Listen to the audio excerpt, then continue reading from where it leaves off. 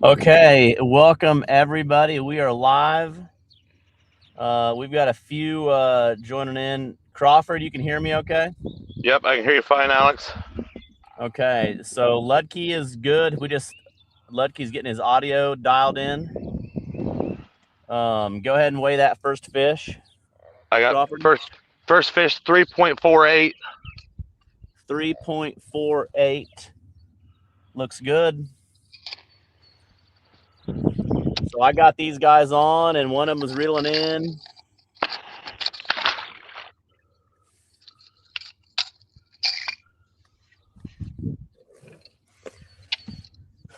Okay. Let us know in the comments how things look, if you can hear us okay.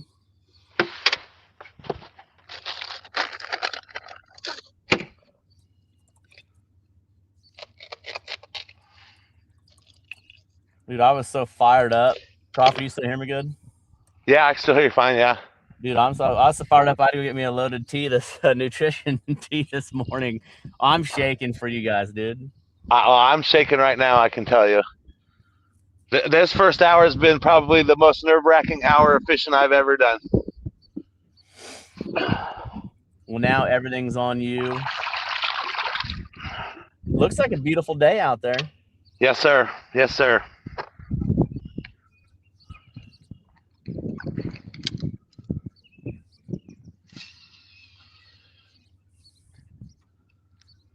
Ooh, there's my beautiful face. So Joe just went out, and he'll be coming right back in here in a second.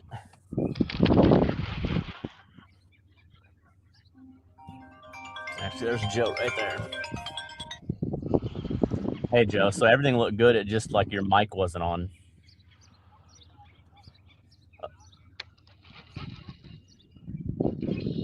Okay. So now just go right back in.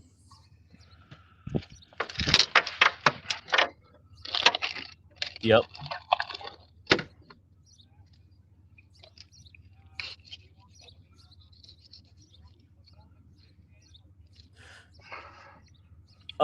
Just the mini's fine, and then you should have plenty of internet. It looked really good when you were on. I mean, I wasn't watching it, but you were in the backstage the whole time. It looked really good. Yeah. Yeah, no, everything looked good. Your audio wasn't working. I think you had to unmute your mic. So just go to our the three of us, our message thread, and then hit that link.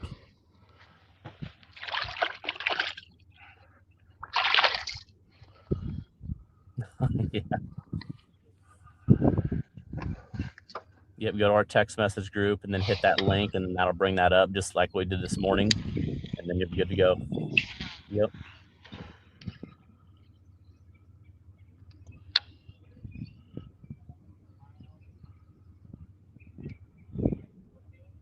Yep, mic works. Make sure it's on the AirPods. Yep, I'm actually. Yep. There you are. I'm looking at your face right now. So you just get that dialed in.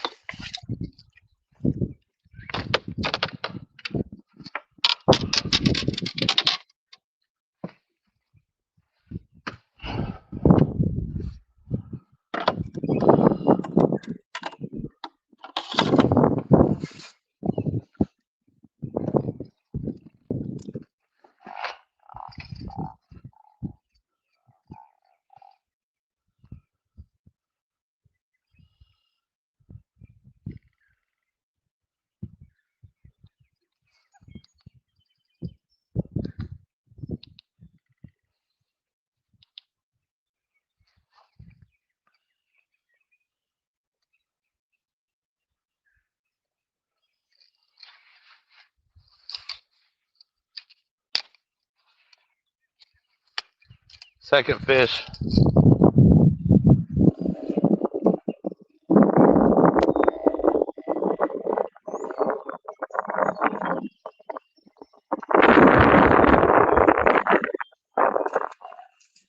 .91. Can you hear me? Hello. Oh my.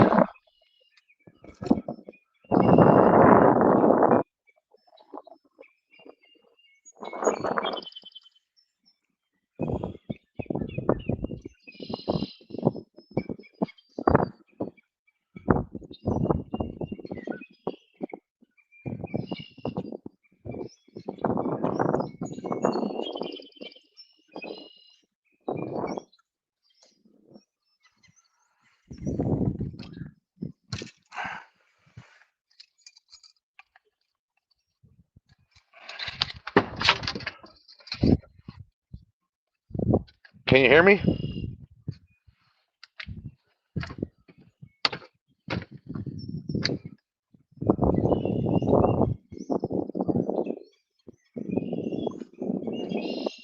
Hello.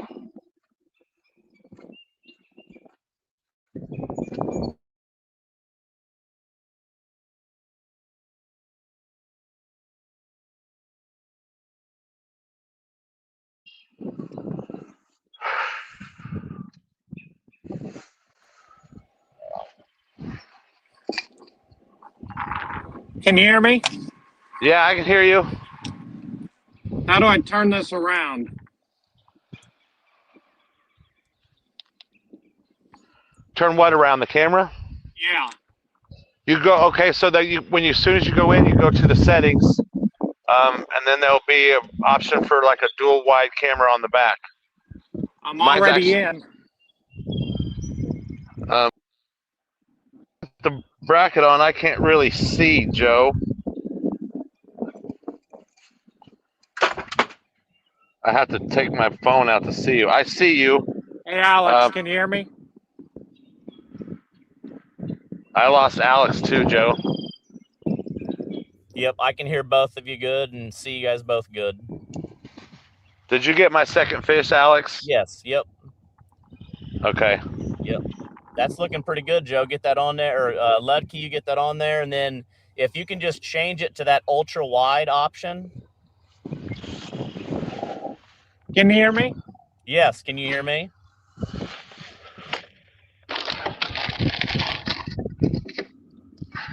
Can you hear me, guys? Yep, Yes. I can hear you, Joe. Can you hear us?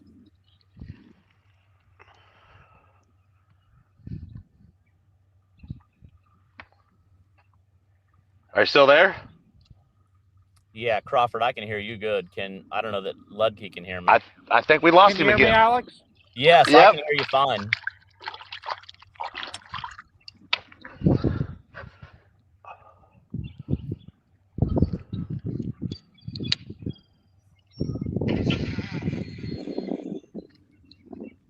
Ludtke, can you hear me?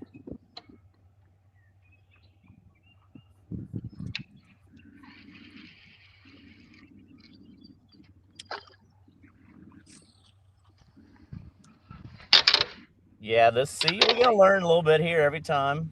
Probably got to have a technical man on the boat. Can you hear me, guys? Yes, sir. Yes. Can you hear us? I wonder why he can't hear us. I don't know. We can hear you.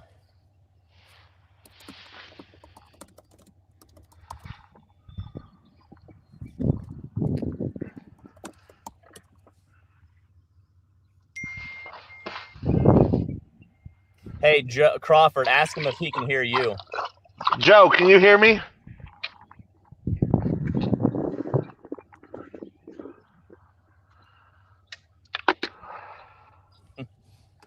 We're going to have to hire a technical crew, I think.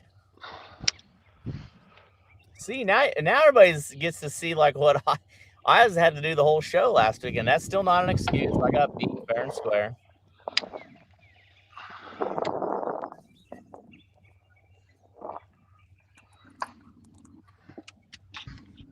So everything's good. It's just Joe can't hear us.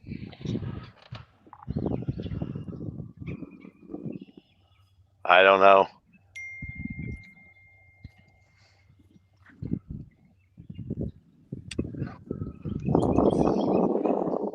Gosh, I've been nervous all morning. I couldn't even sleep, or I had to go get me some loaded teas. What'd you get at Casey's there, Crawford, this morning? Boat snacks, Gatorades, and chocolate chip cookies.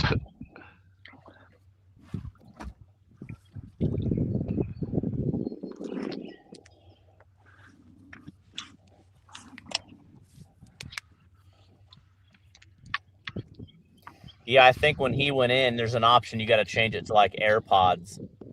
So he's probably Mine automatically changed it, but when you go in to set the camera, it's the audio option right below that. Oh, he's got a bite.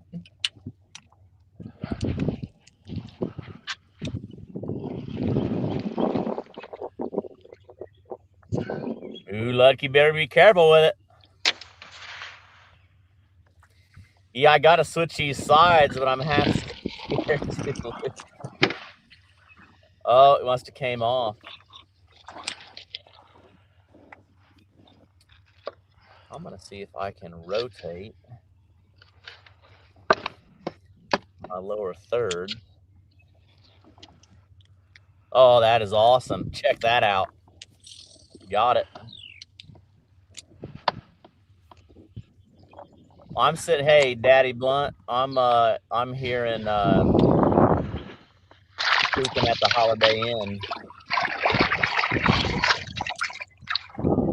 At the Holiday Inn.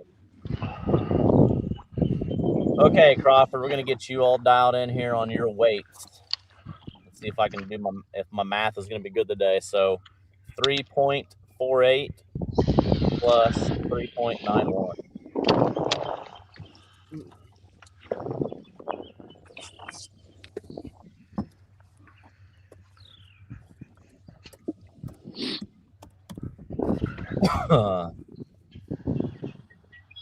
So 2 fish.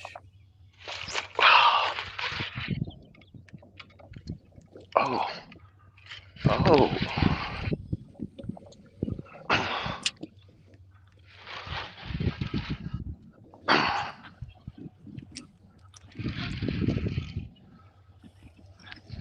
Oh, that's a little better fish.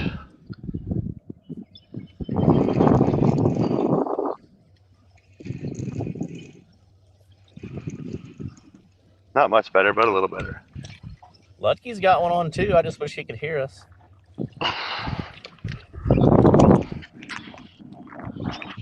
Gonna be some fish catching action today. And we'll get everything dialed in. Crawford's looking good, sounds good, got a fish on. He's gonna make me work at it today in the back of the studio.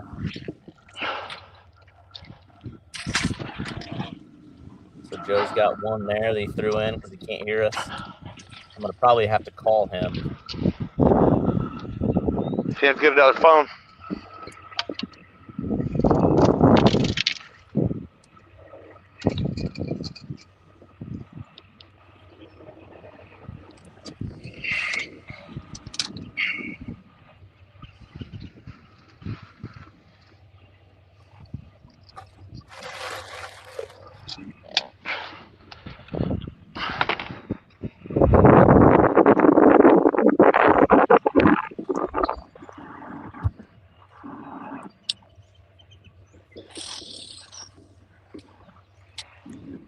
Third fish 593.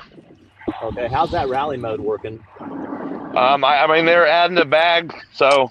Okay. Cool.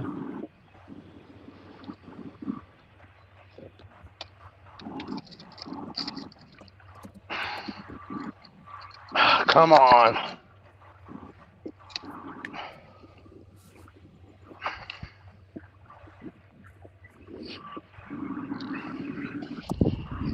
He's not gonna let go.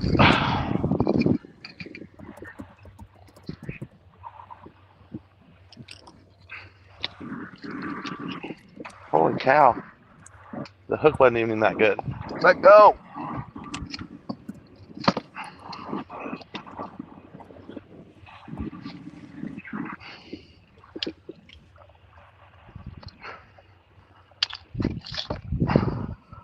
So you're at 13.32 with 3 fish.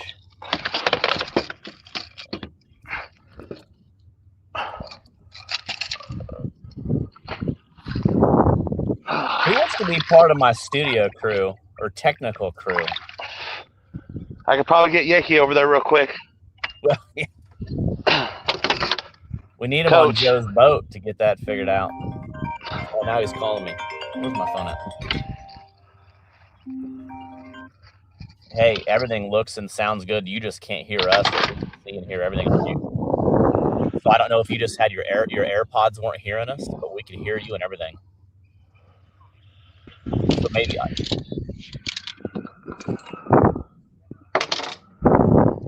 yeah, I mean, you looked great and sounded good. We've seen the fish you caught, but you just can't hear Joe and I talk. So if you just don't even worry about the AirPods, you don't hear on the phone, but just try it again. And then what's weird is we heard you, and then when you flipped the camera, like I lost your audio. So just try it again, and we'll see. It could work.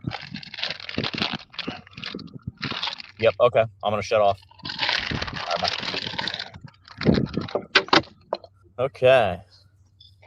You know, there's always going to be a little technical difficulties, but for the most part, what are you working on right now?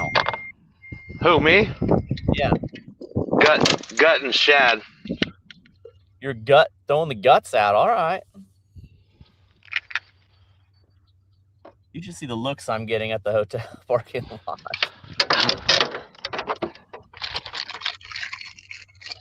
Okay. Can you hear me, Joe?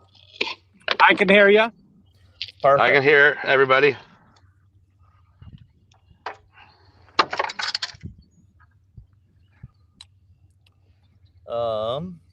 Can you hear me, Alex? Yeah. Yep. How's that look? Looks beautiful. Yeah, that's perfect.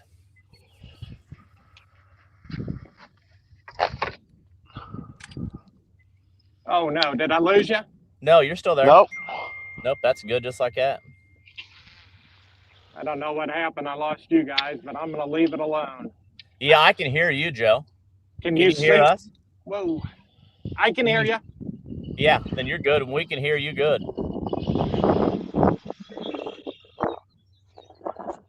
Yep, that looks good right there. I can't see you guys, but I'm just going to go with that. Yep, make sure your phone's charged in, but yeah, that looks good. Can you hear me? I can. Perfect.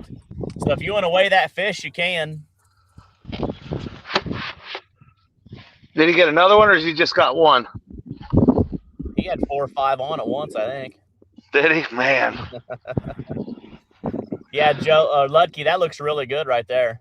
Leave that alone, fellas.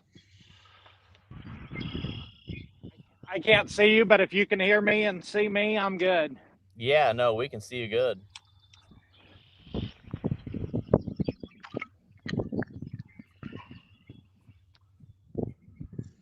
How's it going so far? Crawford has 3 fish. Do you want to go ahead and measure or weigh yours? I can. Ooh, big one. Big yeah, hole. big one.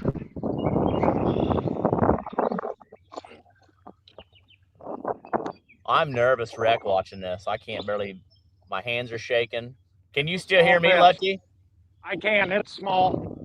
Hey, every ounce counts today.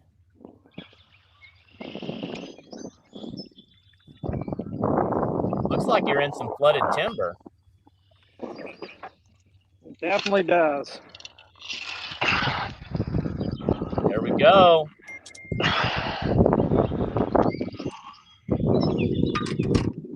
Both these guys are hooked up. This is wild.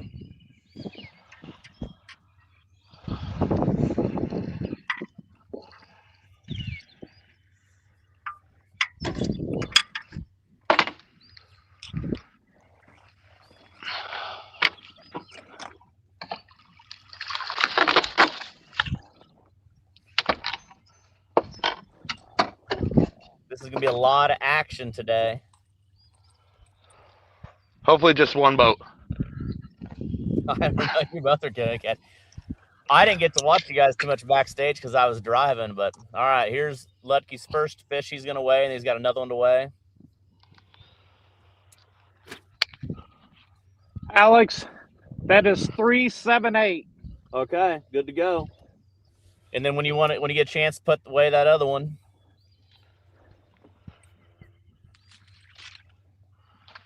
$371. 371. You guys about catching the same fish. Man, I gotta clip these things different.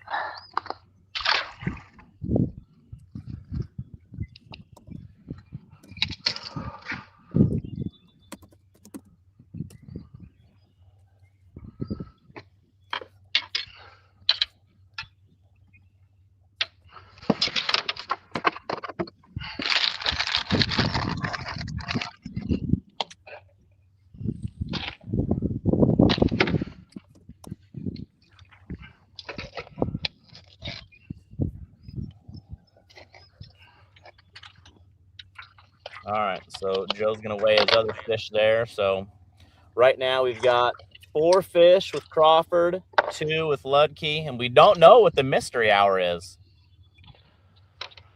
And can somebody catch a flathead today? Not even trying. Ludtke? I hope.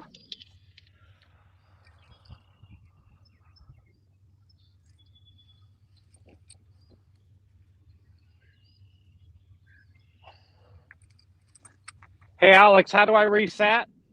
So just unhook it, and then it should go to 0. Yvonne said that the flatheads are biting. If anybody would know, it would be them. All right, my friend, I unhooked, but it still says 378. Should I hit that middle button? Yeah, hit that middle button, and it adds to bag, and then it'll go to 0. Yep. Yep, awesome. So we're using the Bubba Pro scales on both these boats. We've got them dialed in. Alex, 5.27. 5.27 locked in. All righty.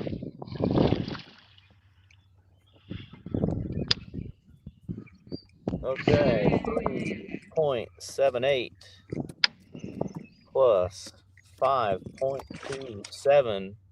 2 fish. Ludtke is at 905. 905. Fish on. Another fish. I'm going to be busy today. I can't drink these other teas I got. Popped off. Popped off.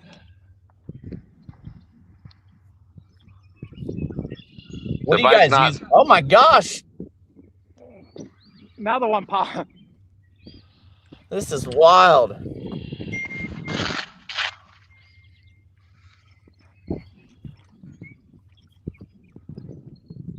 Wow.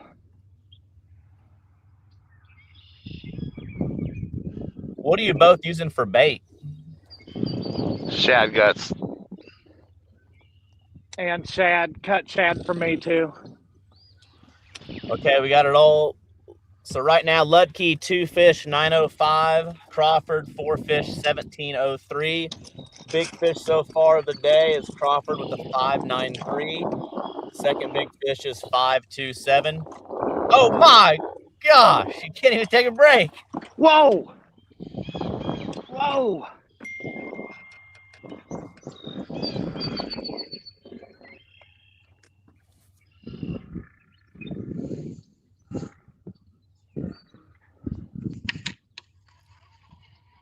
Is he still on, Ludtke?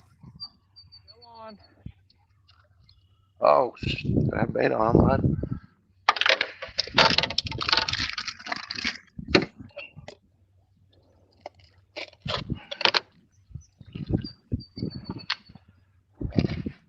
These guys scare me not using a net. You scare me. You give me anxiety watching you not net these fish. Yeah, I have anxiety too.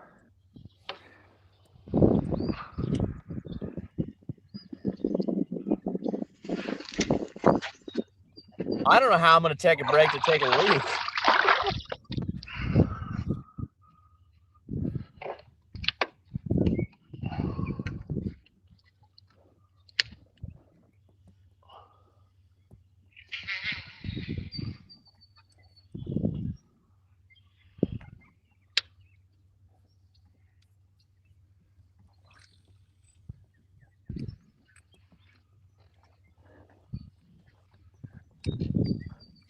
It's coming back.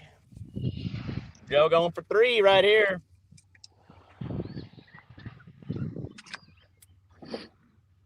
I got to share my office picture. I got notebooks, notepads.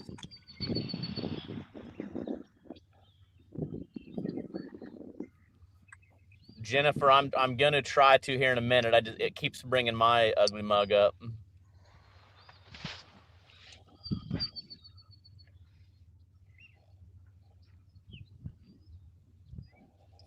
Alex, 4.25. All righty, 4.25.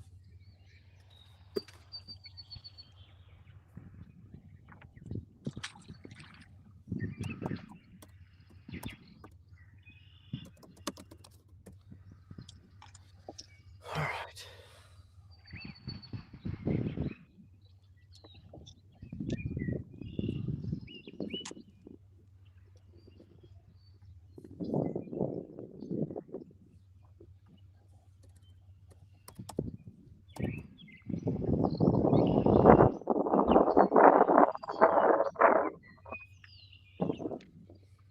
Dang it.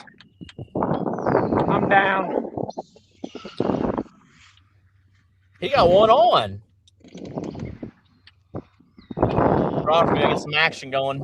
I don't know. I'm so nervous right now, and I ain't even fishing. I'm just trying to keep up with your guys' weights. Okay, new update. Ludtke 3 fish for 1330. Crawford 4 fish 1703. And it is nonstop action. I am working on getting the split screen back up and rolling.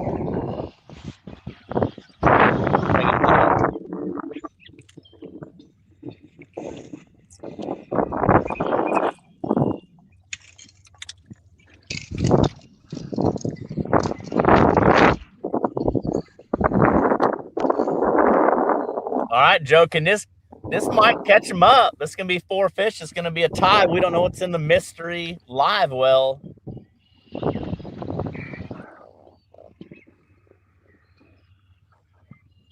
So, Crawford, you're using shad guts for the most part, and then Ludtke, you're using whole shad or shad sides or cut Yeah, shad? all the above, yeah.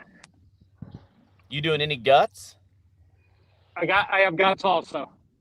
Well, hey, why did you bring your landing net? Just for looks? Yeah, I thought it'd look good on the screen. You guys scare me to death not netting those fish. I think this one's going to be a little bigger, Alex.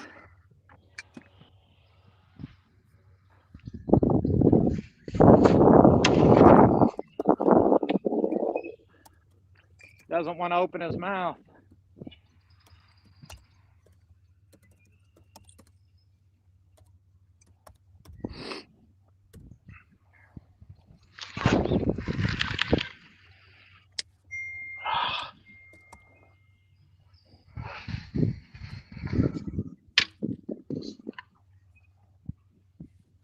All right, my friend. 6.22. 6.22, the new big fish. Now they both got 4. 6.22.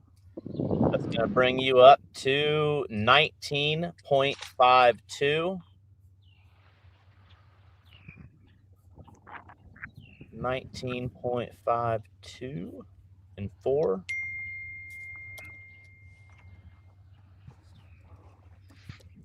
19.52. 4 fish.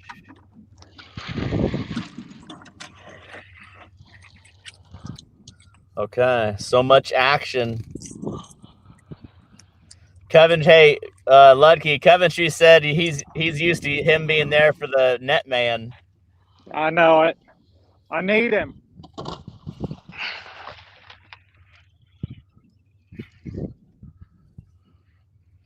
All right, what do you got? Use that net, Crawford. You're scaring me to death. You guys are wearing me out.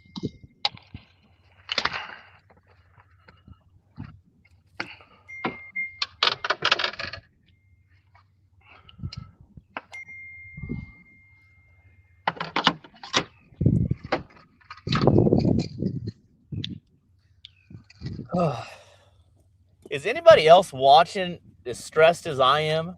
And I'm not even fishing.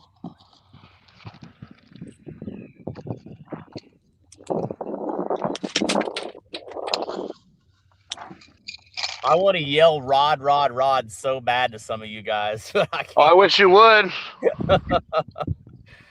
I bet both of you have lost several fish just not having your eyes glued to those rods. I probably 50-50 to be honest. 4.43. 4.43. So that'll be fish 5.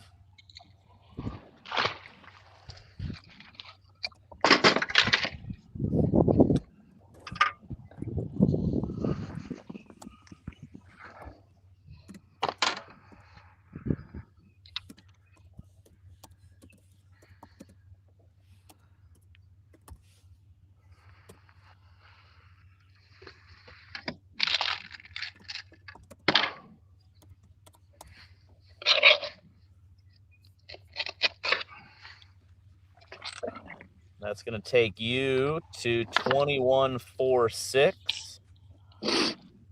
in 5 fish.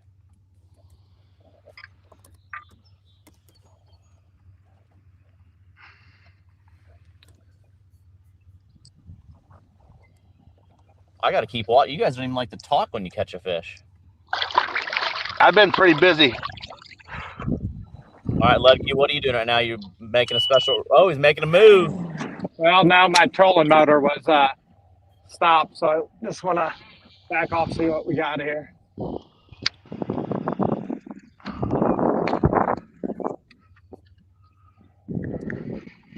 Okay, the leaderboard is updated. Crawford 5 fish 21.46. Ludtke 4 fish 19.52.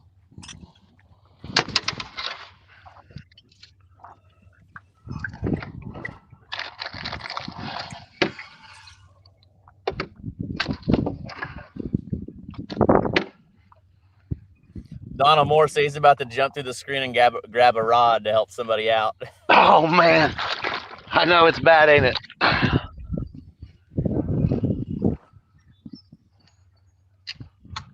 Joe, I think my trolling motor just quit.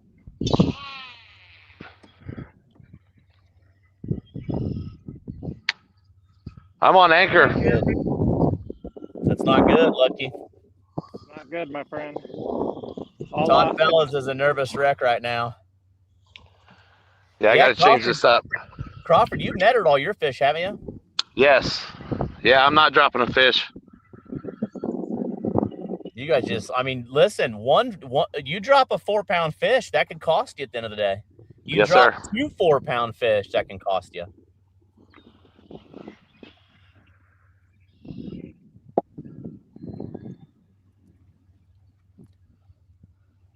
Are either of you nervous about who you're going to go up against next? Whoever wins?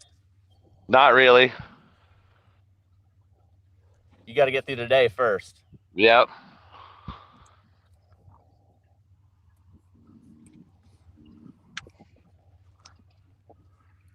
You guys, any of you guys running floats or just short leaders? You guys are both in shallow water, it looks like.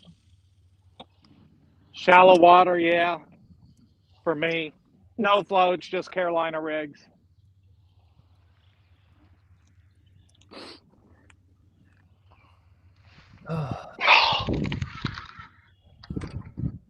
Can you still hear me, Alex? Yeah, no, you sound good.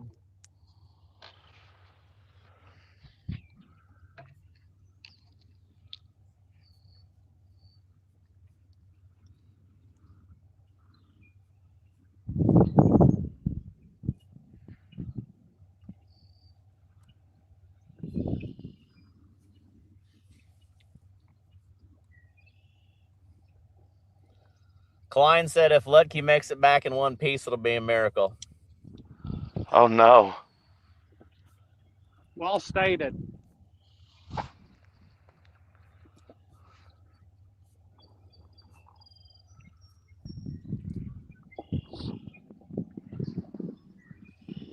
Not this one.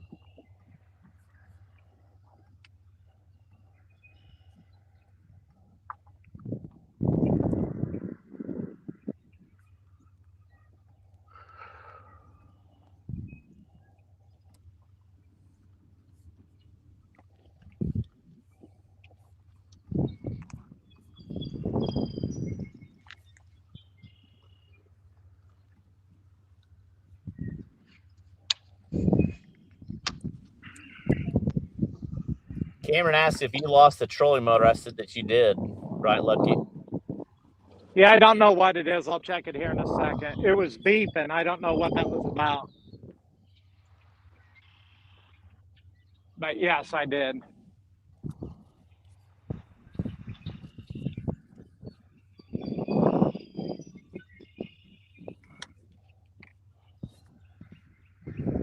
Oh man, it's not even. What time is it? Only 9:44. It was wild.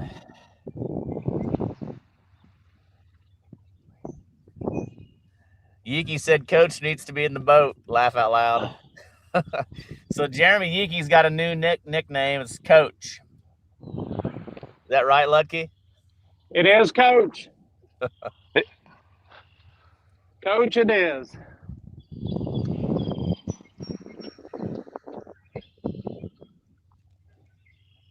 What is that, a barge behind you or a duck blind there, Crawford? Oh, a barge.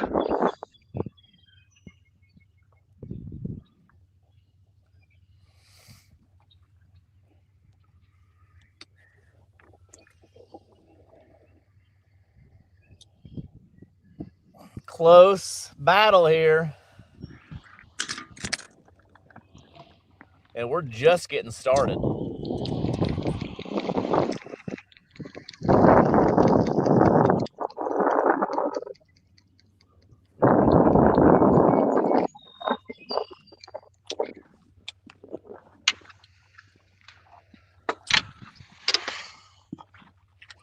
How often are you going to replace those shad guts? Will you let them sit there, Crawford? Well, I mean, I'll let them set for a while, really. But if they're hitting them, I'll check them.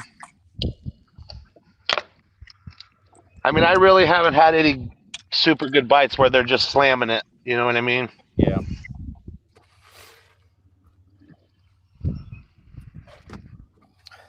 You're not using floats? I mean, you're keeping your leader short? No, I'm not. Mine's pretty long, probably 16 inches or so. Not super short.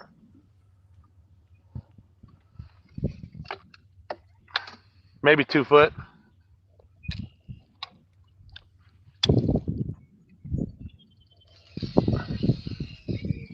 Doug Evans says you guys should be throwing some live bait in those trees. I guarantee if Yvonne was out here, he'd be having live bait casting. Ludtke, you got some good area back here. That could be some good fish. I know it. Wish it'd give up a big one.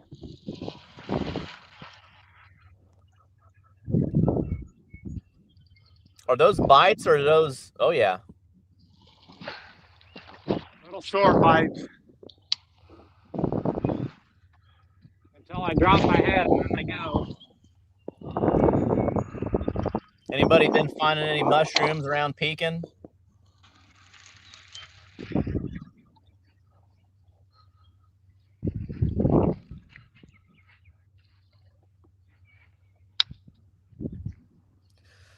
Ludtke, where you're at right now, is that normal? Is that ground usually, or is there water there? Usually a little bit of water, very little. Very little.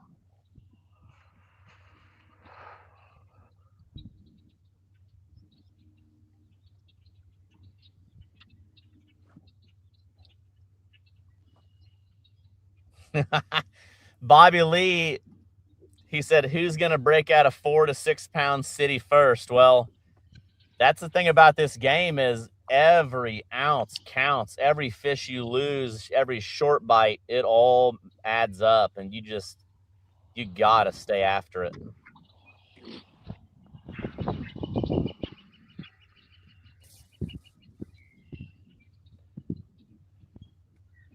So, Crawford, we'll start with you. Do you have a game plan today? Like, this is your spot one? Are you going to give it a little bit? And when will you decide to leave? I'm probably only going to fish a couple more spots. So you're going to beat will you kind of move strategically around this area? Like, will you move 20 yards over, or are you just going to? No, I mean, I just kind of set in the center and I could throw my rods all the way around basically in a circle. You know what I mean? To kind of follow where they're biting better. Like Ludtke might have one on. Good one. He got a good one. He's wishing Joe Coventry was here right now.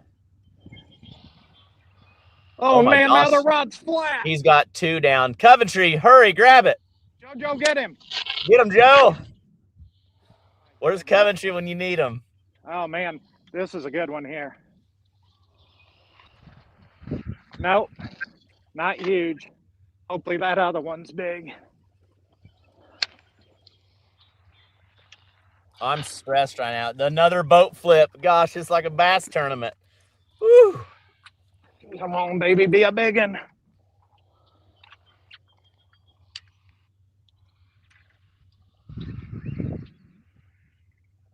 Into my other line, I think. Oh man, is that another fish or is that in that line? Yeah, sometimes in that shallow water, a fish will take it and run into it. It could be a mess. I think it is, my friend.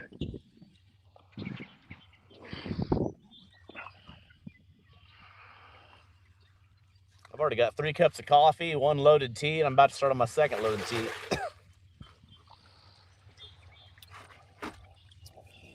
Two in the boat, and it's tied up to that other line. Nope. 2 in the boat, my friend.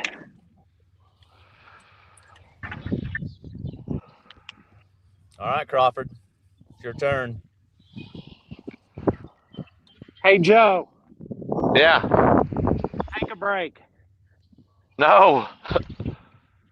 You deserve it.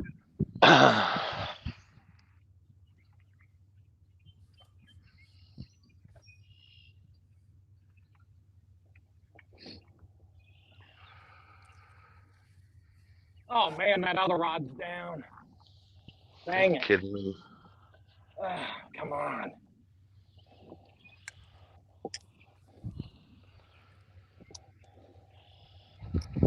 Bobby Lee said that's called the Van Dam flip right there, Lucky.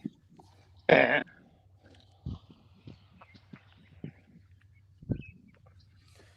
this will bring Ludtke to 6 fish, Crawford 5. Coventry, I bet. Coventry said you work him like a mule. Tried to. What's the water temp you guys got today? I don't even have my fish finder on. 54.3. 54.3 is what Ludtke's got.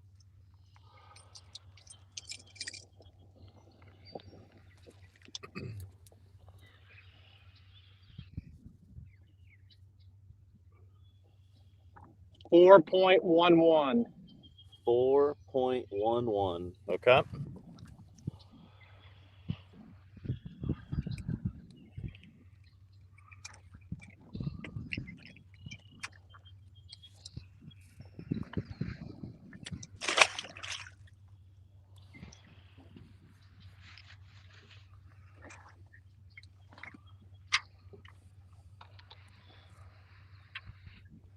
Belly on this one.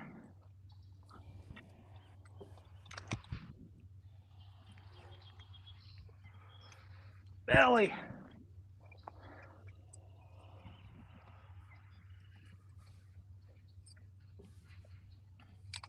Looks like the wind's taking it all right on you guys today. Oh man, look at that rod, man. We can't see that rod. You might have to kick that camera over later on. All right, this is a better one, Alex. That's a good one.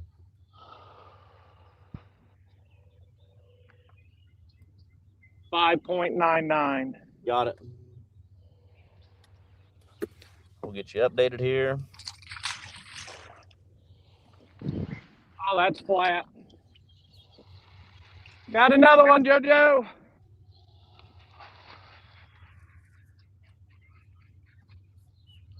I gotta get to it. All right, 19.52 plus 411. 599. I'm gonna put Ludtke at 29.62.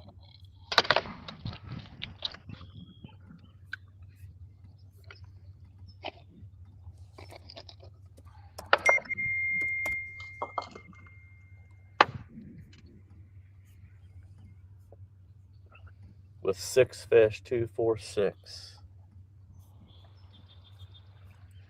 What kind of fish? You think it's a flathead or? I'd like to say a big flathead, but it's not.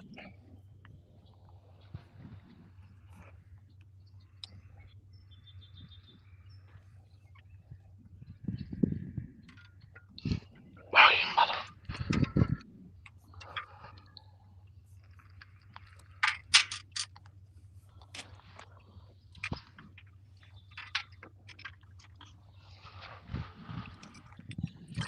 Crawford going. So Crawford, you're cutting your guts fresh. There ain't no jar in this setup. No. All right, score updated. Ludtke 6 fish, 29.62. Crawford 5 fish, 21.46.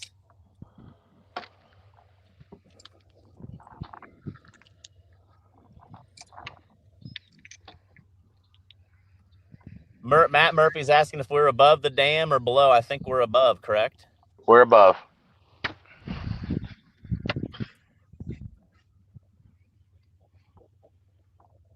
Alex, 5.75. Got it. 5.75.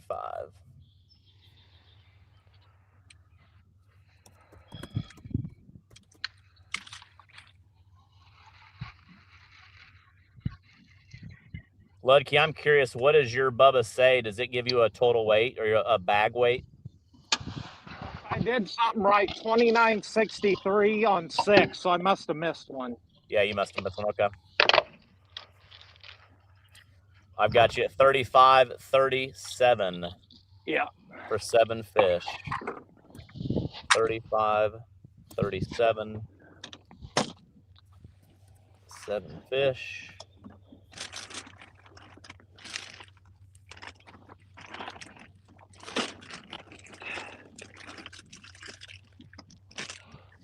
Uncle Lou said the way this is going, we may see 100 pounds on channel cats. Trying, baby, we're trying. What if Michael, can we do like a pee break for a minute or what? Okay. New scoreboard is up. Got a lot of people watching, about 127 right now. It's a lot of people on a Saturday morning.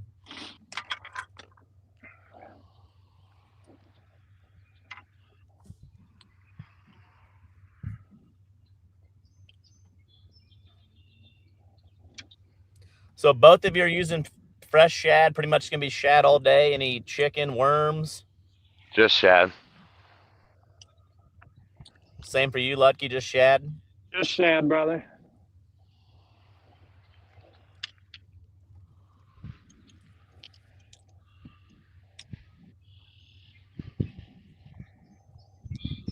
Crawford, it seemed like you had a quick bite, got a couple fish, and then it slowed down. You're still in that same spot?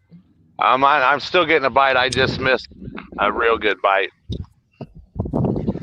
as I was throwing this last rod out.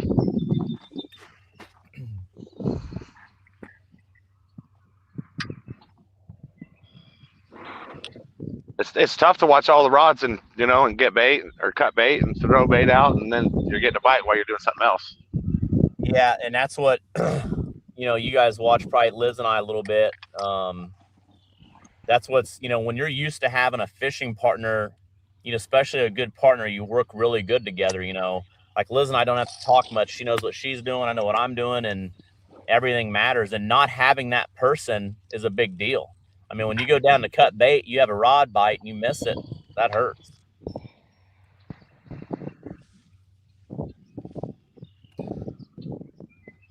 Robert Robinson, fresh out of knee surgery, and what a day to spend my Saturday. Thanks for the entertainment, guys. Kevin said, this is fun to watch, lots of action.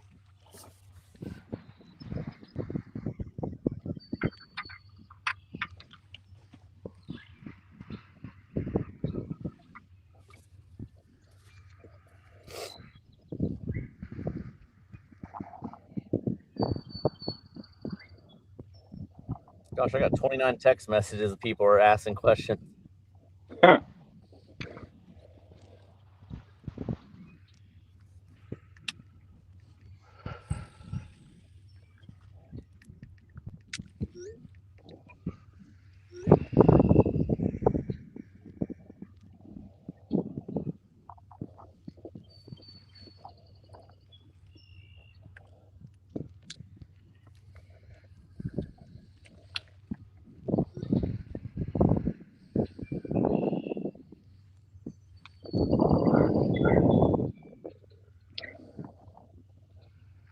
Several says, how do I get in on this 1v1? Looks like a lot of fun. I'm watching live. It's different than tournaments.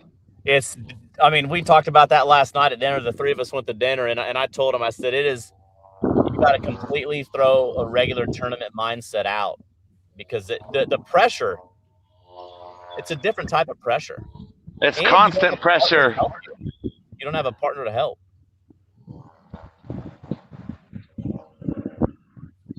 Yeah, and in a regular tournament, you don't know that the guy's beating you. Right, that's what I was just getting ready to say, Joe. It's not good on my end when I know I'm down. It's stressful, yeah. Then you start making bad decisions. That's where you get hurt. Sam said he's laid up with a pinched nerve in my neck. It's been entertaining so far.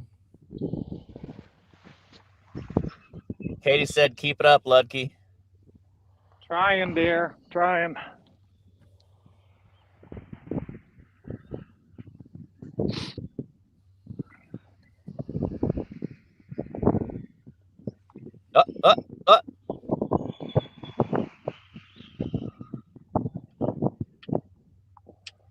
The kind of pop off. It's a kind of a short bite in a little bit. Yeah.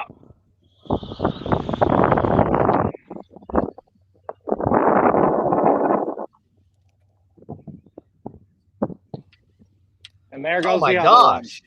There goes the other one. I better check that one in case it's a bigger fish.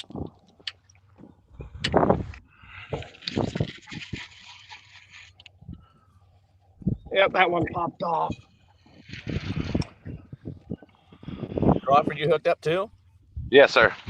You don't even like to say anything. You just be nice and quiet and just chill. I'm under pressure now.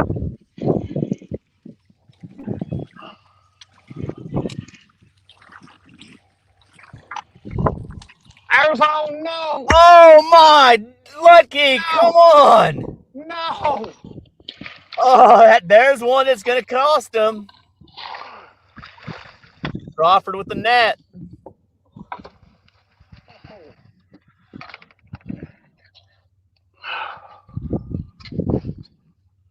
No.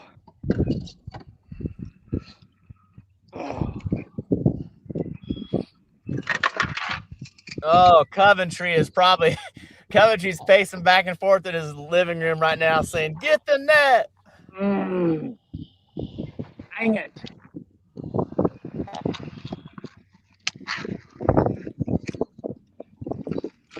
Oh. Shit. All righty, Crawford's going to go for 6 right here.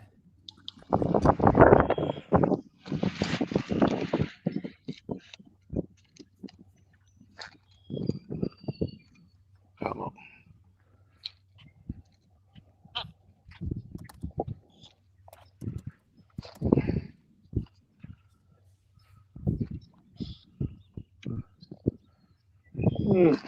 Come on.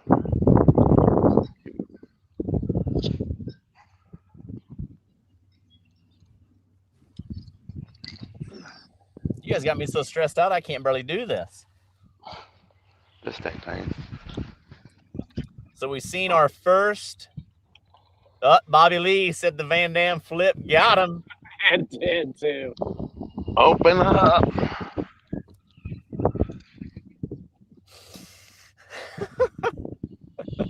Raymond Reed said from YouTube, he said I had to rewind that and look again. Damn, that hurts. That hurts.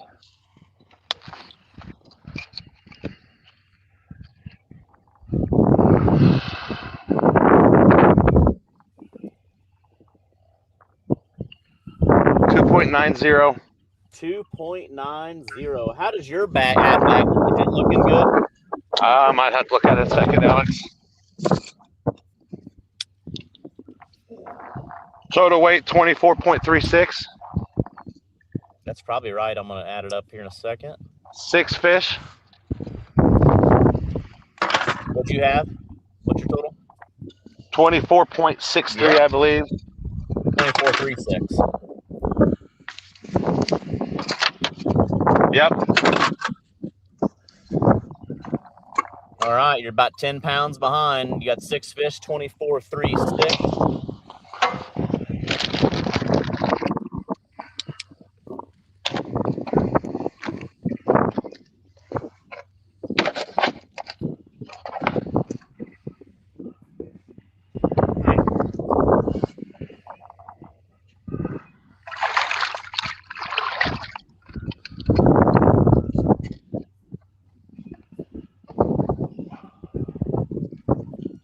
The scoreboard is updated.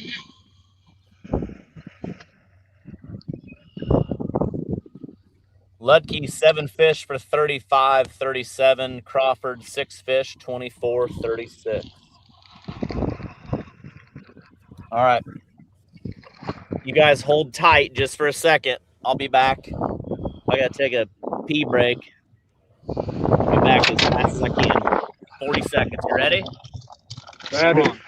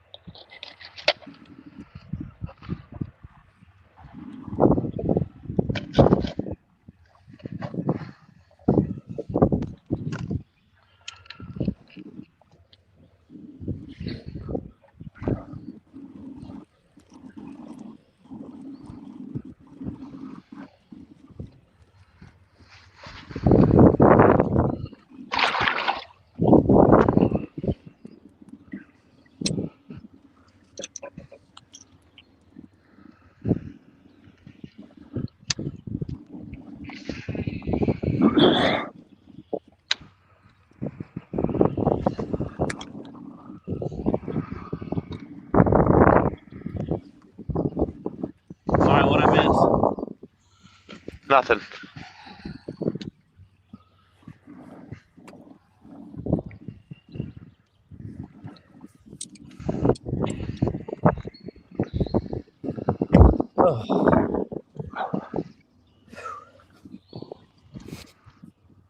We back. You got one on, Lucky? Brush. Sam Leaves. said I throw a ball of worms in those trees. I've caught some nice flatties doing that. I do believe that, Sam. So, do either of you have worms or stink bait? No. I do not. Nope.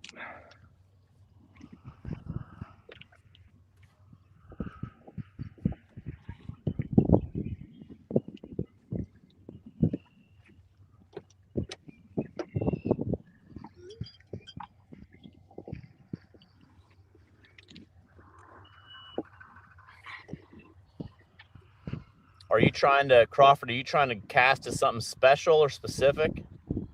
Not really. No, just trying to cover as much area as I can.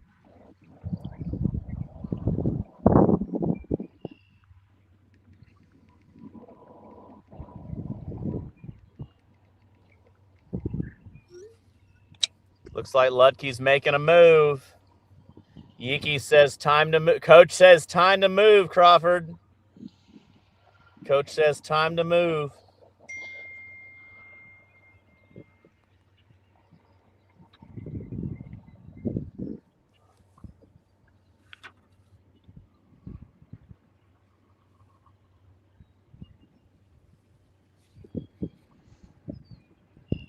Ludtke, what is your plan here? You making a Just big move? Or? I'm not, just repositioning.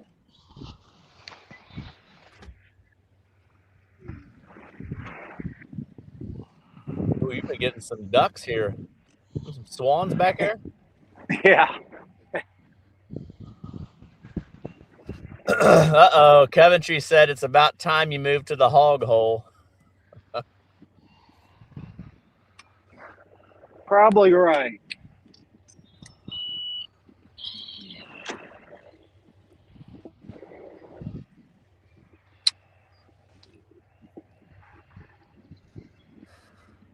Raymond's asking, is this a shad only thing? You must be pretty confident if you don't have other baits. It seems like, you know, a lot of these guys this time of year when the water's in them 40s and 50s like to use guts and shad. You know, but some people like to use chicken and worms and everything. You just never know what they're going to bite on.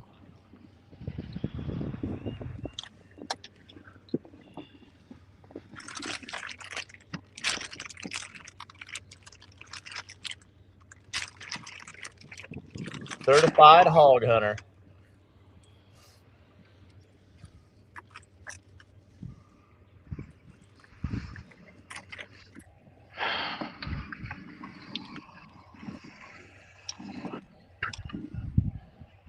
So Bryson, they could fish from 8. We went and I helped them put in this morning. They could fish from 8 to 9 o'clock in what we call the mystery hour. So whatever they catch from 8 to 9 a.m., they put in their live wells. And then 9 to 2, we go live. And then at 2 o'clock, we'll do pull the fish out of the live wells for an added weight. So, I mean, it's not over. It's not over.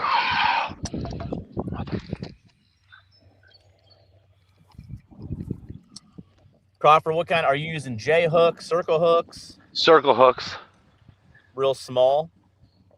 Pretty small.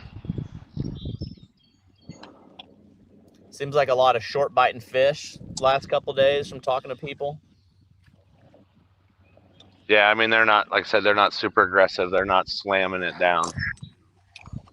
Hey, Ludtke, when you do get a chance, maybe just move that ramp, maybe move the phone over. Like, so just example, right now, I mean, just a hair where we could see that third rod to the left. Okay. But don't stress about it right now, just when you get a chance. Yep. Tyson said, better add a stinger hook, Crawford.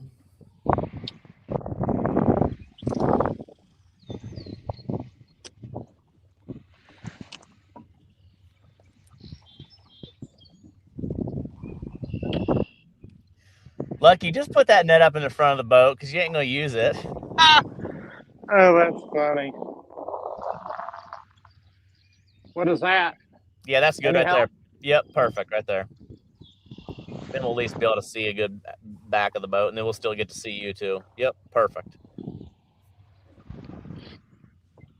So are you trying to hand rod them a little bit, Crawford? Yeah, I'm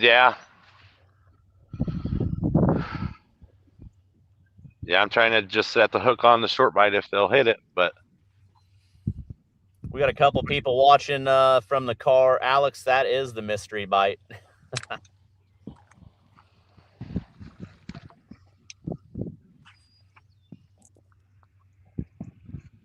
Ludtke, go to the lagoon.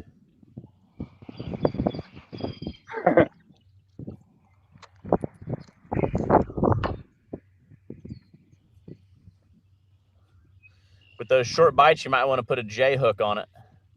Yeah.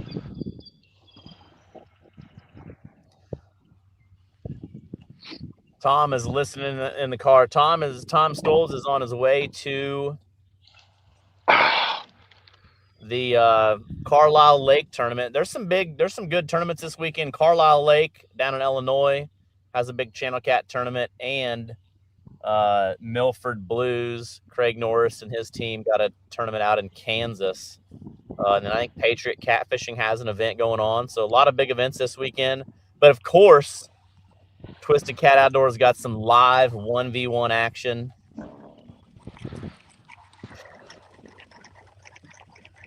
I mean, I'm almost sick to my stomach, and I'm not even fishing. This is just wild here.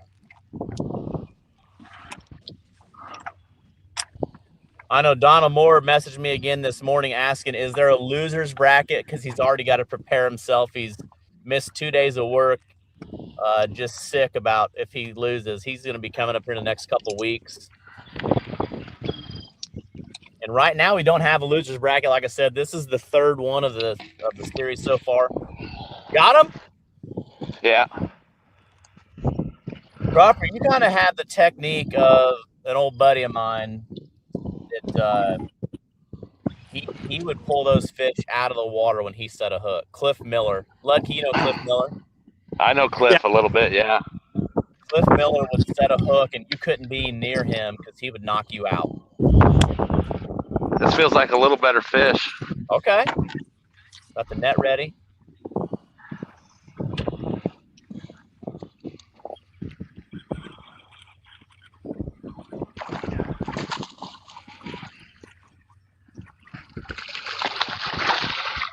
Oh.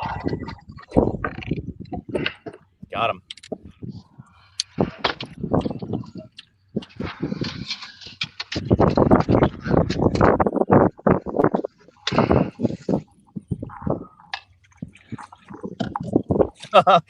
Miller's on here. He said, don't start, Alex.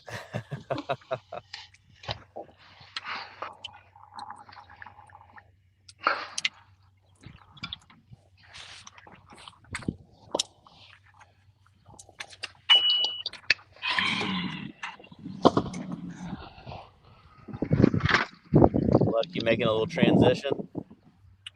Yeah.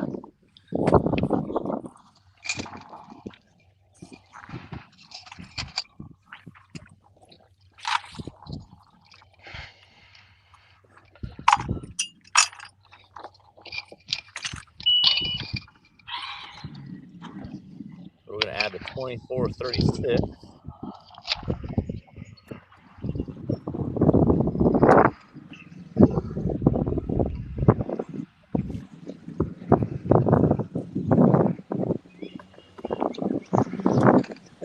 $6.19. That's a good one. 6.19.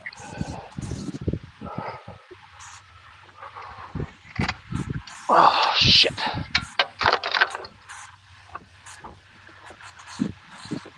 Bring it to 35.5. 30.55. Ludtke is making a move.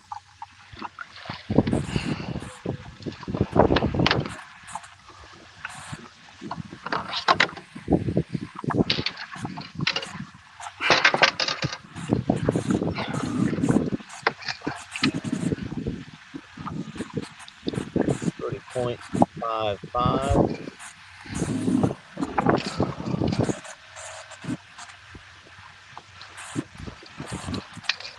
You got another one there? Yeah. Okay.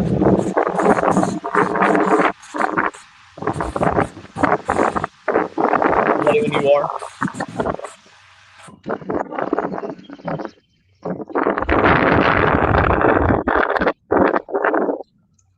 $2.64.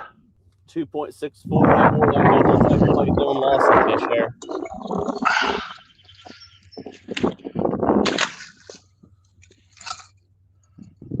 All right, we're gonna add 30.55 plus 2.64. And this is what's cool. You get that quick back into it. I mean, you were down over 10 pounds. Yeah.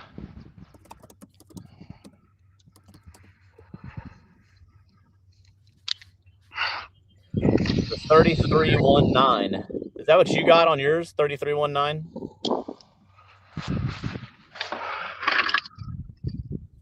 Yes, sir. Cool. I like those. What do you think of those scales? Is that your first time using that, Bubba? Yeah, that's the first time using it. That's actually really nice, especially for this competition. Yeah.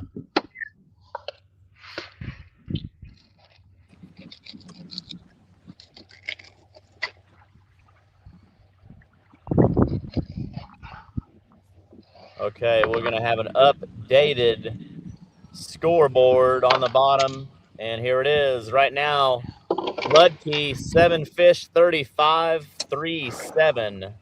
Crawford, 8 fish, 33, 1-9.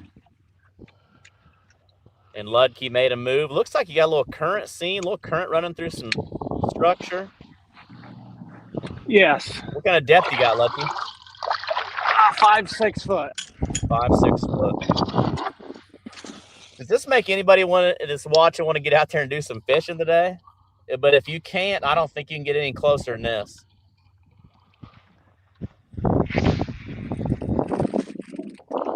Lawson said, I want to be the first one to zero in a 1v1. Tyson said, if anyone can, you're the guy.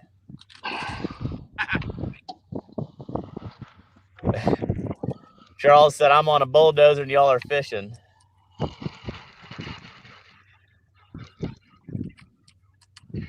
So Ludtke's made a few moves here and there. And Crawford is sticking this spot out. He's going to burn this spot up, he said. Nobody's fishing here for a few weeks when he's done.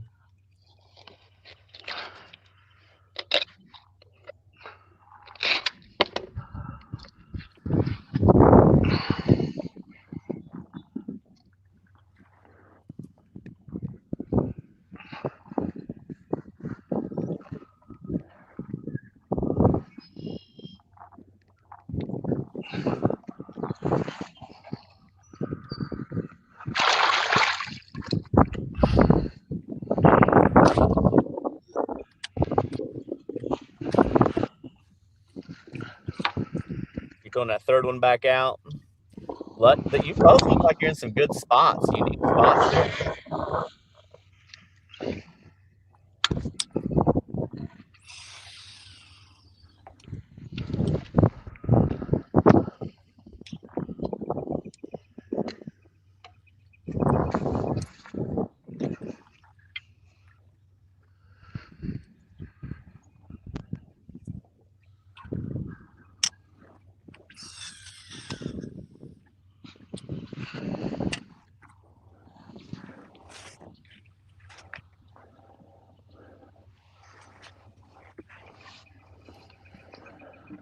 Yiki, where are you watching from right now? I bet Yiki Coach can't even sit down, I bet. He's probably setting hooks on the couch. I bet I guarantee he's probably got a rod in his hand. Every time you get a bite, he's reeling up on it. I know Coventry right now is sick as, I mean, he just had, that fish you lost. Whew. Yeah, me too. Me too. So Ludtke, to catch you, I don't know if you heard it. Crawford has got 8 fish at 33.19, and you got 7 at 35.37. So you're just up a little bit from him, a couple pounds. But it's tight. Robert Robinson from Oklahoma is asking, what size hooks are you guys using, and what kind? Like J hooks, circle hooks, real small? I'm using an 8 Gamakatsu circle hook. I went bigger from yesterday because they were swallowing the hooks real bad. 7 Daiichi circle hooks for me, double action. So will you guys go bigger hooks in warmer water, or? With Channel Cat, there's really no need to go any bigger than an 8. I mean, I do most of my fishing for channels on a 6.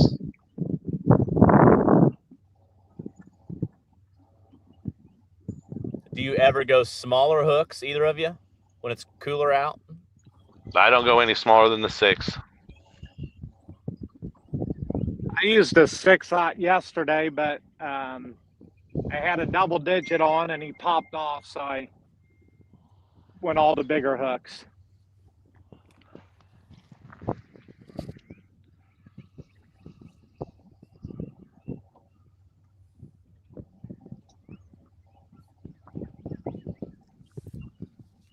Crawford, are you going to sit there all day? I don't know yet. I know Cliff Miller, he's standing up right now watching this. He says Crawford's got it in his hand, and you better watch out. He is going to rip that fish out of the water.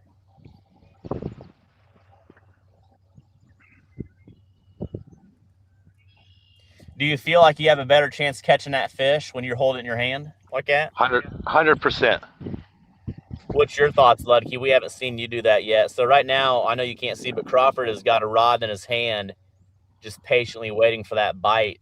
Do you like to keep it in the rod holder? I normally do, yeah. I go too early when I'm holding it. You know, I like hand rodding for like blues where, you know, you get big pulls, but for these, they seem to go too fast. Yeah.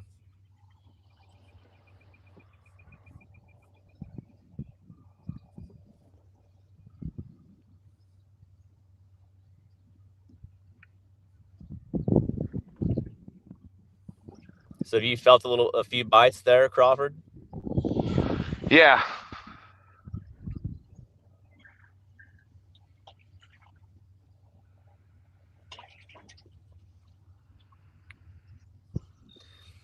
So how did you two decide on fishing the Illinois River in this area?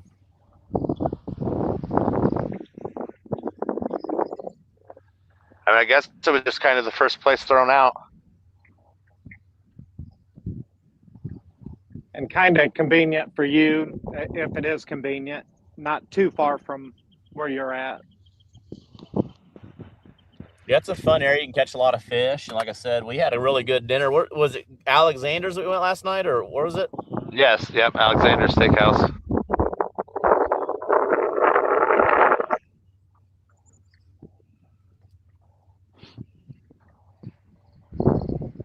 Raymond says, do you guys have a preference of the rods you use action-wise? So maybe kind of talk about a little bit your, you know, start at the rod, the line, you know, the action. Yeah, so I do, Raymond. All my rods out are Tangle with Catfish whisker whip rods. We designed these for when you have a light bite, so it's a quick tip. They're not channel cat rods. That's what a lot of people get confused. They're just maybe days when cold water or high pressure and the fish aren't really doing it. You can still, I fish a lot of circle hooks, get it in and get the hook in them. So I really like that. I'm a fan of braid on my main line. Like braid for channels and blues and bumping. It's very sensitive. You can feel everything. Reels, it depends on what I'm fishing. Here with these reels are Abu Garcia 6500 C3s. For channels, they work well, but Shimano Takotas I like for blue cats. And then I do run, I like a little bit of stretch. I do a mono leader. So a little bit of stretch there and abrasion resistance, but I do like the braid to get the hook in them. Go ahead, Joe. I'm also running some whisker whips, but I have some real light, just regular ugly sticks with a smaller reel that I use for channel cat everywhere. It detects the real light bites, and I can feel it. You know, the small hits a lot better. It's basically just a big bass rod. And are you using braid or mono? All mono. Wow. So we got Ludtke using braid and Crawford's on mono. What size mono? 15 pound on my small rods and 30 on my TWCs. So that is a huge difference. And when I first started out, probably 15 years ago, I started with mono, and I think just a buddy of mine kind of got me on the braid, and I've been on braid ever since. You know, obviously braid to a mono leader, but do you think that affects the bite? Like maybe you have a little bit more stretch in that mono when you're trying to set the hook, or? No, I mean, not necessarily. It just depends on how the fish are acting. But I mean, you'll have tough bites regardless. Yeah, what's everybody using in the comments? I'm kind of curious. Are you do you use mono or braid? I personally use braid. Well, I try to keep all my stuff where I can go blue cat fishing with the same reels. You know, I might switch rods, and we'll do a medium light on some channel cats and medium heavy on blues. But because it gets expensive when you start buying line for blues and channels. What size braid are you using, Ludtke? I run 65, Alex, on all my reels. Like you know, sometimes, you know, even at the Alton Classic, you know, if the lights bite, I'll put these with the lighter tip out. So I run 65 on all of them. Yeah, a lot of mono in the comments. I've just never been a mono fan.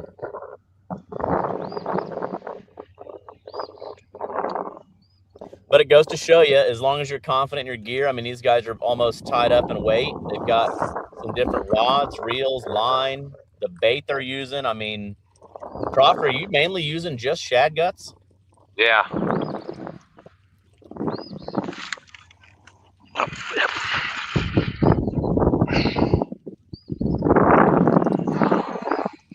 Crawford got him finally? Yes, sir. How long did you hold that rod in your hand? As long as it takes. As long as it takes. Oh,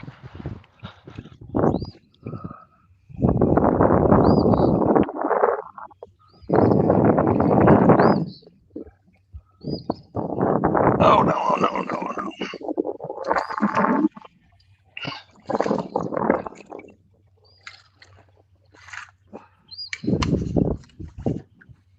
He's getting the net.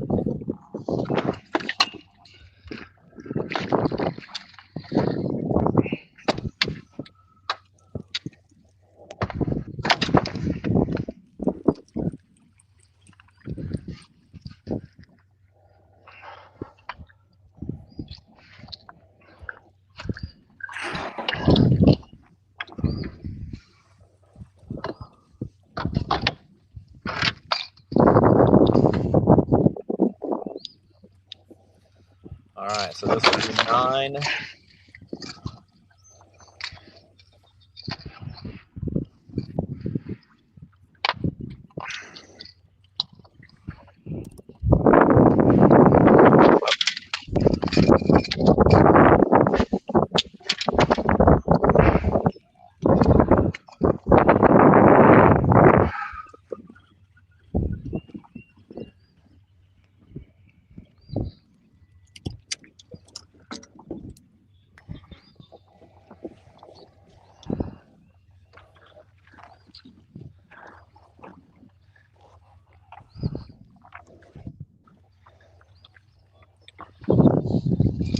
.33. Okay, good. Got it. 3, 3, 3. We can add that up.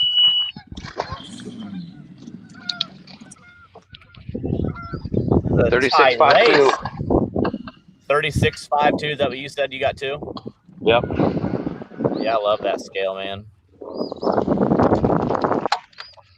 36.52. That's 9 fish. 6, 8, 9 fish. Updated.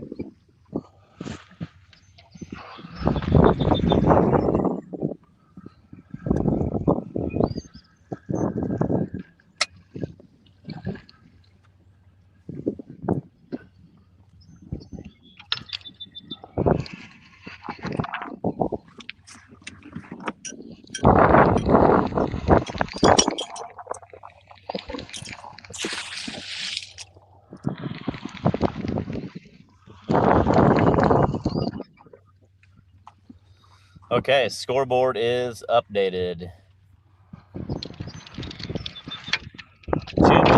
night dropping fish. When I get me a crew, we can do some stuff like that. I'm trying to keep up with everything. This is a one-man show here.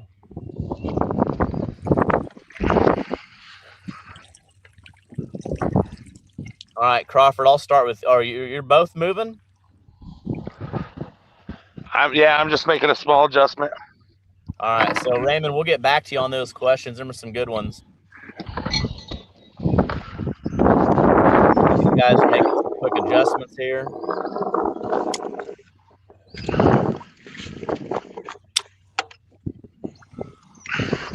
All right, we're only at 10:34. A lot of time left. I think we're going to get close to 100 pounds. I'd be shocked if we didn't.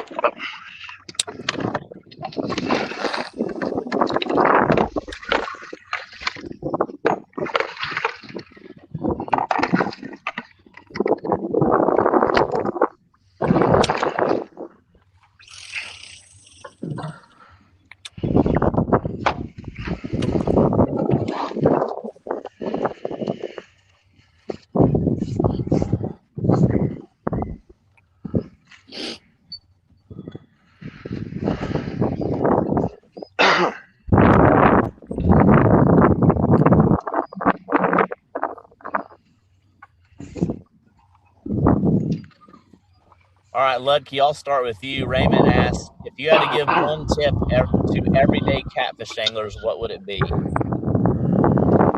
I had to give one tip. If you had to give one tip to a new somebody that wants to get in the sport, wants to really get better at catching more fish. Yeah, the thing I love about catfishing, Raymond, is everybody's willing to help. So I think, talk to people. The learning curve today, I believe, Alex, with social media and YouTube, we all had to learn trial and error. And there's a lot of learning today, that you can learn staying at home. So, but I think the main thing is don't be afraid to ask, and everybody is willing to help, whether they have a jersey on or not. Everybody in this community is really good people and willing to help people out. Exactly. Yeah, that's good. That's good. And this is another good one. And then while Crawford's kind of getting set up, Raymond also said, how do you balance patience versus moving fast during a tournament? So, again, both of you are new to this 1v1. It's how do you become patient and not make a bunch of moves? Because you see that last weekend, I got stressed out. I started falling behind, and I just kept making move after move after move. Yeah, it's a great question, and it's 10:37. We'll see how well I do throughout the day. I don't know. Already, my heartbeat's picking up. So I don't know. I try to remain patient and execute the plan. But this is the first time I've ever doing something like this for me. So we'll see. You say this is more stressful than a traditional tournament? Yeah, this was way more stress because, a traditional tournament, I don't know what Joe has. And there's a bunch of other people, and if you lose, you lose, whatever. But there's only one winner and one loser in this. For sure.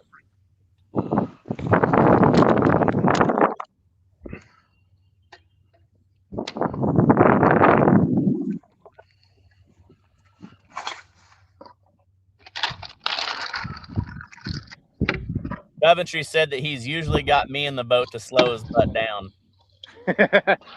That's fair.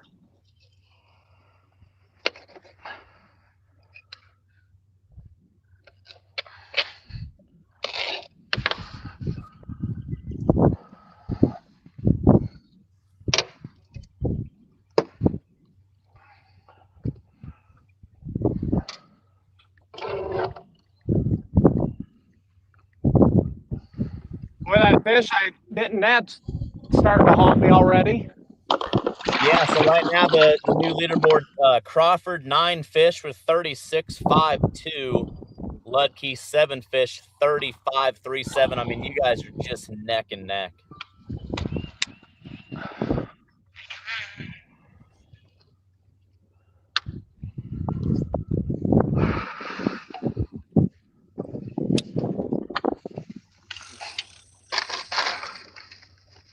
Ooh, that's a nice toss, Ludtke. Golly. Right in that trash.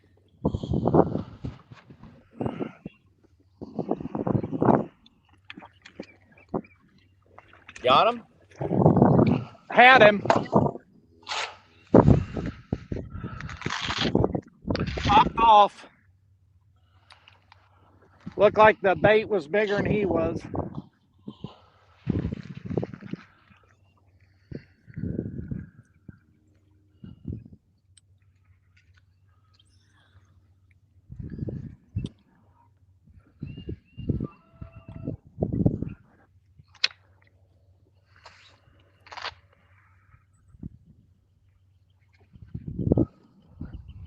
Crawford, where you set up on some deeper water? Or? No, still shallow water. Just kind of more on the main river. I was back in some backwaters.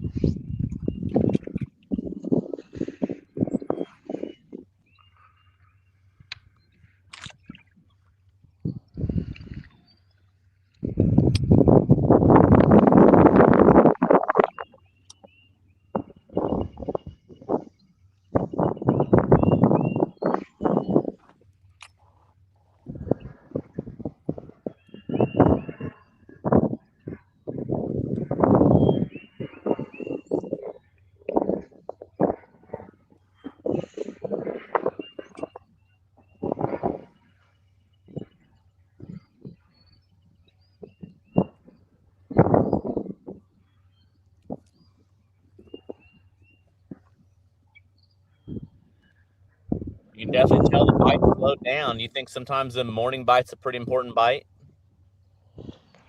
They're important a lot of the time. Definitely.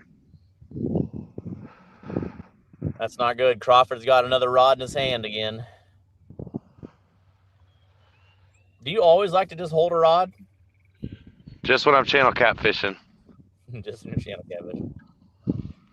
But I mean, it really just depends. If they're biting good, then I'll reel down on them. But they're not biting all that great. You know, if you get one good solid bite, that might be the only time he hits it solid. But he's still hitting it.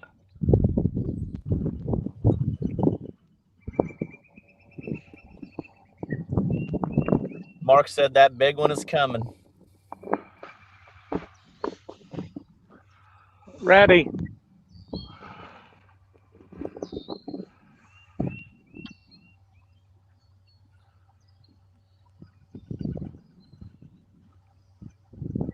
What size weights are you using, Crawford?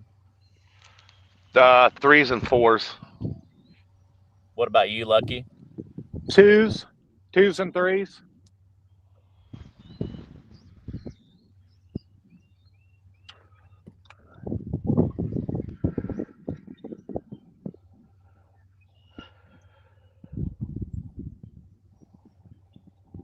Little bite action.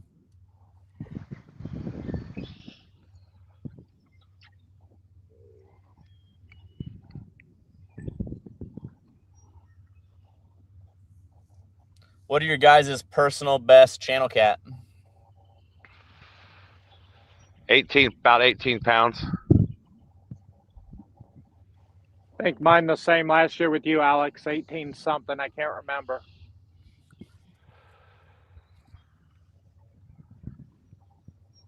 Travis says, what kind of name and address tags do you put on your overrod? So I actually use a marker.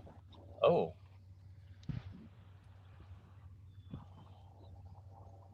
Ludtke, I'm waiting for you to start holding that rod in your arm like Crawford. I know. I'll lip him and pop out. But yeah, so I'll you know, Illinois' got some weird laws. We actually been talking a lot about that on even the Iowa rod limit compared to the Illinois rod limit, especially for the next Twisted Cat tournament is a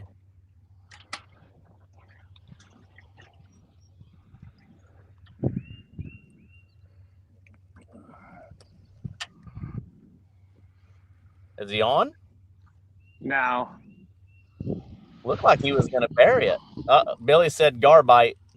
I don't think that's a garbite. I don't think it's a gar, but it's good. I haven't had a bite in a while. So you can do a lot of different things on, I'm not sure what these guys do, but I'll use a marker. And then some guys will actually have their rod with a nice name and address on and like have it gel coated on. We're trying to get some things changed on that. A lot of those laws are for bank fishermen, you know, where you don't have 100 rods down the bank. Coach said, please put that rod in your hand, Lucky. Probably right, Coach.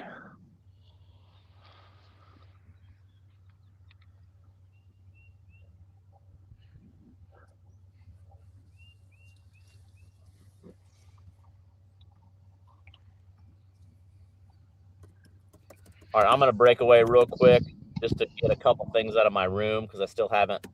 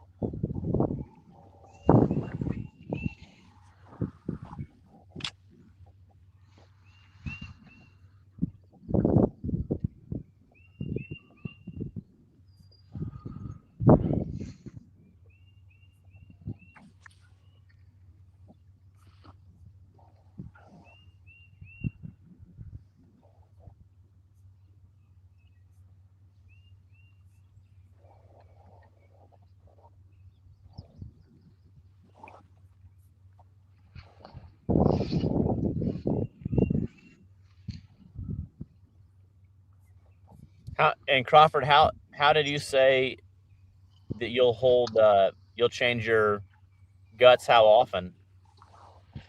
Not super often. I mean, if they bite on it for a while, you know what I mean, and you know they got it, then I'll change it. But as far as, you know, it being in the water too long, no, I don't change it.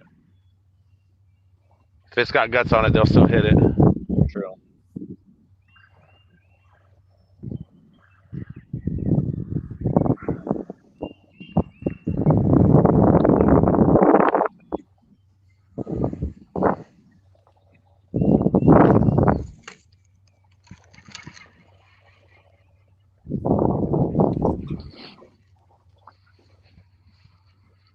So are you going to only use guts today, or are you going to try to throw some other stuff out? I'm trying a few shad heads right now, see if I can get them to hit it, but so far no good.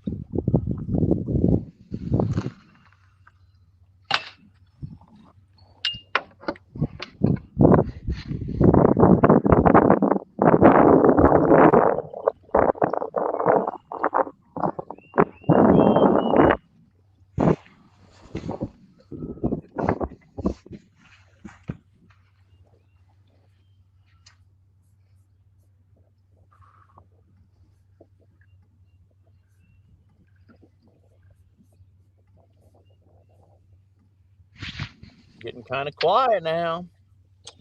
Yeah, Doug said he can't wait to see some guys bumping Missouri. So 1v1, kind of bring a little different body of water, time of year. You're going to see probably our next one's going to be in Kentucky Lake next weekend.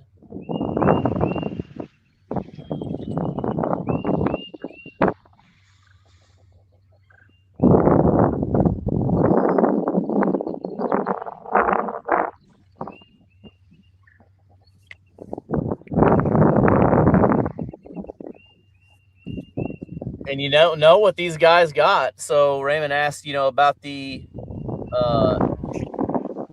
he said it has to be a mental job listening to the scoreboard. This is better than March Madness. So, Crawford was up early, then Ludtke came back and it was up quite a bit, and then Crawford came back just up over a pound.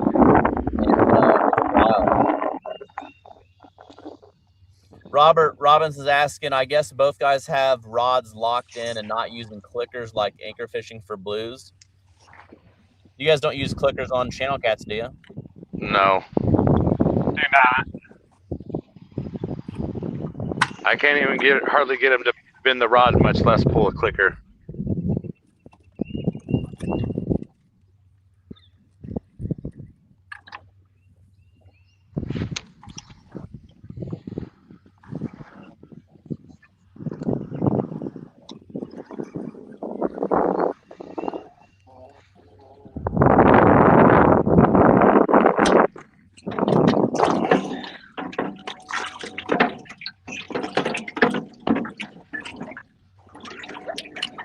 So Ludtke could be playing with us, that he's got something in his live well, or he might not have anything like Liz and I.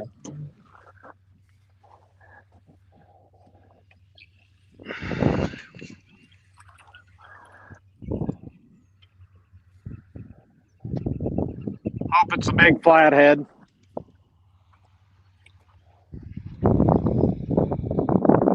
Yeah, I'm kind of curious if I think we're going to see a flathead today.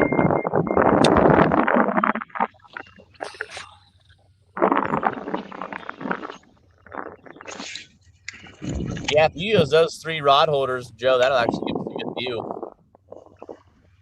Okay. Mariah's asking, what are guesses on final winning weight today?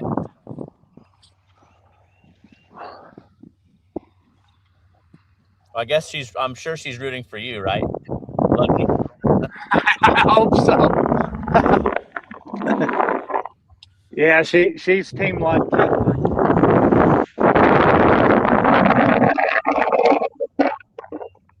Do you think things can change, pretty quick? I mean, you get on a couple fish and they change.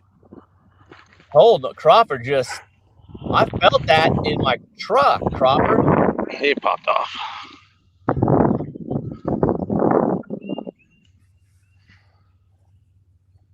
Yeah, definitely can, Alex. Hit the right area.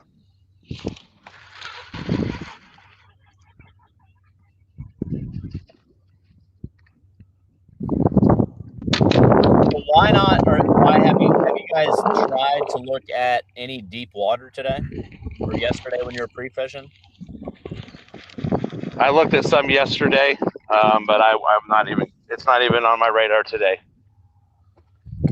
You just think? Do you both think because the water's coming up, it's kind of flood zone right now, that those fish are getting pushed up?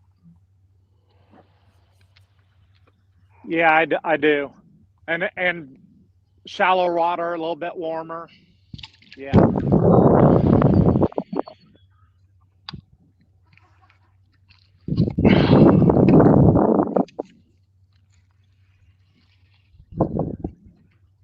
When's the last time I caught a fish? That's a good thing. I'm going to start writing down times next to the fish. That's a good idea.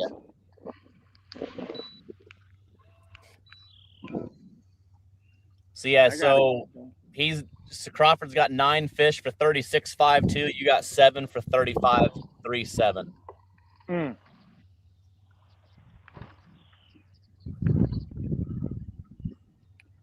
Should have netted that one, Joe. I netted all mine. Yeah, I should have. The Van Dam flip will get you. It did. It did. It looks cool though, Joe. Keep doing it. I bet. Oh, that's great.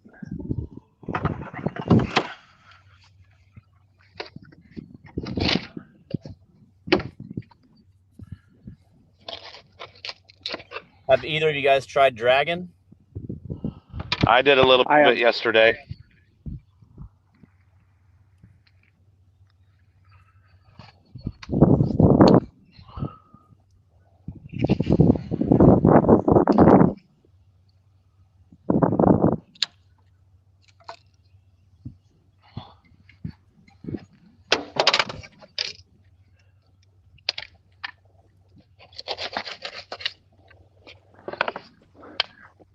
Okay, while you guys are doing it, I'm going to be right back. I'm going to go at least bring one load down from my hotel room.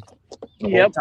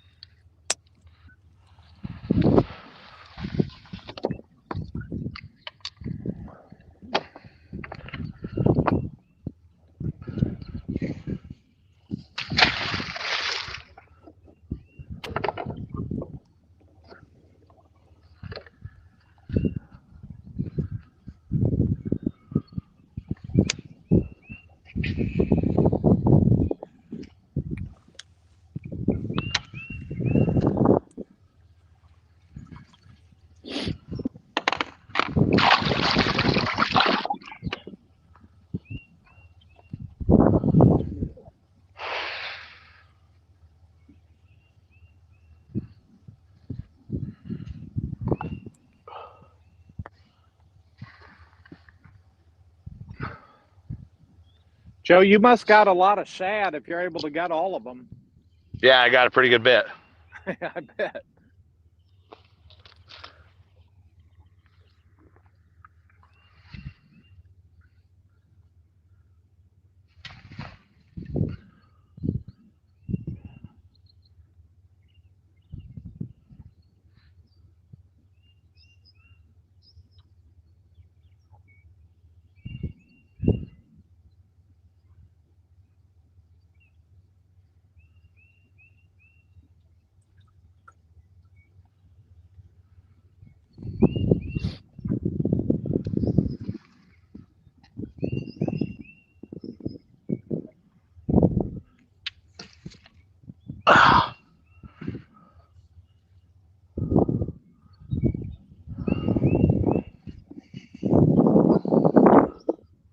Fish on.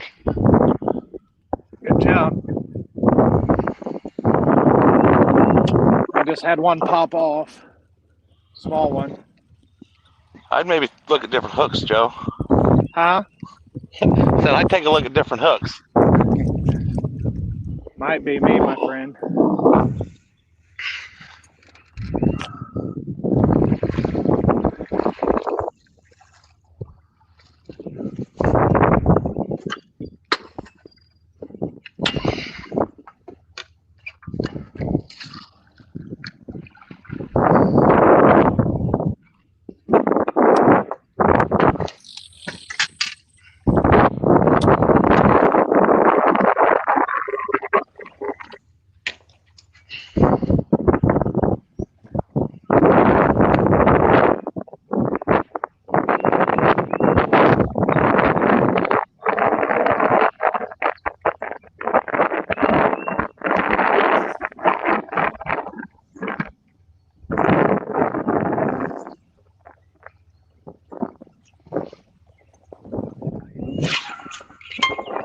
Oh, there's a good one. You asked? Really? Yes, sir. Don't like that. Don't like that, my friend.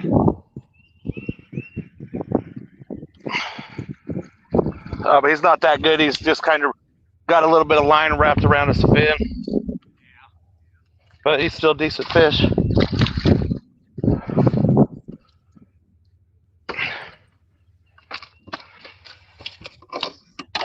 All right, I got 2 fish away.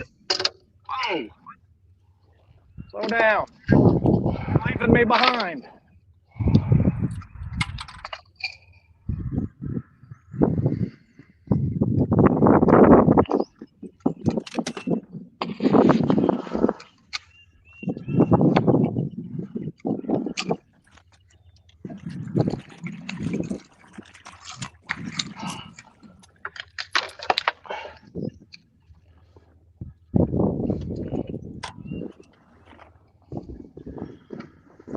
.70 on the first fish. Okay.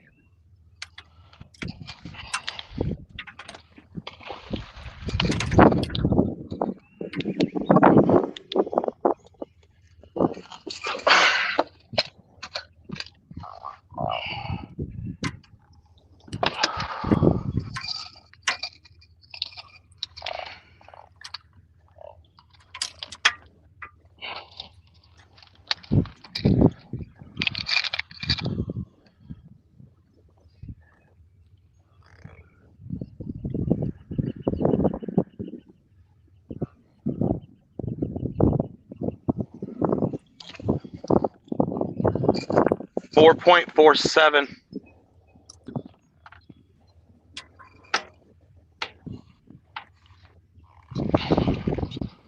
You got these, or you're keeping track? Yeah.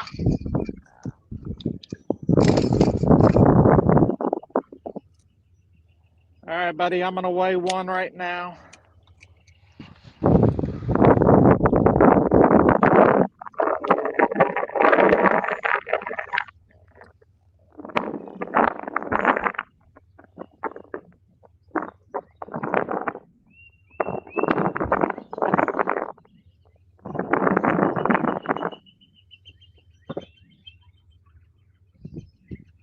.92.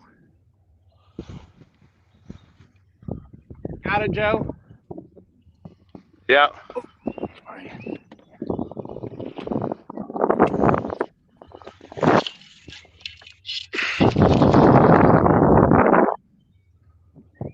Fish on.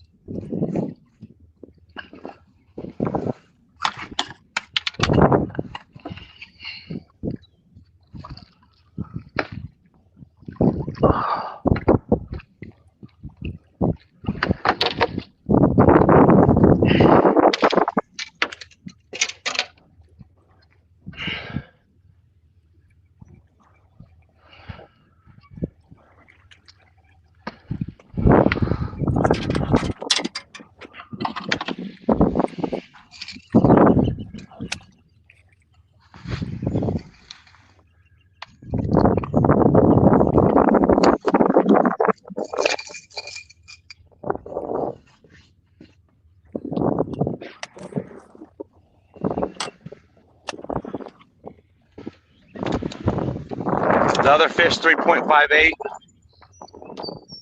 Okay. I got another one as well.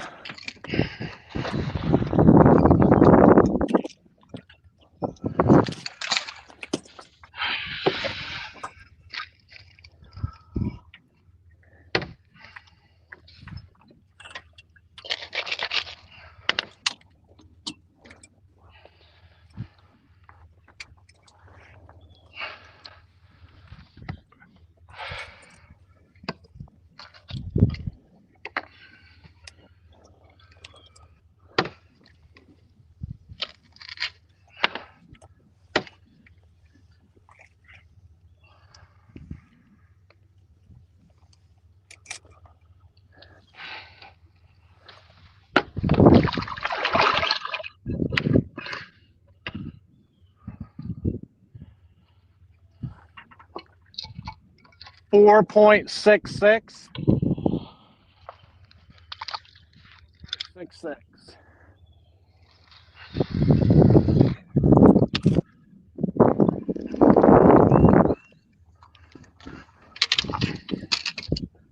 I keep go away for 5 minutes, and you guys got to catch all these fish.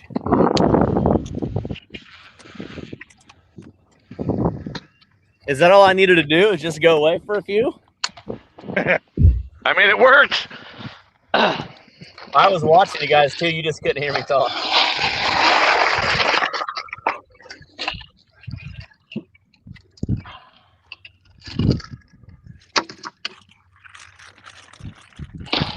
I got Tom, our official second scorekeeper, on here also.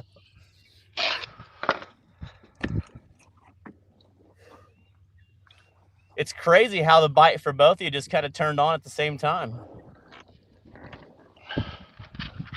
I made a little move and went shallower. What depth are you in? I still haven't turned my fish finder on, Alex. Golly, what do you think of that, Ludtke? He didn't need his fish finder today. Yeah, I believe it. I am the fish finder.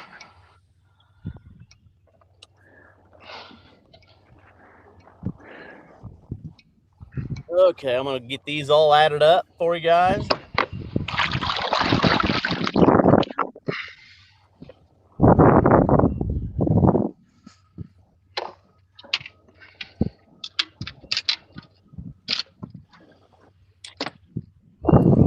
I got Crawford with 3 fish. You got a 2.70, a 4.47, and a 3.58.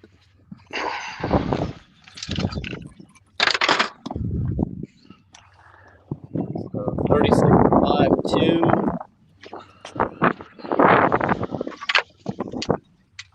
47.20.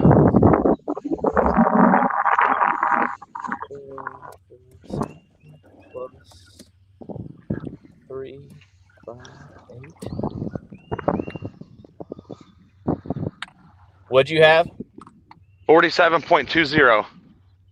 I got 47.27.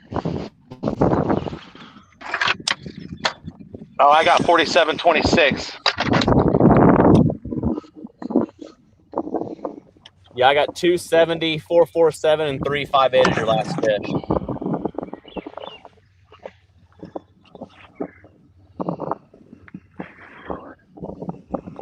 And Ludtke, I got you too.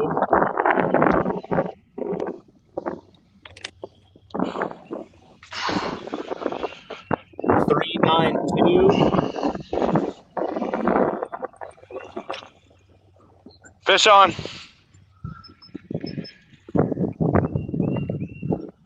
So Ludtke, I got you 2 more fish, a 3.92 and a 4.66. Yep. Ludtke's kind of into some of the, looks like a little few bigger fish.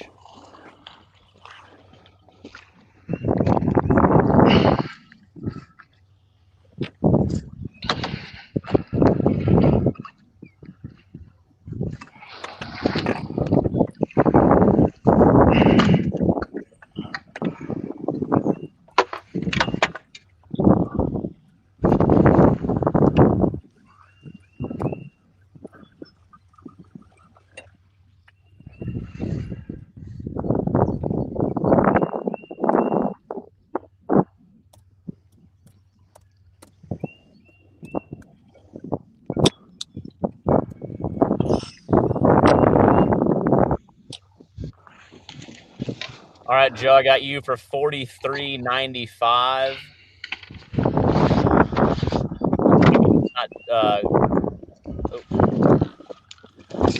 Ludtke. Fish on.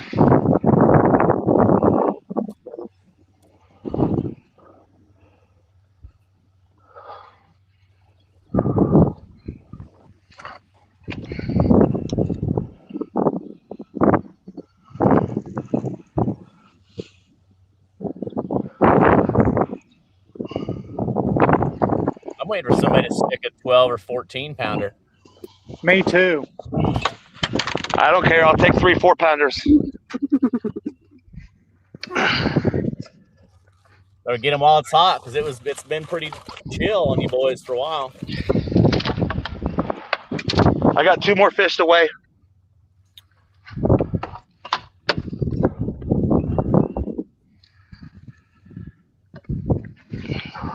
I'm ready when you are.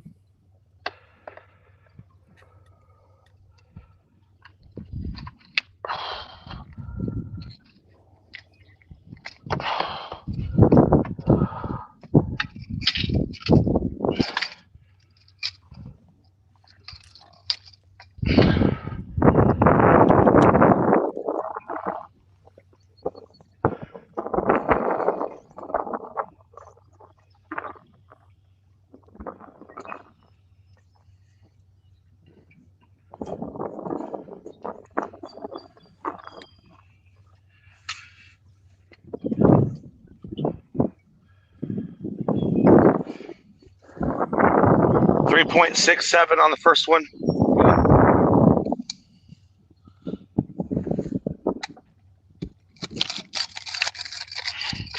Timing them all now.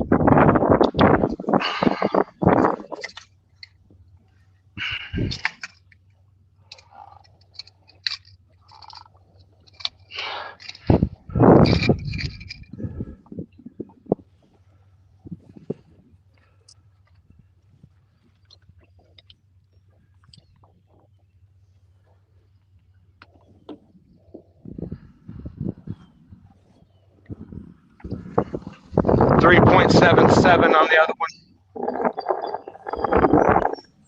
Okay. 54 pounds.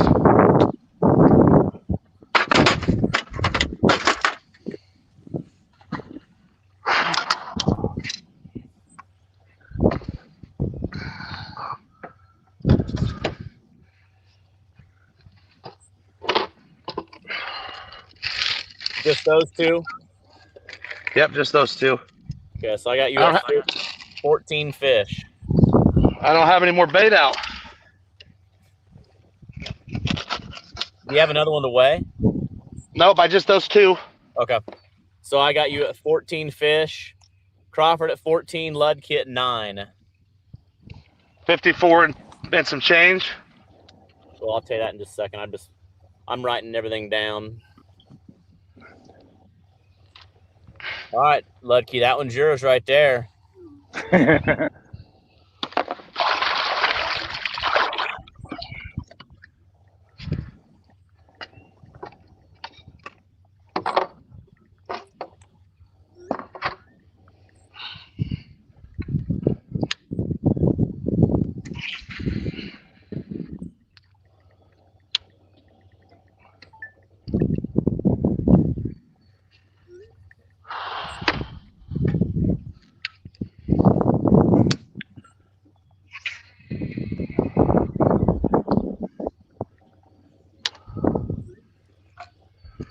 Oh, gosh. Coach has got lucky holding it now. Oh, no.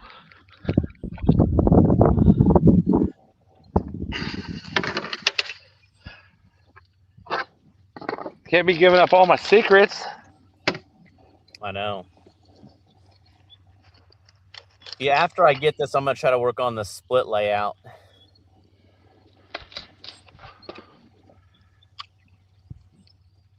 I'll do this for right now. At least you can kind of see both. It just kind of shrinks them up. Coach knows, laugh out loud.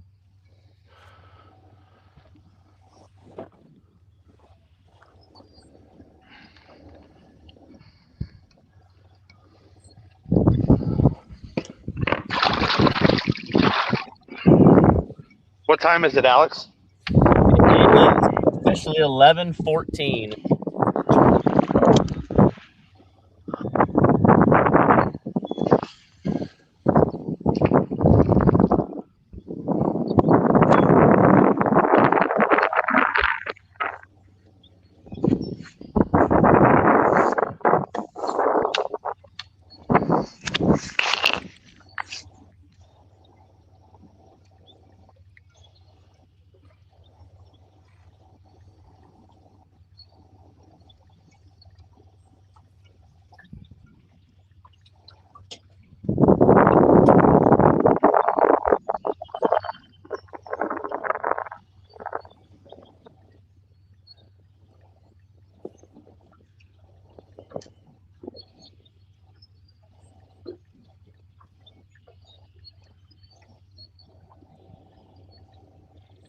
What did you have for your weight, Crawford?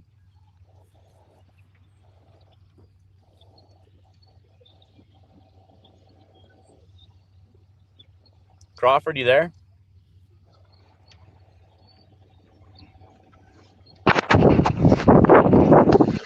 Did I miss anything? Yeah, what do you have for your weight? What's your Bubba say? My Bubba says 5470.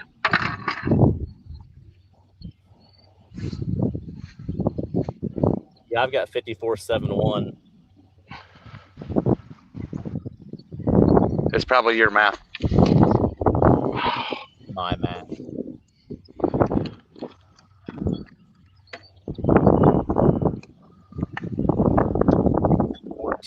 Fish.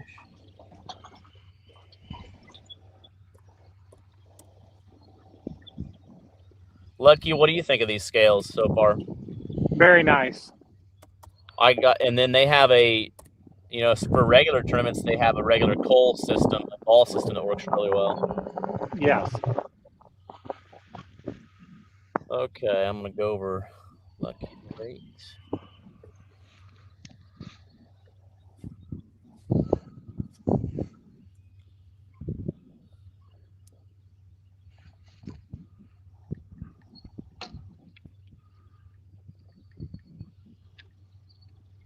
You guys remember who's got big fish yet?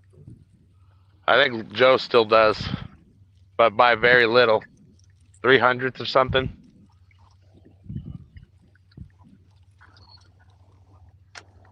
Big fish don't matter today. It don't.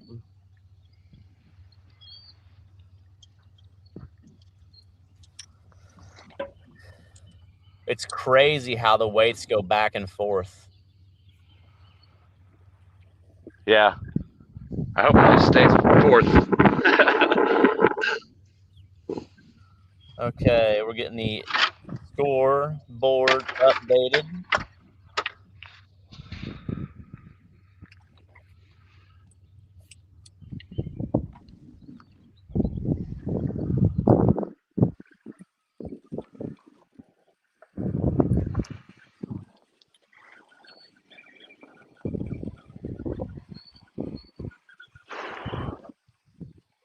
Can you guys hear me? Yep. Ludtke, can you hear me? Crap. See if Ludtke can hear you. Joe, can you hear me? You there? Yep. Can you hear us, Joe? You there, Alex? Can he not hear you, Crawford? I don't think he can hear either one of us. Golly. There's some kind of glitch. I tried to make you split screen, and that's what happens. But you can hear me, can't you? Yep.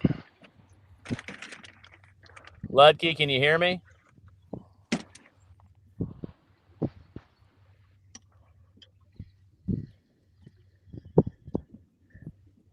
That's the only. So, Tim, they're updated.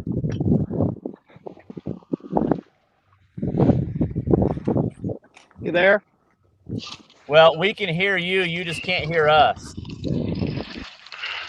Can you hear anything, Joe?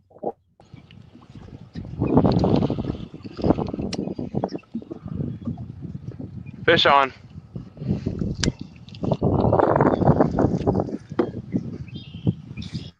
You guys there? Yes, sir. Yes. Can you hear us?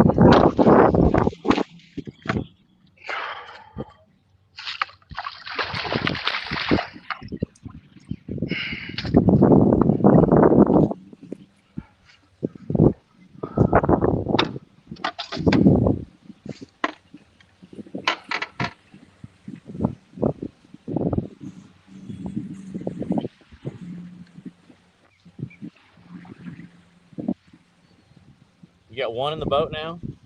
Yeah.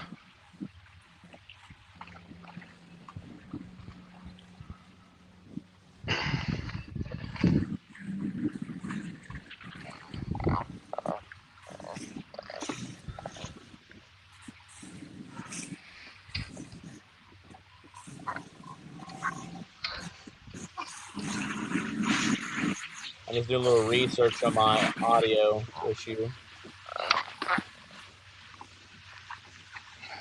What's that fish saying? It's not happy.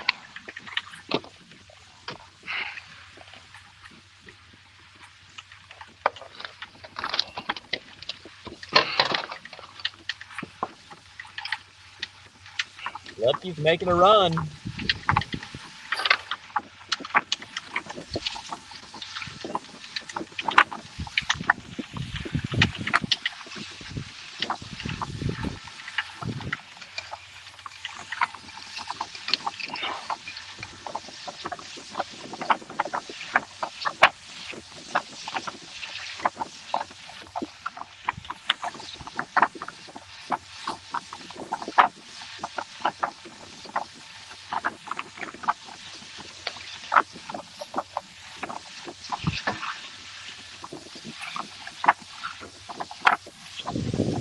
.41.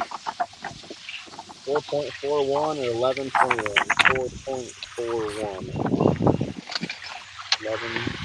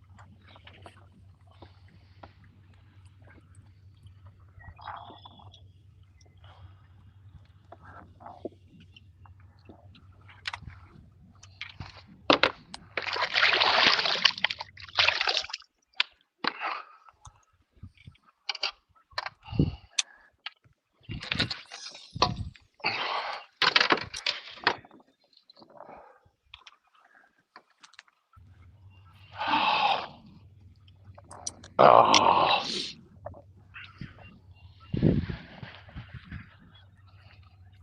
Ludtke, you still can't hear us, can you? Crawford, can you hear me? Yes, I can hear you. Yeah, so we'll just let him get set up, and he'll have to go in and out again. That's the only thing. So I've got to figure out, maybe next week I'll kind of work on this, but whenever I try to split screen two people, I have to remove myself out. And then when I take myself out, it loses.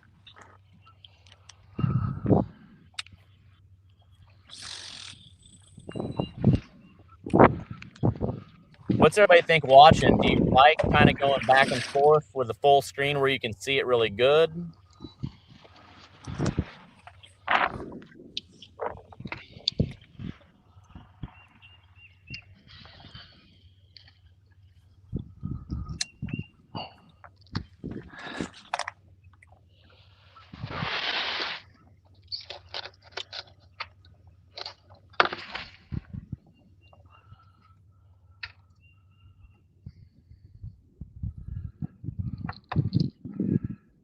Ooh, maybe this will work here.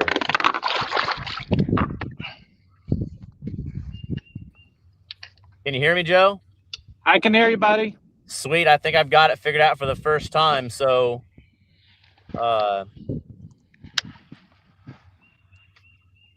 I just tried to do some. I tried to get you guys split screen, and it kills the second audio. But this looks good. This is awesome. Crawford, do you hear me? Yes, sir. Okay, I got a different layout going. Let me know what you think. Let me know what you guys think watching. It's gonna definitely minimize a little bit, but if I can save, I'm gonna call this 3. Save as a new layout. I don't know where that went.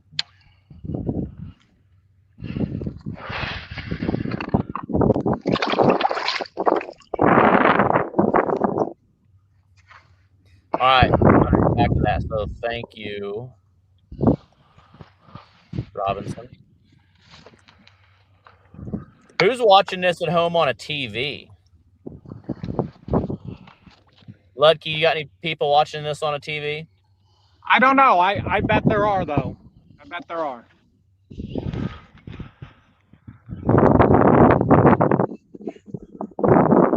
Yeah, quite a few people say they are. All right, Tim. So you guys like this view right here that I got pulled up? Let me know what your thoughts are. A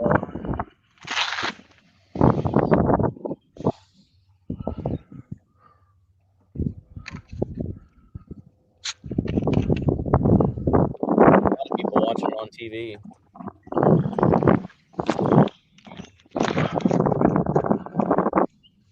So if you're gonna watch it on TV, make sure you go to YouTube.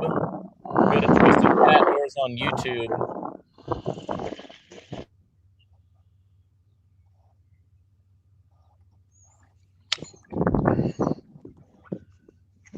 Crawford, you got some wind noise. I wonder if that's from your AirPods. Yeah, it probably is.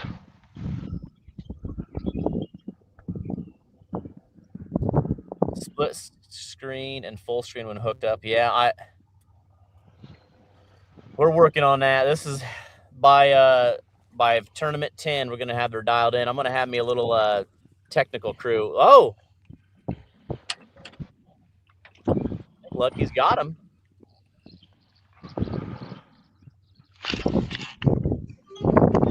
So do I.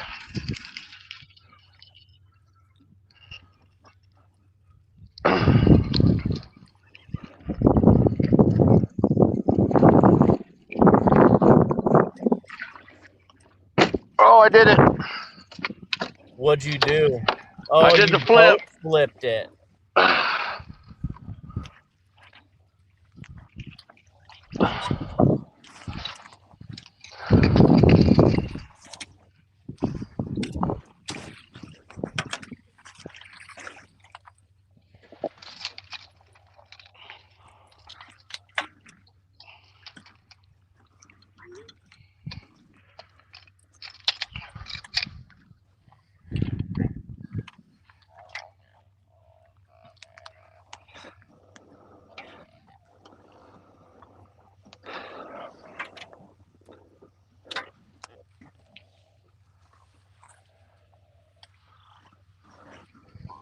$2.88. Cut. At 11:28.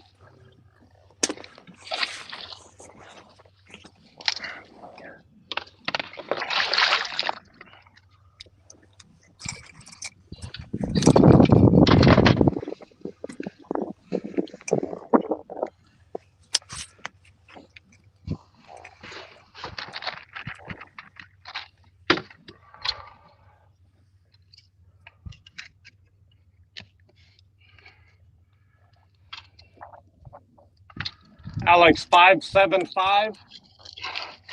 Got it.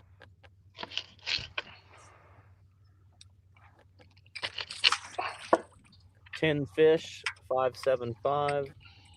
All right, Crawford at 54.71 plus 441 at 1121 plus a 2.88.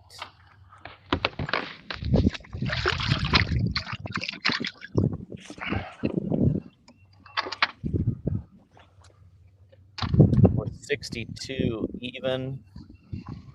That's 16.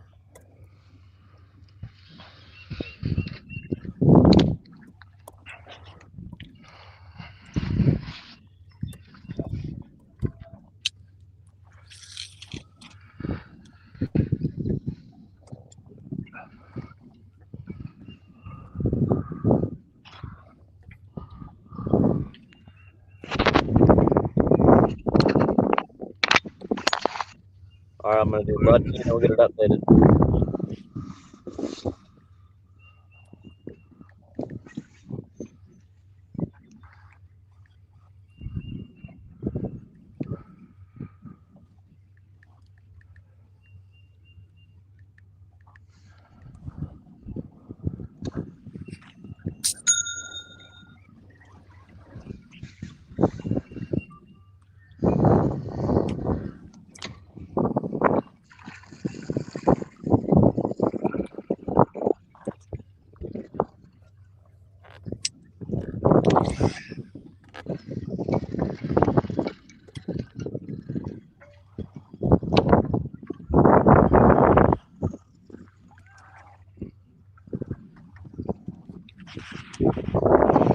So Crawford, you're kind of on your second move so far, right? What do you say?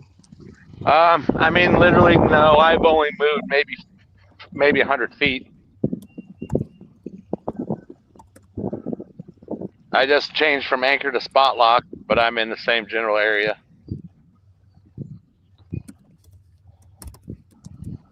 What's the score, Alex?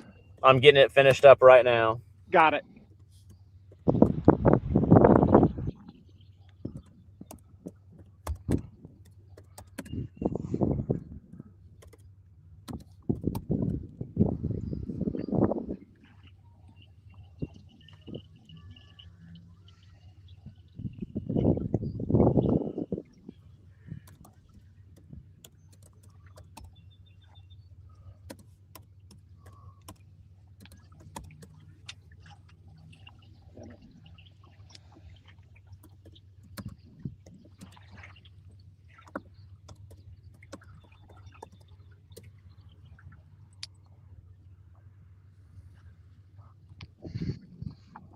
All right.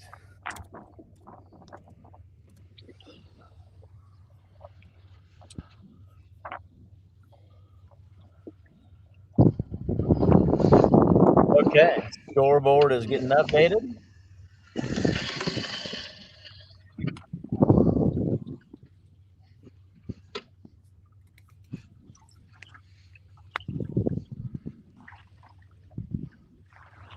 Okay, Crawford with 16 fish at 62.00. Ludtke 10 fish 49.70. So these guys just keep swapping back and forth, and it's just crazy. A couple fish change everything so fast.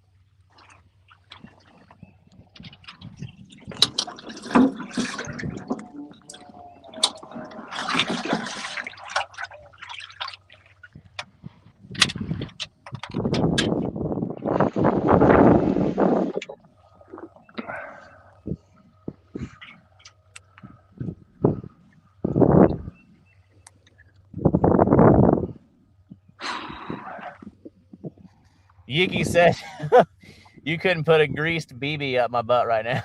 A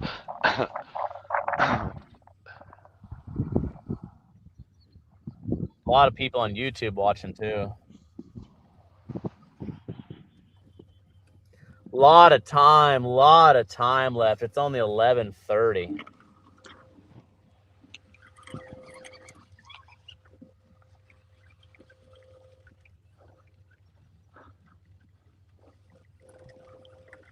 So again, if you're in the comments or you're watching this, let us know how it looks now. If you like this view, I've got two. Wow, it's showing me in it for some reason. Okay, that isn't working. Let's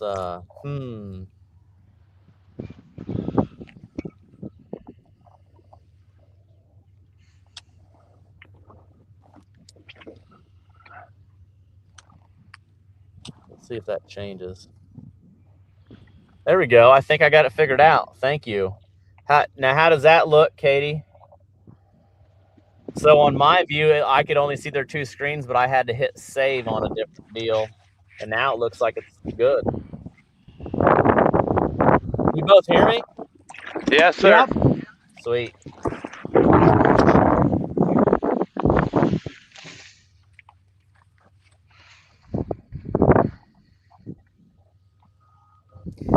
I don't know if not on the maybe Ludtke's not on Starlink for some reason.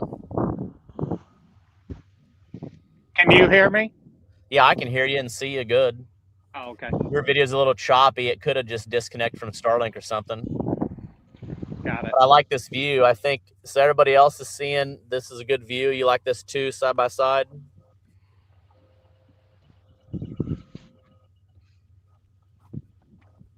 I wish I would have kept the time too.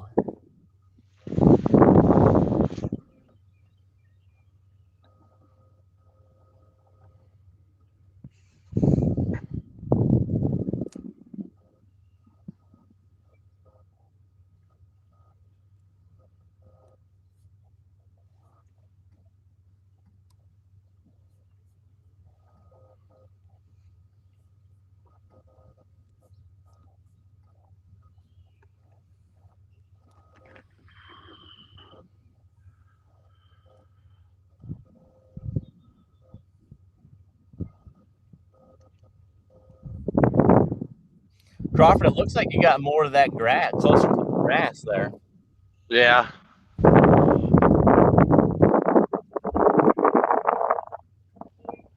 Yeah, there's a lot of fish up in that grass.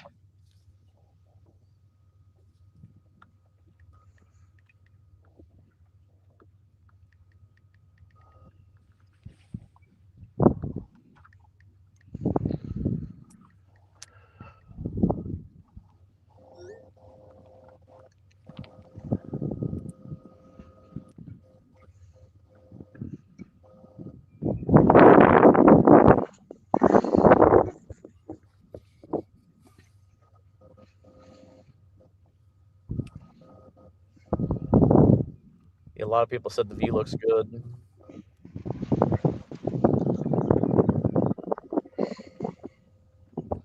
Wilma says, well, a lot of people watching on TV. Robert Robinson said he's almost broken his recliner setting the hook with these guys. You hear that, Ludtke? That's funny. I did. That's good. I did. Is it warming up for you guys? A little bit cooler today than it was yesterday. No, it's nice out. It's not bad at all. Yeah, my truck says 50.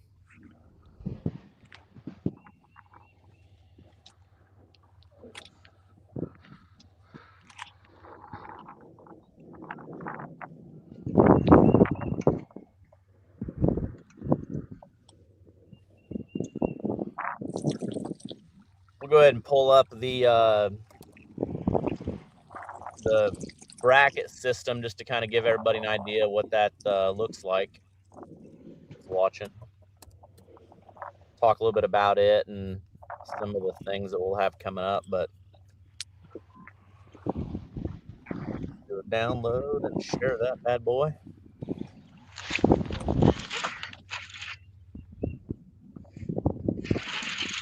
Don't get in that snag again. Oh, there's a better fish. You got some snags too? Yeah, a little bit. Not bad.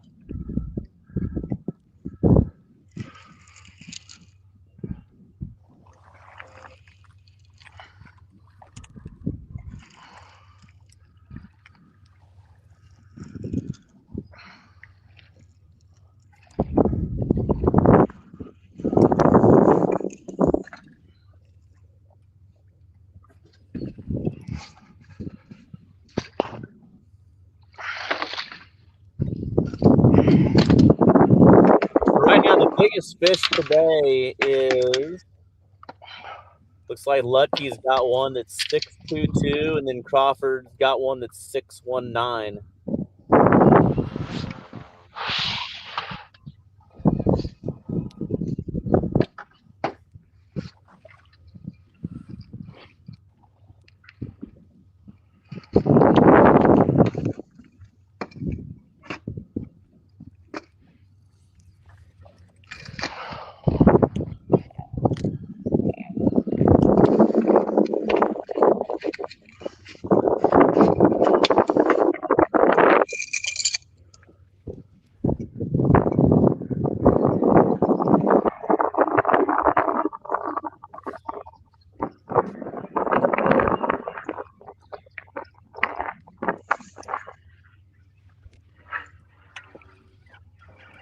Ludtke's reeling down on one.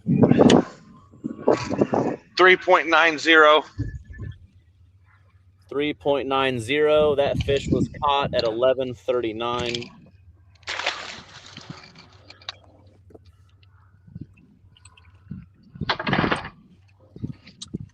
Robinson said, "My God, Crawford, I ripped a stitch out of my knee with that hook set. The old Cliff Miller hook set." Sometimes that's what you got to do.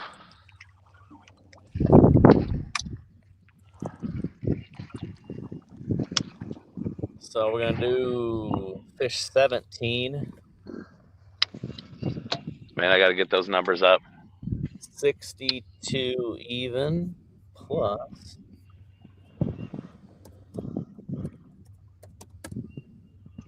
390.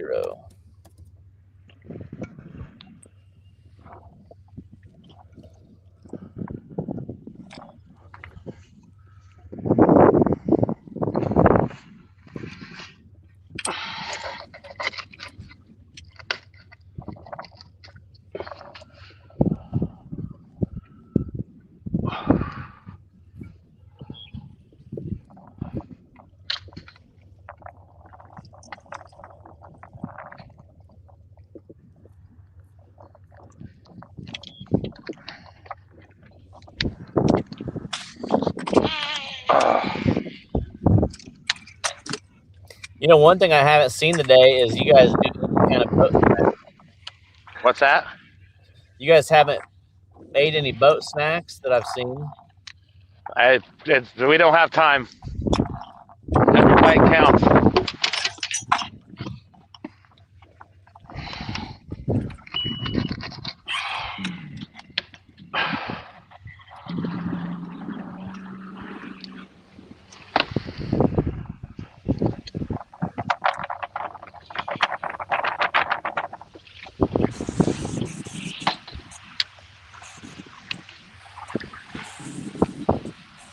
TV Kid 01 says, "Looks like a blast. Stuck here at work." Well, hopefully you get to watch this and enjoy it during work.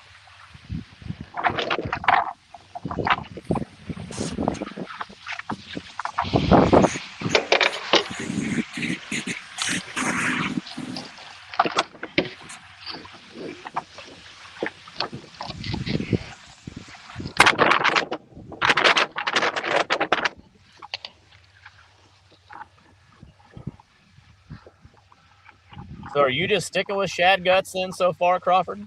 No, I got them. Some of them are hitting shad heads now. So I'm using guts and heads.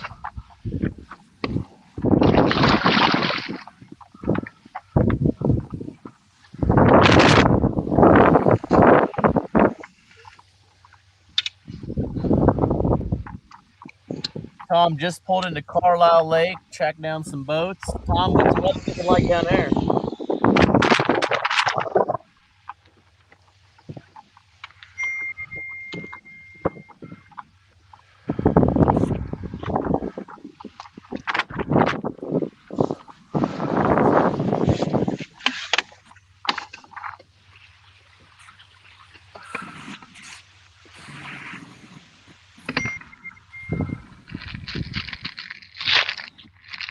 Are you concerned on mystery fish at all?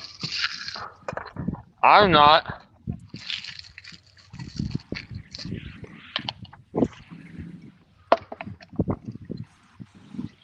I don't know about Joe. What's he think?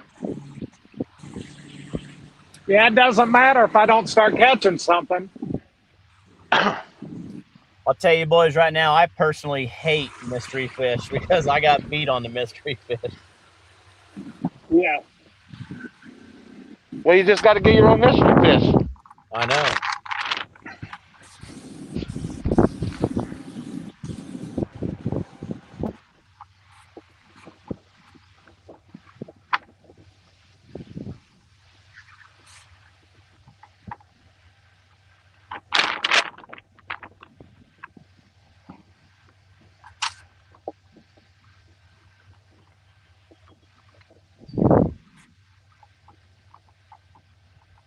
Ludtke's making a move. A lot of time left. There's some comments. A lot of time left. So much can happen.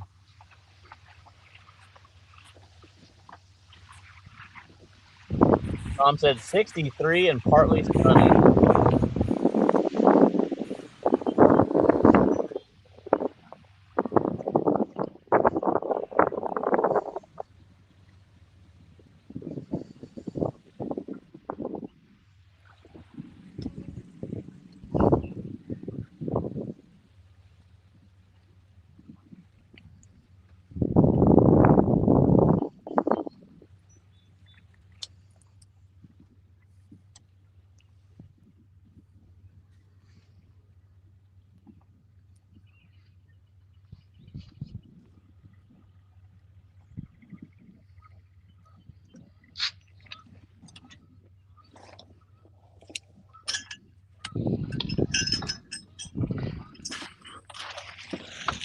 So Todd Fellows asked, can the mystery fish only be one fish or as many as you can catch? So the mystery fish can be whatever you can catch in that hour, which seems like a lot, but it's not a long time.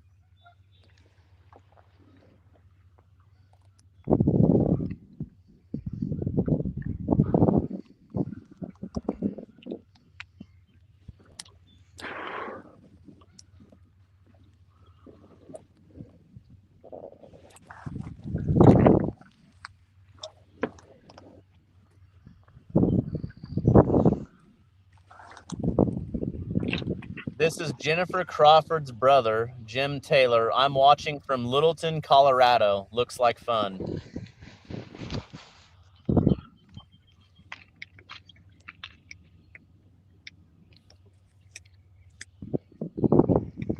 I'll tell you what, I wish I was out there, but this is exciting. I'll do a video later of what my little station is, but I'm at the Holiday Inn in Pekin, Illinois, and I've got the big Starlink roam on a huge Pelican box on top of the truck. And I've got an Ethernet cable running into the side of the truck. I got power from the hotel, and I've got a office set up in my passenger seat of my truck with notepads, notebooks, mics. And I still haven't fully checked out yet, but I'm trying to get a late checkout. They said 12:30 is all you can do.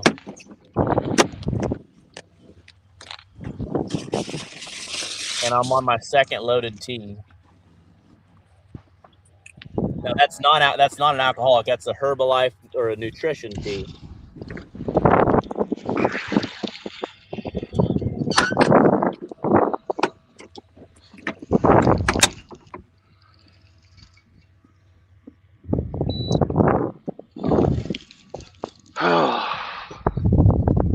Ludtke, can you hear us okay? I can. You hear me? Yep, we can hear you good.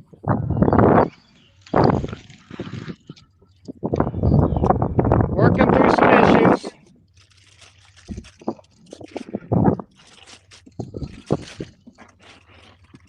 Jeremy said, I've not been this nervous in the backseat of a cop car.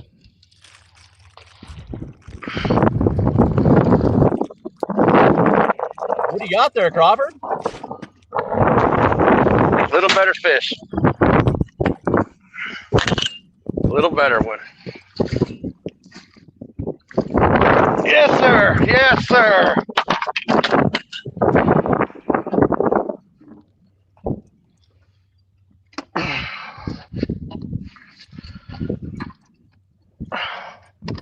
Fish is at 11:49.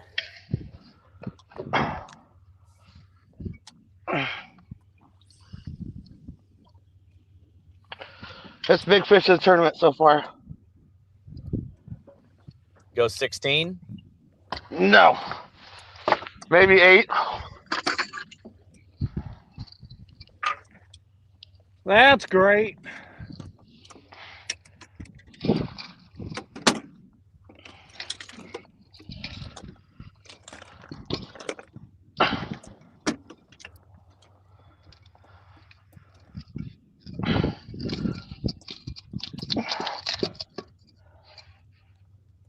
Come on.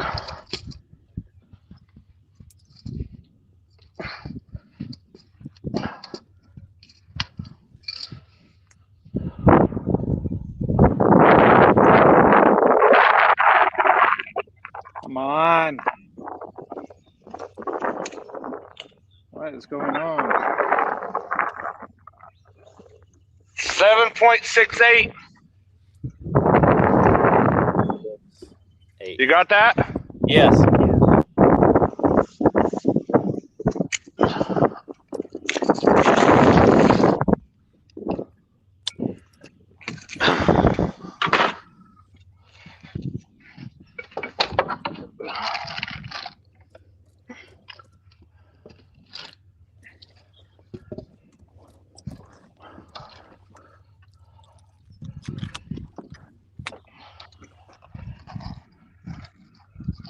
What does your scale say? Give me just a second, Alex.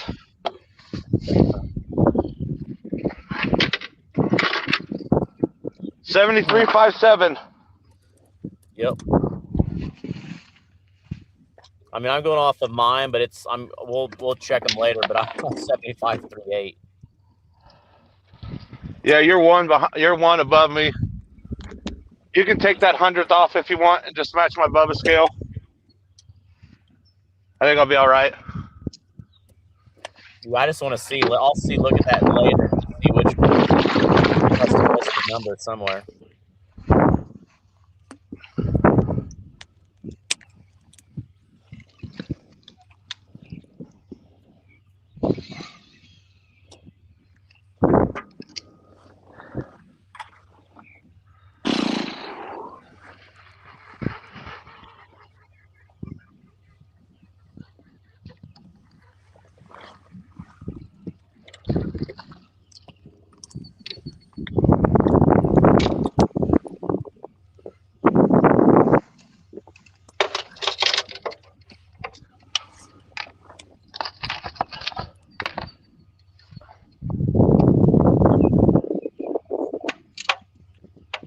All right, scorecard is updated.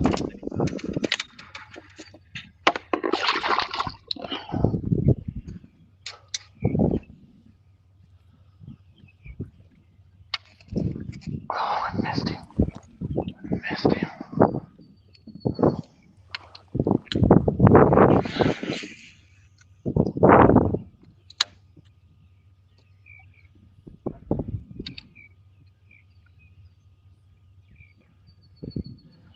So kind of what these guys are looking at right here. If you look, and I'll drop this off. But here's the tournament bracket, and it kind of shows you. So far, we've had 2.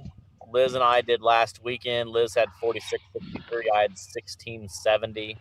She moves on, and she will face the winner of today, Crawford and Ludtke. And then Monty and Brian already went.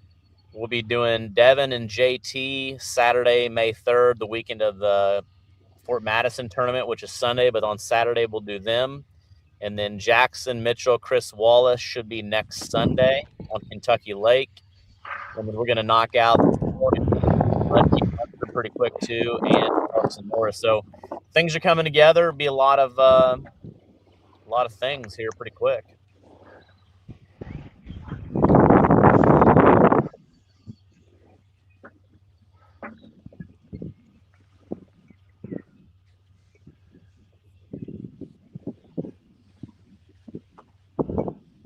Ludtke, what kind of water are you fishing? Are you in some deep water now? Yeah, I am. I don't think they're here, Alex, but I gotta see if I can get a couple big bites. He's just too far ahead. That's just what's unique with catfish, you know, compared to the bass, which I don't follow a lot of the bass head-to-head stuff, but in catfishing, I feel there can be so many changes. You know, you catch 2 7-8 pound fish and you're right at it again. I mean, it's just crazy how it can change. Yeah.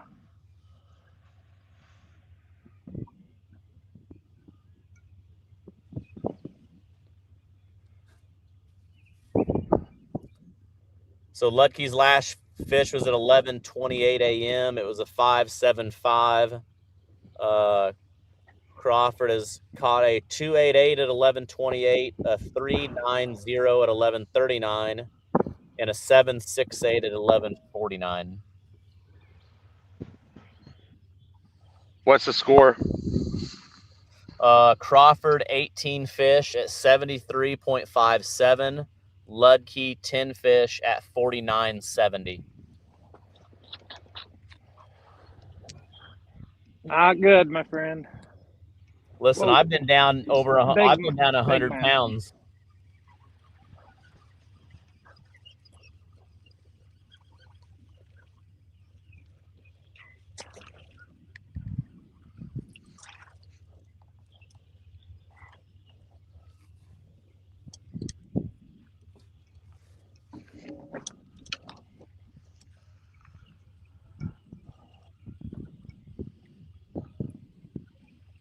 You got current coming out of there, Crawford?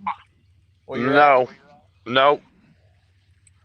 The current's actually clear on the other side of the lake from me. I'm in all slack water.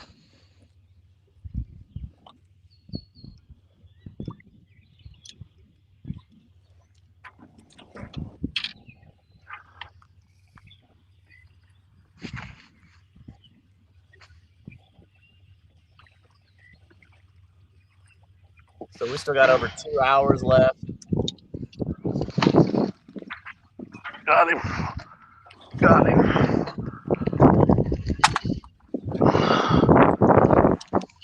This feels like another decent one. I'm wondering if we're going to hit a double-digit fish.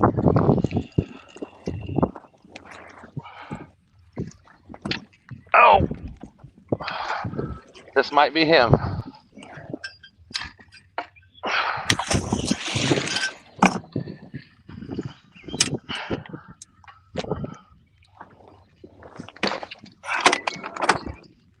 Oh, he's pulling drag.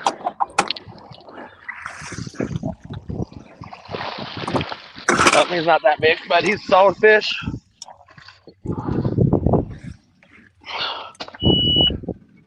Joe, it looks like I should have taken the peninsula. You think? I think so. You know, I honestly thought you were coming here, Joe. I was so shocked when you were nowhere to be found. I know. I didn't want to be side by side. You don't want to pull me and Liz? Hey, I was kind of ready to be side by side if you were already here. I get it. I honestly, I didn't plan on staying this long. I plan on hitting this for a couple hours and then going to my second spot, but I just can't leave. Yep, I get it.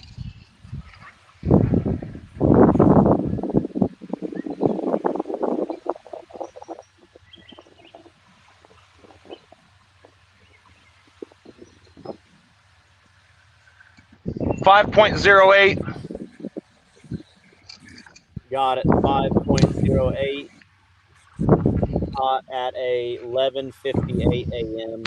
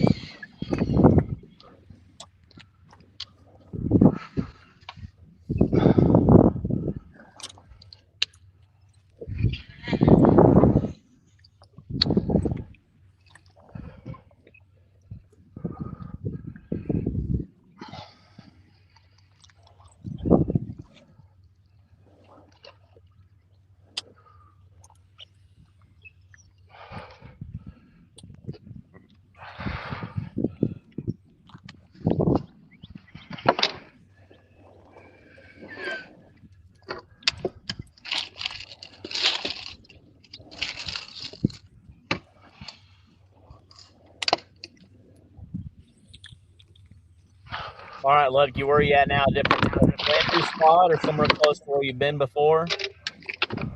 Yeah, spot I've caught fish before, but still a little bit of water here, maybe too much.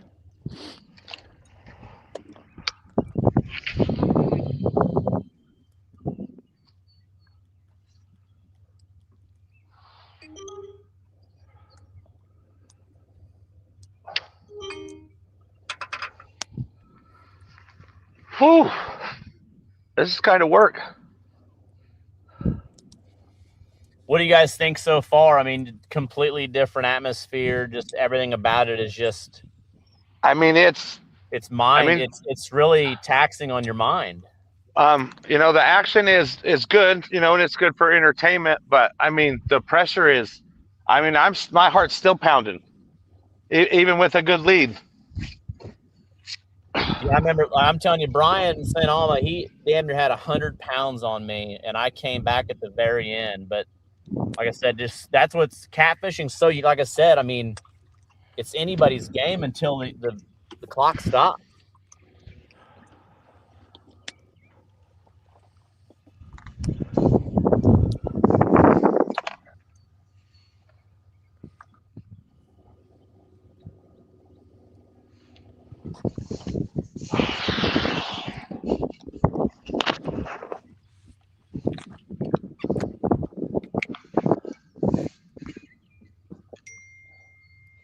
So PB Kid asked how much time is left, and we've got 2 hours. Is my camera still all right, Alex? Yes. Are you on super ultra wide? I'm just curious. I'm on that dual ultra wide or whatever that we looked at last night. But it looked like maybe my RAM mount had twisted a little bit. I wasn't sure if I had everybody. Oh, it looks good.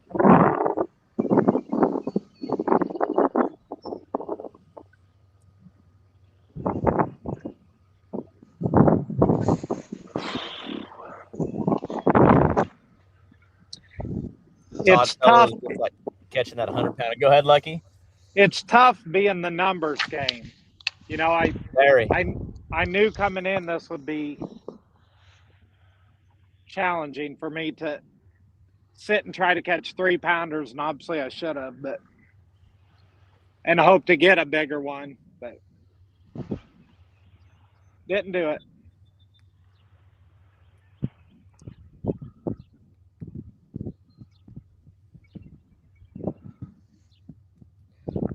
Something that's kind of cool that I have noticed is a lot of the times when, you know, there'll be a void for an hour and nobody's catching a fish, and then boom, it clicks and there's some people, you know what I mean? Yeah.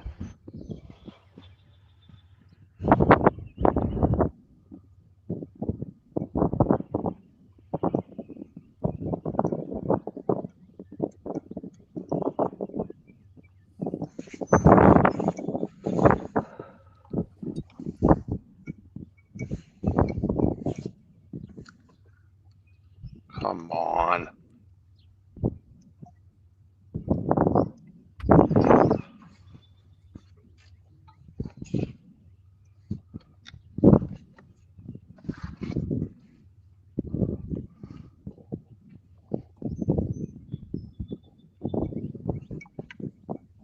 Still a good day of fishing.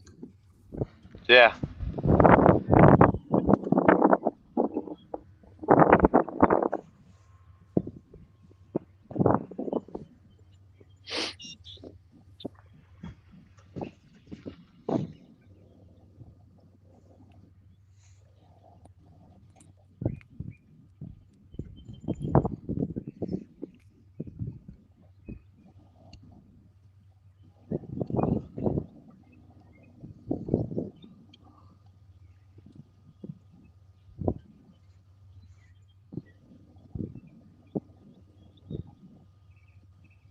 You holding the rod again there, Crawford?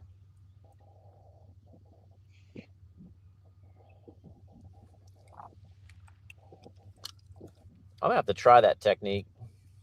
It's worked well for him.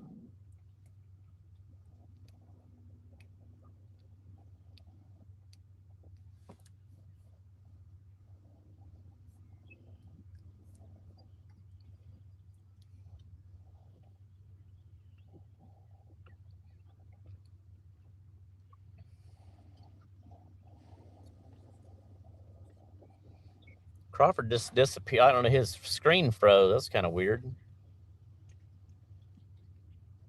Yeah, hopefully goes out and comes back in. Yours is glitchy. I don't know if the Starlink disconnected something. Maybe, I don't know. That's weird too. I just lose you. No, you're still good. Crawford went out. There's a ton of people watching. It's been a really good show. Joe, tell us where you're from, kind of a little bit of backstory about you, about your fishing career. You've been doing this a long, long time. You were one of the original ones when I got into the sport.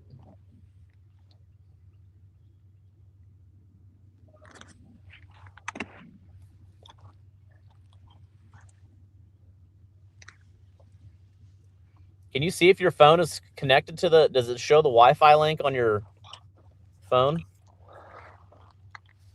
Come on.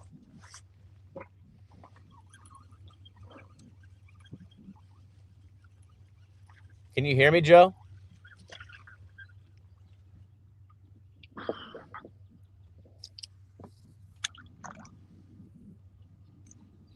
Ludtke, can you hear me?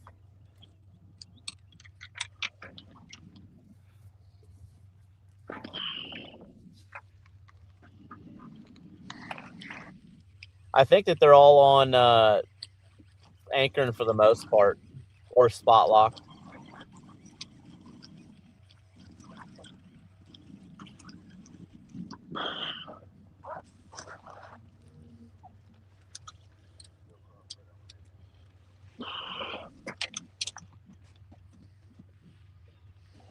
I'm going to guess that Crawford, maybe his phone wasn't plugged in or something.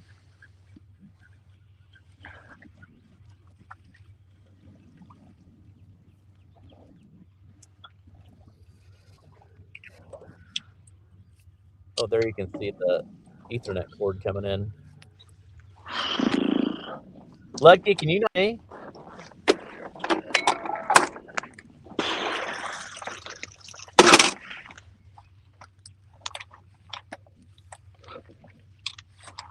Yeah, I'm going to guess at Crawford's phone. So right now it's got Crawford 19 with 78.65, Ludtke 10 fish 49.70, Illinois River, Pekin / Peoria, Illinois. The water's high up here, so we had to make a little bit of change this morning, kind of fish above the dam because the Pekin ramp had so much water. It's hard to really back in and get off the flat water. And again, we kind of keep learning, but it looks like, you know, Ludtke's Starlink has maybe disconnected from his phone. And again, you know, it's hard to put pressure on a guy, you know, if he's down, to try to get his stuff all, you know, put back together. And I'm not sure what happened to Crawford. That's him calling right now. Hello. Hello. Yeah. My phone died. You didn't have it plugged in, did you? I had it plugged in the whole time on my battery pack. It was draining it too fast. Oh, okay. All righty. Well, we're ready whenever you are. I'm not ready. I needed to let it charge for a little bit, but I got 2 more fish on the board. Okay. Yeah, just leave them there. Yep, just get back when you can. All right. Okay. All right. Bye. Yeah, his charger didn't get it keeped up. So they got a little less than 2 hours left. Ludtke's making a run. And like I said, this is exciting. And there's still time left. I mean, a lot can change. Let's see if I can switch this. There we go.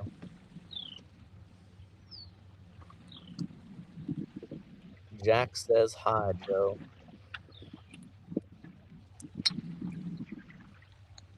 Ludtke, can you hear me?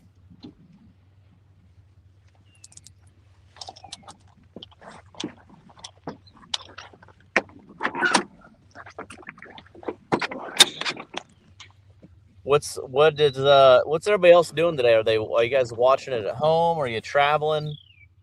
Where are you watching this at from? Kind of curious.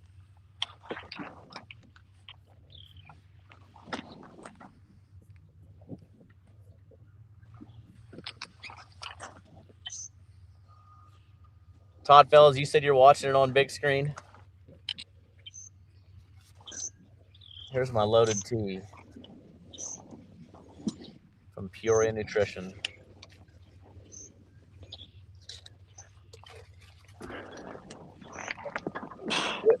Robbie Whitfield fishing. My daughter's birthday from Decatur, Illinois.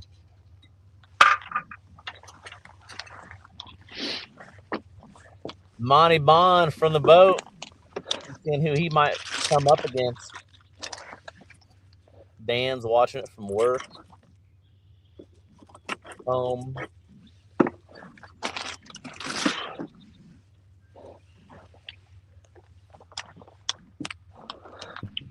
Can you hear me now? Yes, sir. Okay, I don't know how long it's going to stay on before it goes out again, but I got 3 fish I need to weigh. Okay. The first one locked in at 5.90. Okay, hold on. What's that? Hold on just a second. Okay, I'm ready. Okay, the first one was 5.90. Yep, I see it. Home on the big screen, Doug Evans says.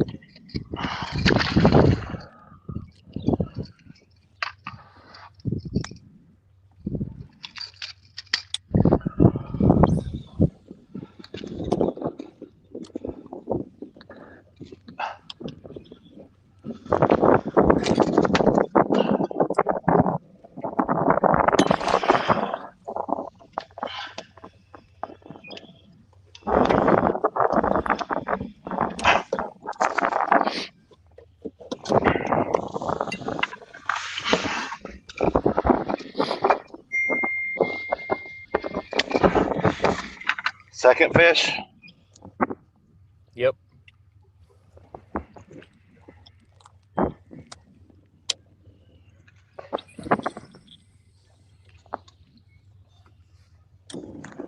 $4.89.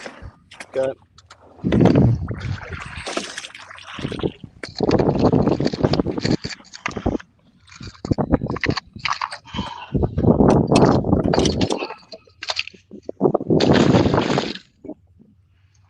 Third fish.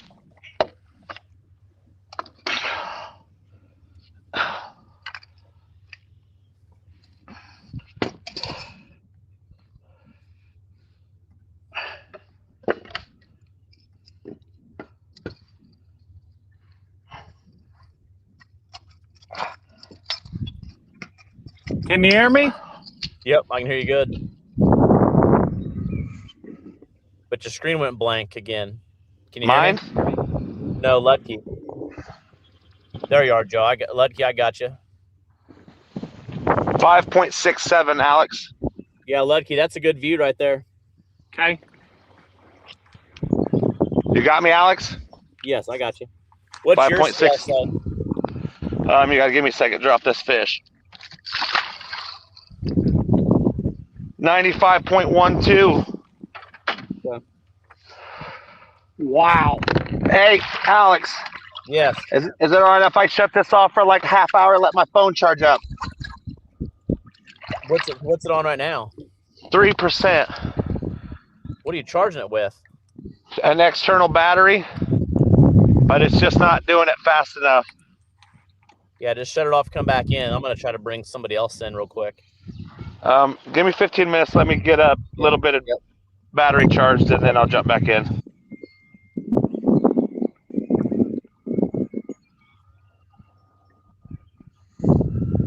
All right, Ludtke. What I was wanting to ask you when we lost you is kind of just talk a little bit about, you're kind of a known name. Not kind of, you are a known name in the industry. You've been around a long time. Kind of tell us a little bit about you, where you're from, how you got started. Give us kind of some history of Joe Ludtke.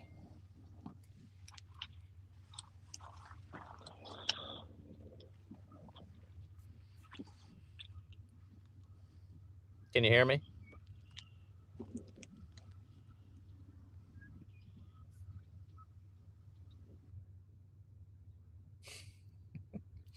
Well, hopefully he's come back in. I wonder when Crawford, if he gets out, I wonder if that's what hurts the audio. We're learning a little bit here and there. Hey, I'm back. Yep, there you are. Can you hear me? Yeah, I can hear you good. All right, awesome. So yeah, just give us a little bit of background of who Joe Ludtke is for the people that are watching. We got people from watching all over the country. You know, you've been in this sport a long time. A lot of people look up to you. Kind of tell us how you got started and how you got to where you're at today. Yeah. So actually, we, my dad and brothers and I were actually crappie guys and crappie first fish tournaments there. And we went to a bait store one Saturday to pick up minnows, and there was a flyer for a catfish tournament. We had never heard of that. So long story short, we got into it, loved it, got beat pretty bad. So it became a challenge to figure out what were those guys doing that we weren't. And so then the rest is kind of history. A cool thing, Alex, happened 2 years in. We qualified for the national tournament with Cabela's.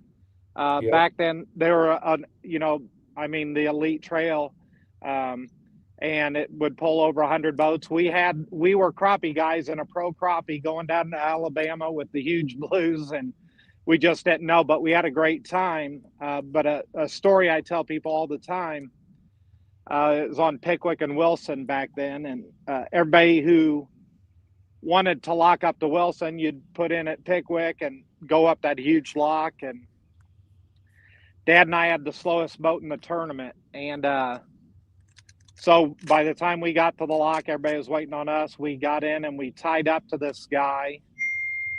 And that guy had sponsors, decals all over his boat. He was wearing a Cabela's shirt, and but the guy, he made us feel very, very welcome. He engaged us the whole time up through the lock, welcomed us, wished us good luck, and I'm thinking to myself, Dad and I both, we talked many times about it. The guy, I'm sure, had pressure. He was a sponsored fisherman for sure, but he took the time to make us feel welcome. And I joke, but seriously, I was thinking, this guy has got to be the king of catfishing. He has to be. And throughout that lockup, the gentleman turns his body, and seriously, the name on his jersey is King. And I'm like, you've got to be kidding me. He truly is the king of catfishing. Well, long story short, a lot of people on this call know who that is, and that was Phil King. And one of the best to ever do it, a Hall of Famer, and first class, good man, God-fearing man, and, set a great example. And I was like, I look up to Phil King to this day. So I want to be like him, and so every tournament I try to search out new people who are maybe new, or maybe their first tournament, or maybe I've never met, trying to follow in like his footsteps and welcome people and be a good man. So I've been blessed to meet so many people I respect in this industry, and blessed with all my sponsors who've been very loyal. And today too, I'm disappointed, but I'm very thankful for you guys including me. Disappointed I let some people down, but that's fishing. But well, this ain't gonna be. I mean, we ain't done yet, but this ain't gonna be your last 1v1. You know what I mean? Like I said, this is, and that's what you hit on that earlier about, anglers. I remember my first. We talked about that last night a little bit. I remember my first tournament. I was in a 1984 24-foot pontoon that the trailer could barely get it to where it's going. And I just overheard some people kind of making fun of me in my boat, and that just really stuck with me. And I just remember, I treat everybody like, I don't care if you've got a $100 boat that barely floats, or whatever, you got a $100,000 boat, whatever just like your rods. I mean, I own a rod company. You use different rods. I mean, it's everybody working together, but going to these events, like, they're more of an event than a tournament, from the dinner the night before, the hanging out, and the relationships and friendships that you you get at these events. I mean, a lot of my friends now that I talk to on a daily basis are cat fishermen, which is pretty cool. Yeah, it's very cool, and they're they're great people. And I do know, because I've run a couple tournaments, nowhere near the level of this, but what you and Liz do, but what you guys do, we're so very thankful and blessed to have you guys. It's people who've never run a tournament. It is a lot of work. It's a lot of time, a lot of dedication, and SeaArk. Obviously, I'm a tracker guy, but that doesn't matter. What SeaArk and Steve Henderson and their team have done for the sport of catfishing, I'll forever be grateful. In a couple of weeks, I'll be at the SeaArk Invitational, with a good buddy of mine fishing that. So you're right. It doesn't matter the brand, or they're all good people and have good products, and just blessed to be a part of it. Yeah.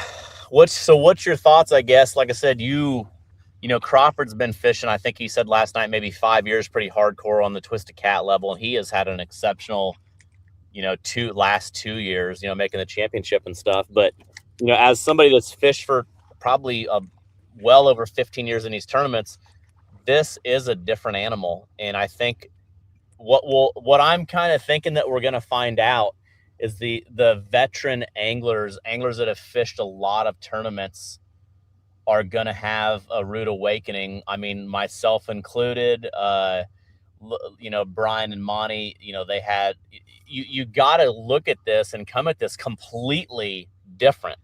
Like, you can't, like, it's just how many fish I can catch, how many fish staying on fish. And we talked about that last night, like with Liz. I chased those big fish early. I found big fish. I knew where they should be. I caught 2, I missed a few. And then she just made slow adjustments and just kept putting it on me. And then I just made some crazy moves, and it was windy, and I just full of excuses. But like, it's just a different world when you got to chase the amount of fish. And I don't know. I hate it and I love it at the same time. You know what I mean? Yeah, I do. And I told you coming in, I didn't know. I felt like mentally, I've stayed in the game. Just I didn't make the right decisions. I kind of knew where the fish were, and it was funny. Even Joe and I ran into each other yesterday on where he's kind of fished today, but I thought, I had an area with maybe some bigger fish, where I could get the numbers and size, and I haven't. But yeah, it's totally different. A lot of tournaments that JoJo and I are fishing, we're looking for 3, 4, 5 big fish, right? And we sit and wait on them to hit. And here, that's not going to work. What do you think when it comes to tournament fishing, pre-fishing in general? A lot of people, I always hear, we talked about it last night at dinner, we're always on them on Friday or on Wednesday, and it's always a lot of the same people. But do you notice, when you pre-fish, maybe kind of run down how you pre-fish, if you find fish Tuesday or Wednesday or the weekend before, do you generally know that could be an issue come tournament day, or do you try to really pinpoint more on a Thursday, Friday? What's your thoughts there? Yeah, when I'm going a week out, Alex, even day to day, right? Look at the Alton Classic. I mean, if you want a stacked field of 100 outstanding teams, that's it. And even look what you had 32 or 38 out of 100 of probably the best of the best, right? Yeah. And so it can change from day to day. So if I'm going out a week in advance, I'll have fun and maybe take a couple pictures and show buddies, but no, it's very unlikely that's going to hold up. Rivers rise, right? Lakes warm up, cool down. No, that stuff to me it's fun, but people get stuck on it. Or hey, Alex and I caught a big blue off this dike 5 years ago, so we always go back to that dike, right? Or that hole, or those fish move. So we just try to, Joe and I try to adapt, day to day. And of course, we want an idea going in where we think we're going to look, and hopefully they haven't moved too far. But Yeah, I agree with you. There's so many. A lot of people are on fish, and then come tournament day, They don't get a bite. they don't get a bite. Yeah, exactly. Yep. Yeah, I think that's what makes some of the best is, you know, when it's tough out there, catching those fish, staying on them, being able to adapt and change. Yeah. You know, you might have a rough 4 or 5 hours, but making a move to change. And Yes. Absolutely. It's kind of nice not having Joe on because I don't have to hear the lead getting worse. I'm kidding. I'm kidding. No, he's put on an incredible show. Yeah, it's also wild. Like I said, just, you know, we talked about it, you know, the new people that have came into the sport. You know, Twisted Cat is became a very, very tough trail. You know, so many new people and a lot of people, you know, getting some years in. I mean, you know, obviously you two have both fished a ton. I mean, Crawford's pretty new for the most part, but he's still been in it for 5 years. So there's a lot more people that are putting in the time in. Crawford's one of them. You look at anybody that make the top 50 in the Twisted Cat Outdoors series, it's just studs. I mean, they deserve to be there, you know? Absolutely. Definitely. Yeah, I believe, well, I don't believe, I know it is the elite trail in the country right now, right? It is not everybody has the ability to travel all over, but you guys are, you know, you're up north, down south, you know, you kind of go all over Oklahoma, Texas, you know, it's just an elite trail, a lot of fun. Yeah, it'll be interesting to see. Like I said, you know, we dropped a few tournaments, kind of scaled some of them bigger, and we already have more registered for Fort Madison, which is about a month away, than we had last year fish tournament in general. Yeah. Yeah, and I look at what Bama Blues, you guys capped out at 100. That was, I'm not saying a dying tournament, but it wasn't capped.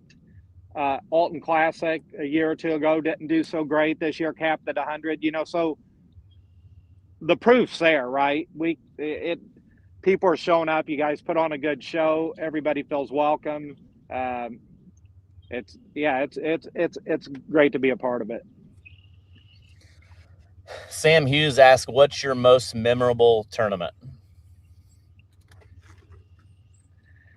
Yeah, probably. You know, we've been blessed to win some really good ones, but probably the one that I'll never forget. Maddie, my youngest one, I think was maybe 9 years old, and she and I competed in a tournament with maybe 60 some teams, a lot of them, you know, all male teams, and we won that one. So, you know, it wasn't by no means the biggest purse or anything like that, you know, to get her in the boat. And I love that. Those are the memories I'll never forget. You know, that's the good stuff. Been blessed with great partners over the years, and been blessed with success, but and I'm thankful for all those memories, but doing it with your own kids, you know, is pretty awesome. Yeah, I know. I'm excited. Rhett's kind of, you know, we've pitched a few tournaments now, and I've got him flying an FPV drone to start doing some cool video stuff with us. And but cool. Unfortunately, he's kind of into the bass a little bit. He's wanting to, I think, be on the bass team, and he wants to go bass fishing. I might take him to a bass tournament, which I don't know much about, but yeah, I love that. You know, we grew up, we weren't at all, well, I told you crappie guys, we weren't at all catfish guys, but I wish I could catch this fish, but all right, Crawford, are you back in here? Yeah, I'm back in. I got 2 more fish to weigh. Excellent, Joe. Thank you. Sorry about the camera, guys. That's all right. I thought my battery would keep up. Joe, I need your technique on these Pekin bites. You gotta hold it in your hand. I hear you.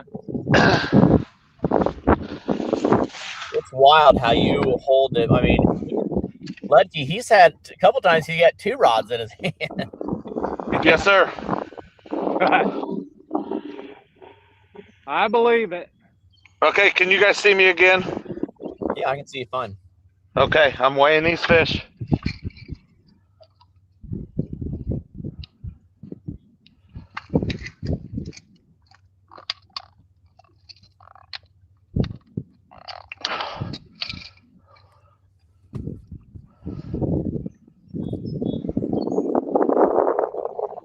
First fish, 3.62. Good.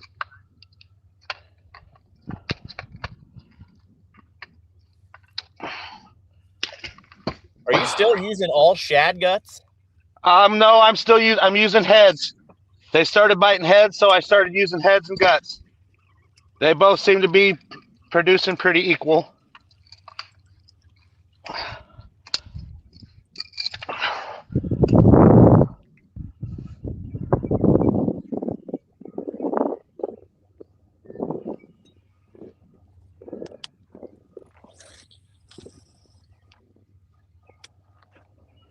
Second fish, 6.54. Ooh, nice one. Thank you. Just those two? Just those two. What does yours say? I'm just seeing if it's matching there. It says 105.28.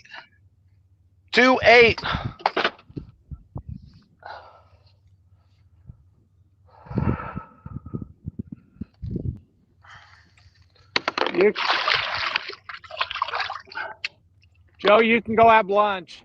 You want me to? No. Yep, that's what I got.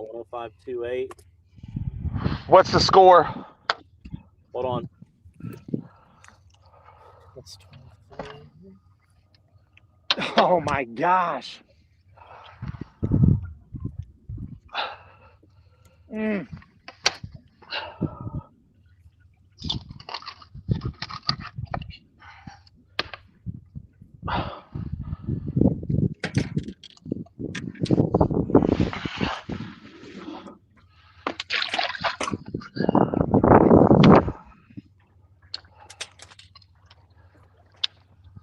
Okay. Crawford, Damn. 24 fish, 105.28. Ludtke, 10 fish, 49.70. Oh my gosh.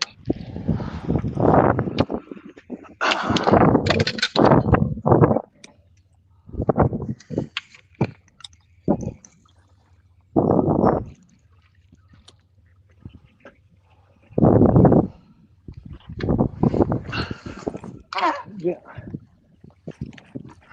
Joe, this one hurts. Yeah.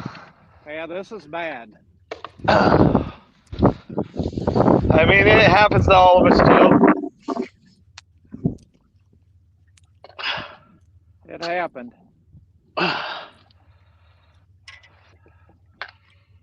It happened.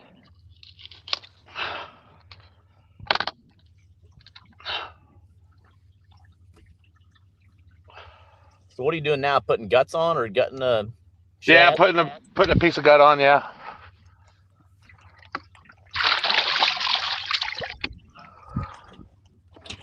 Crawford, we had a question earlier. What's your most memorable tournament that you've ever fished and why? Oh man, I'd have to say probably Bama. Bama this year. And what was memorable about it? I mean, my plan executed perfect. You know, everything I did went right in that tournament.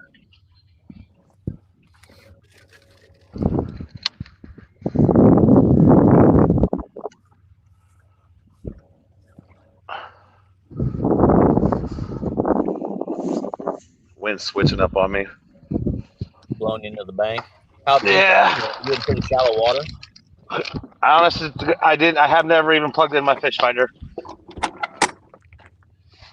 I was worried about running the Starlink dead, so I kind of used it for navigation to get up here this morning, but I haven't used it since. Yeah, that Starlink Mini doesn't really draw much at all.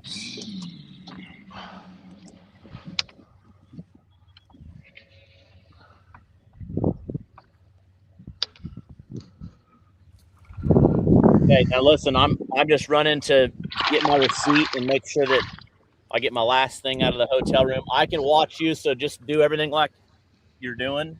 I'm still Okay. watching you live. I'll be right back. So weigh fish and throw them back because I'm on it.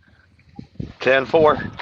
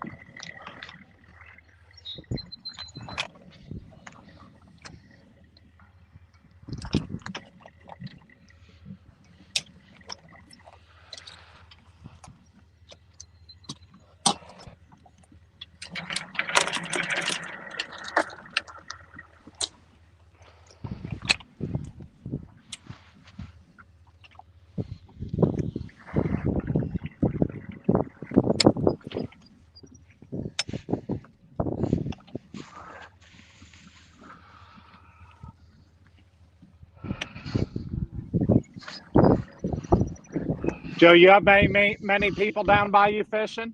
I haven't seen really a boat all day. Yeah. Yeah.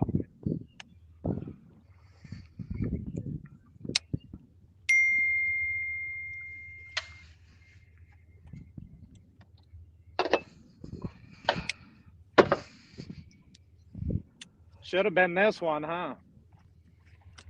Right? I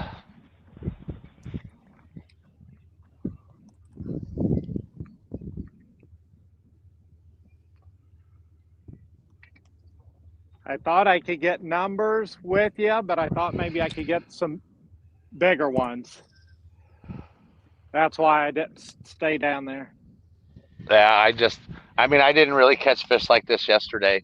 But man, as long as they're biting, I'm staying. Yeah. Made a good call, my friend. I haven't moved 100 foot. I mean, literally, I went in, I anchored this morning and kind of sat for the half-hour wait and let everything calm down. And then literally, I just pulled off the anchors and I just trolled over maybe 100 yards, and I've been on spot lock ever since. Yep. Did well.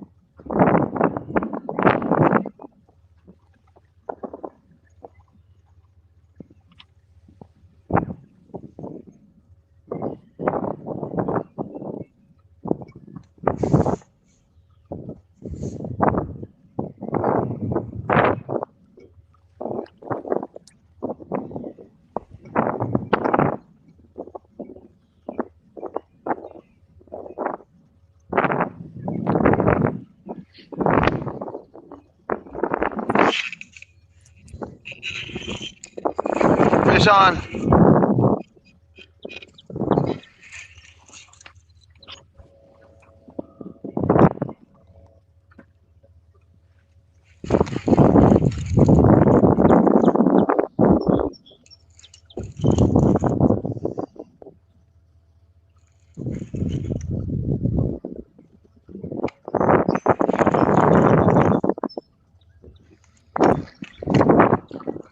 When I was off camera, I tried to boat flip one and dropped him.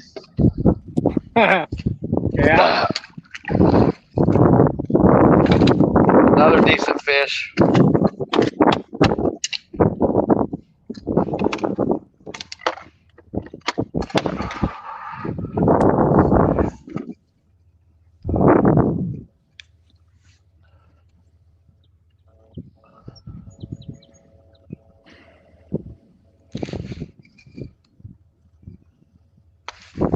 Fish on.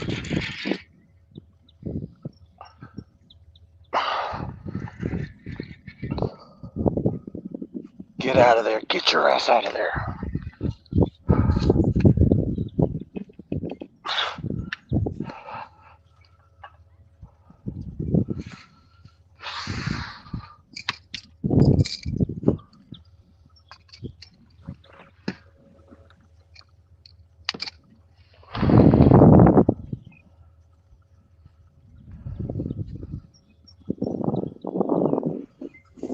Five, 4, 5.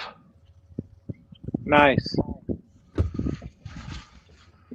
All right, I'm back.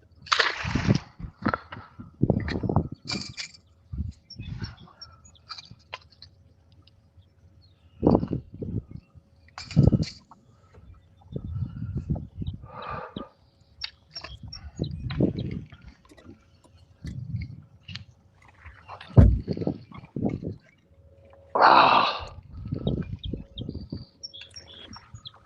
What am I hitting on? 5, 4, 5 on that fish. Yep. Just one. Yep, just one.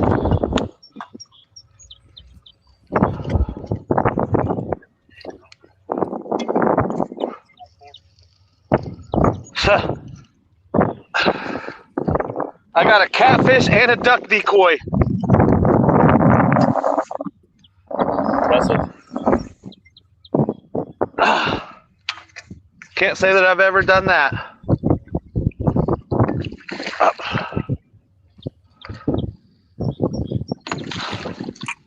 Just, oh my God. I don't know if everybody can see that, but it's a duck decoy.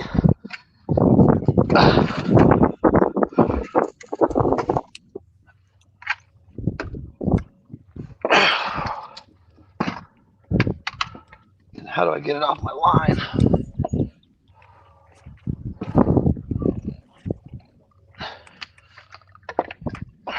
PB Kid asks, is there part of the rules to have to use cut bait or could you use live bait? No, you can use any legal bait you want.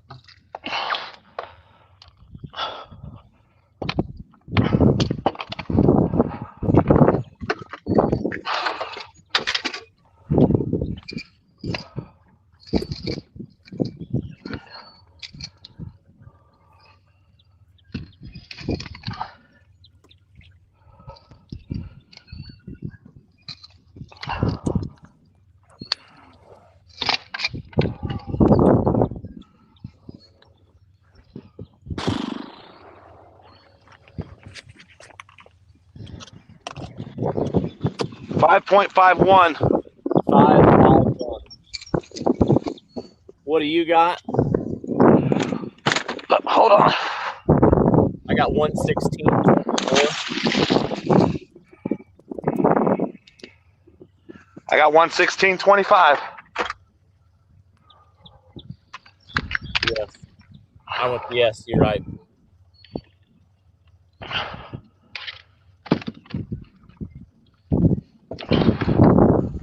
Joe, I learned a lesson. I will not leave them shallow water fish next time.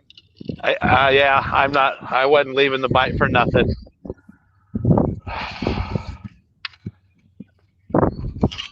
I got another fish on this one, but it's hung up. I'm half tempted to go chase him.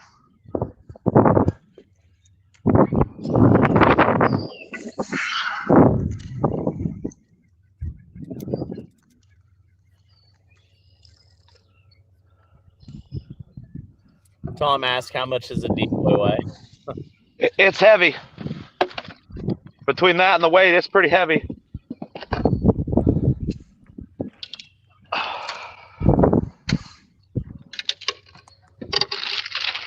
I'm about out of bait.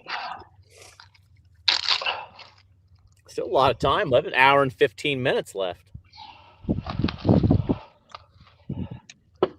Ask Brian Sinama how much time it took me. It didn't take much.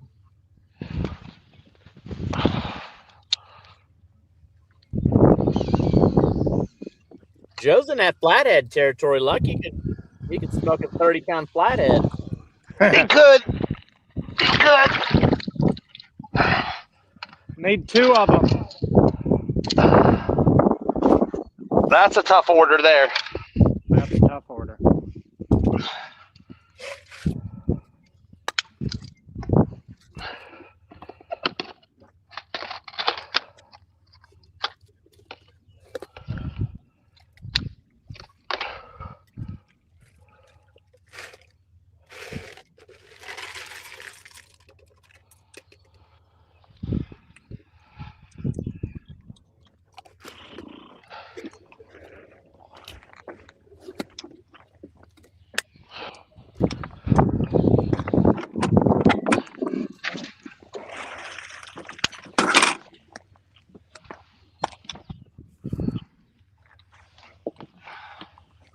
So Crawford got you at 26 fish, 116.25. Ludtke 10 fish, 49.70.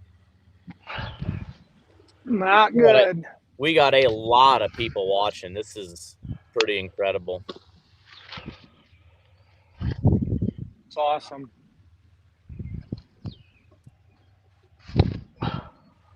Crawford, we kind of got deep into, Ludtke, where, how we started, how we got here. Kind of give us a little bit of background on you, people that don't know you that are watching. Give them a little bit of Joe Crawford background. I actually started fishing tournaments right here with Joe probably 15, 20 years ago with Tri-County. And then, like I said, they kind of quit having local tournaments because of Illinois law, and then I started fishing Twisted Cat after that. About 5 years ago? Yeah. So. And you've been doing a lot of traveling, man. You had a heck of a year last year, just barely making the championship. Had to go to that last tournament and did really well. I wouldn't say I just barely made it. I was 22nd or 23rd place out of the top 50. But you cashed a big check there in Oklahoma. I cashed a check, yeah. Yeah, and it got me in. That 4th place sealed the deal. Yeah, that really got you in. Chase McDaniel said, I fished with this man many times, never seen him catch this many fish. You know who that is? Yeah, it's my nephew.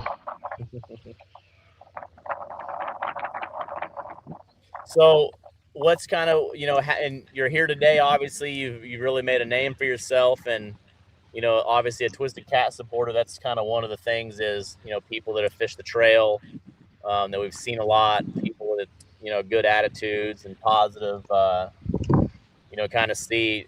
Like we talked about last night a little bit at dinner, is my goal is this is kind of the stepping stone of really building anglers, where we have a lot of followers on Twisted Cat, as you guys know, but a lot of the followers, they know me as hosting all the events and stuff like that, and through Liz and I Fishing, but now we want them to really get to know you guys on a personal level, where, you guys can create more followers and build your own brand and kind of take it to the next level. Well, I mean, I appreciate the opportunity, Alex, 100%.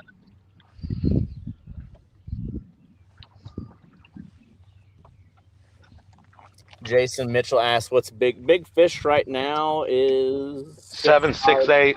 768. 768. Yeah.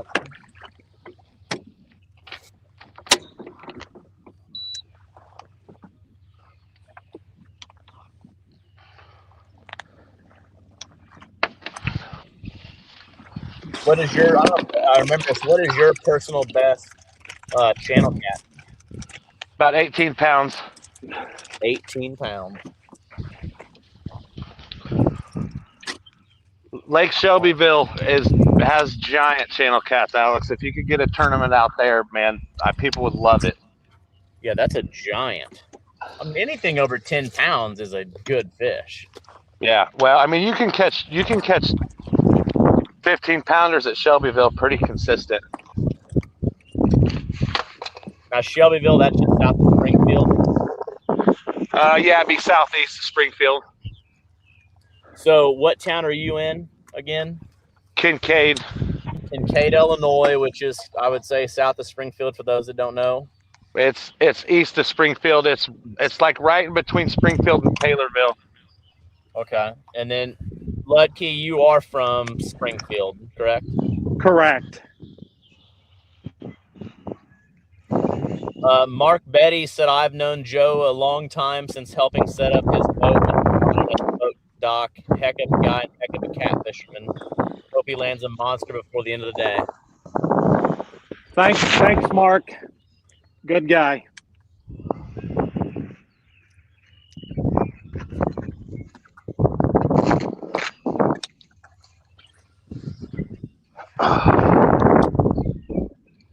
Under the Finley Bridge, I caught a 16-pounder. He ain't lying.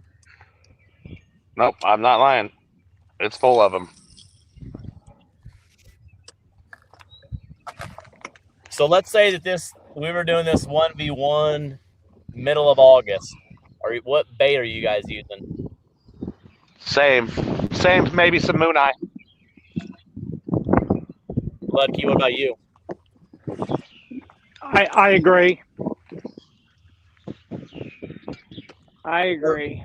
Is there times that moon eye will outshine shad, or do you just think it's just sometimes having it, or? 100%. Fish on. Have either of you guys ever used chicken? I used to use chicken livers when I was a kid. I grew out of it. He grew out of it. I like that. That should go on the back of a shirt. I used to use chicken livers as a kid. I grew out of it. Oh my gosh. What about you, Lucky? I've never used chicken. Yeah. Maybe I should be. I have not. Oh, this is a good one. Another good one. On shad or shad guts or? Guts or head, I don't know for sure.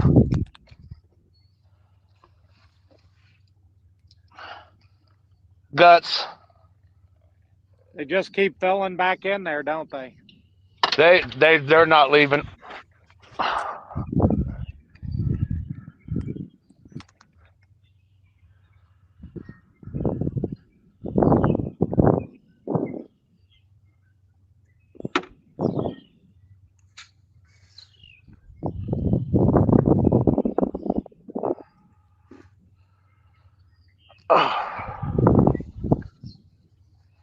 That looks like a pretty good one. Yeah, that's a better one. Man, and they just will not open their mouths today.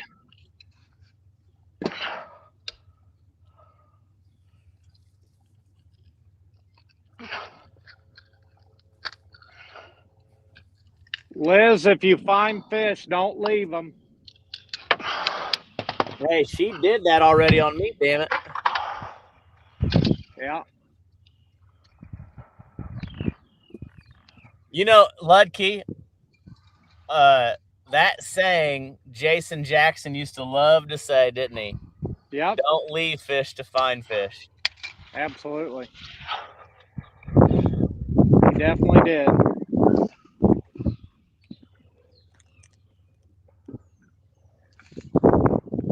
Another fish on.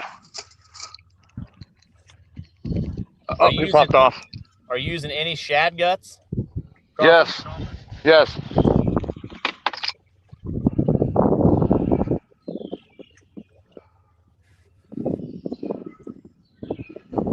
Six, 4, 1. 6, 4, 1, caught at 12:57.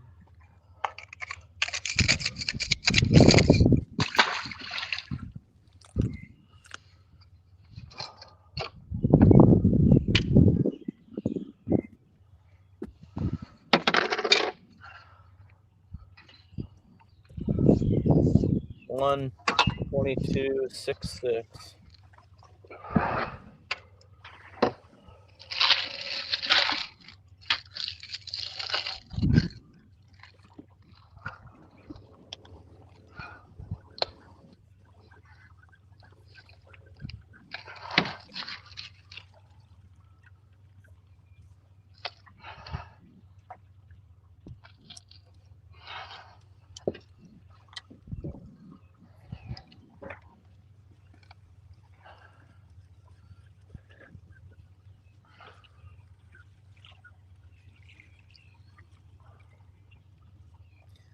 So we hear a lot when it comes to bait. Obviously, you guys both caught some shad.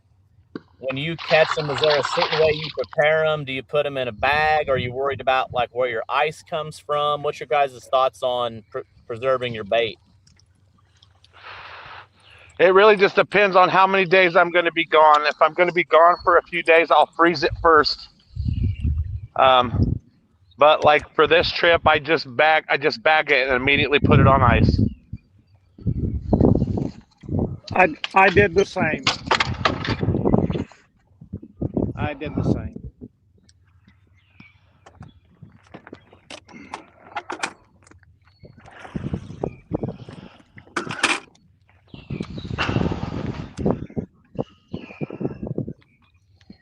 All right, we're down to 1 hour.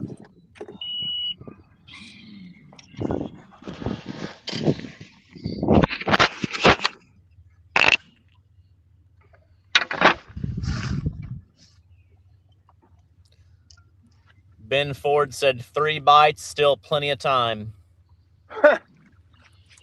Thank you, Ben. It'd be big.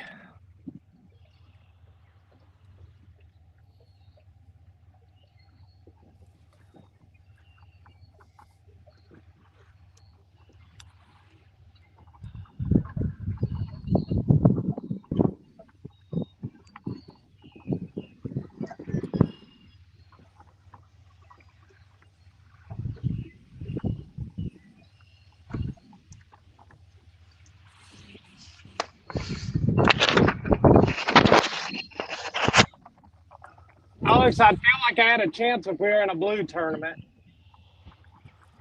You just never know, though. I mean, you stumble upon. I mean, it can happen quick. I mean, you know that. Yep, it can. It really can. Sam says, do you ever double rinse your shad? I don't know what he means by that. Sometimes I rinse them. Fish on. You ever double rinse them? I can't say that I've ever double rinsed them. I rinse them too to try to get the slime off a little bit so they don't get all mushy in the bags. But yeah, I don't know about double rinse. I don't know what that is. I guess again, it probably depends on how long you're going to keep that bait. Yeah.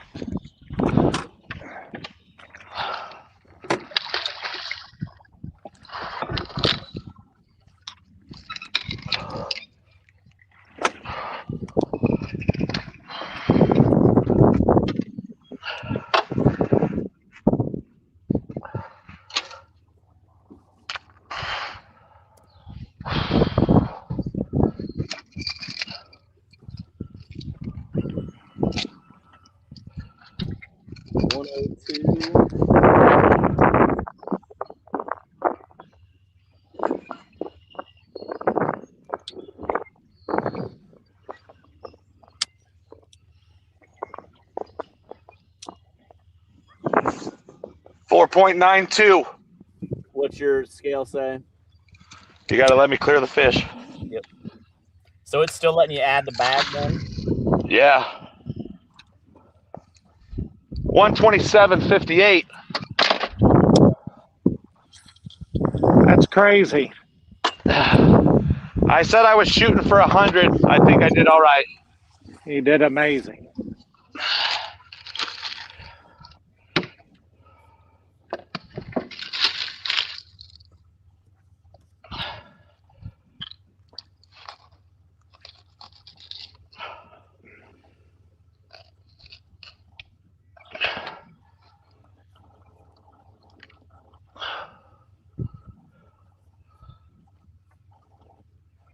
Cindy White just jumped on. I'll let you guys kind of. She asking about size of hooks you guys are using for channel cat.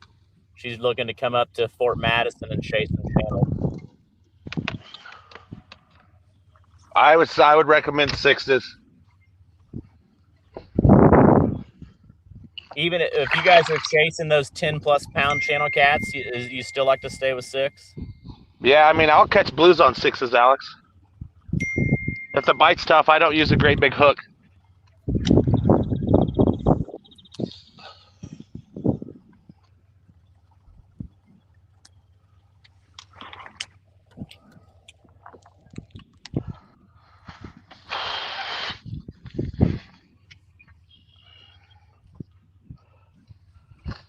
Oh.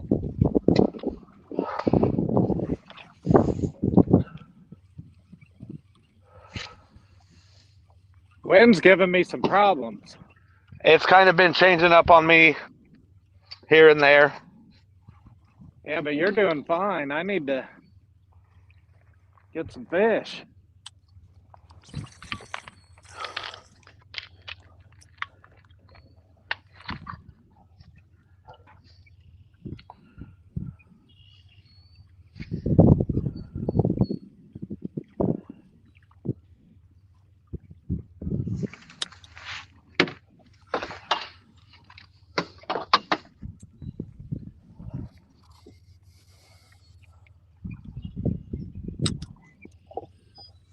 Boy, this last hour is taking forever. Yeah, I know. It's like I said. It's I do like that idea. I'm glad you guys brought that up. I'm writing times down, which I didn't start until 11 o'clock. But Have I caught a fish since 11? your last fish was at 11:28. That's bad.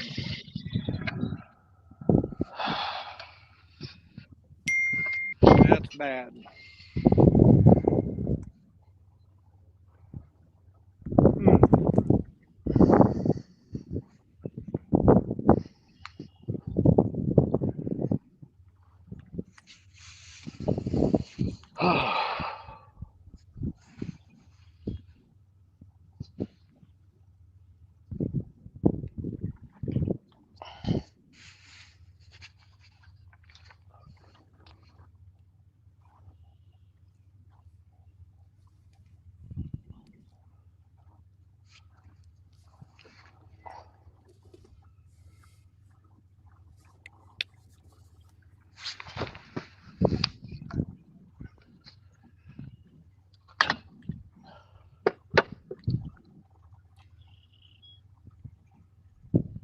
I can't wait for Fort Madison. I'm going to take a boat ride, and I can't wait to see how many people are standing up like Crawford with 2 rods in their hand. I bet you see a few now. I bet Cliff Miller was like that. I am not kidding when I say he'll yank on a fish so hard that he'll pull it out of the water and it'll go back in. I mean, he will just rip the fish, man. I go to the front of the boat when we're getting bites when I'm in the boat with him. Joe Solomon that fished with me in Bama, I kept trying to tell him to reel down on the hook. He grabbed one of them and literally ran to the front of the boat to try to set the hook. I'm like, what in the heck are you doing? But he's one that, yeah, if you're behind him, you better watch out.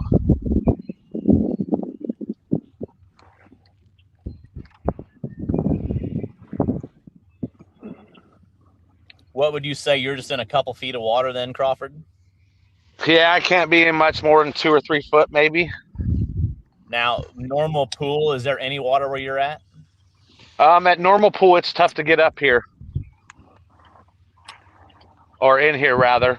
It's doable, but usually the path up here is only a couple feet of water. Ludtke, what are you in right now? The wrong depth, 7-9. Throwing 7-9. throwing to just a foot or two.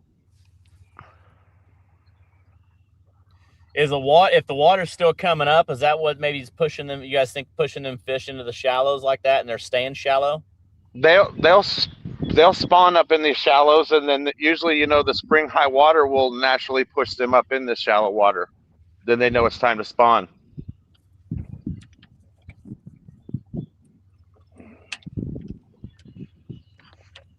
Adam Hart said Cliff gets a running start. The front of the boat isn't safe either.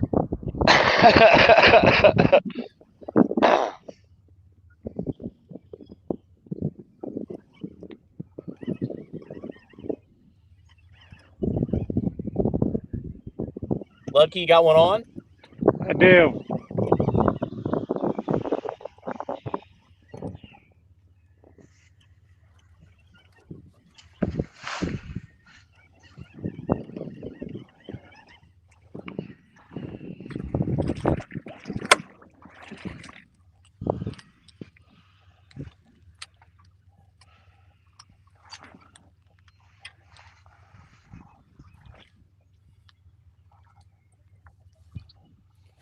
All right.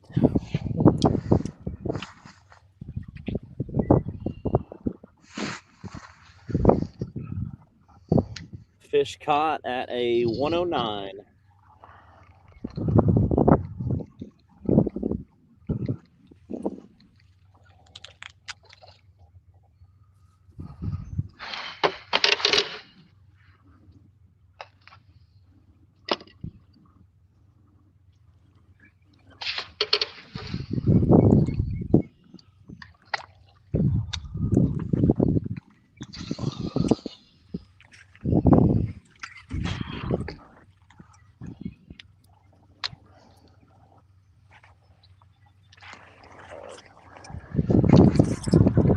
Gosh, this makes me want to go fishing so bad.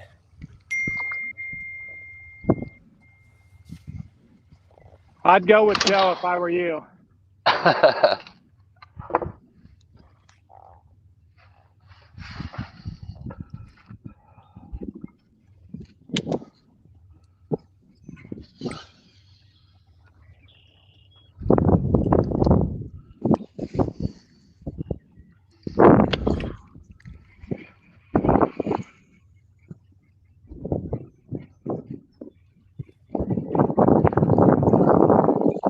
4.80. 4.80. Correct.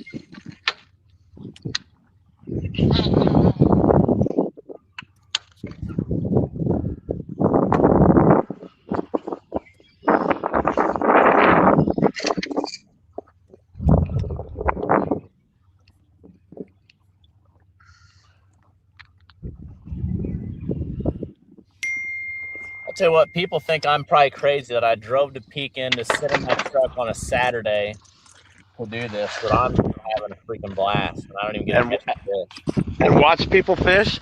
Yeah, I mean, this is just, there's so many people watching, man. It's just unreal. This is awesome.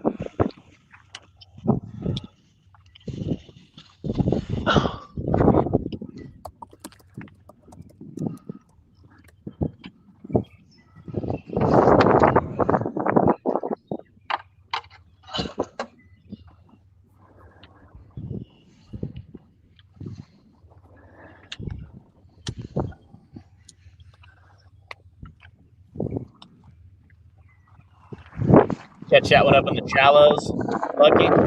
I did.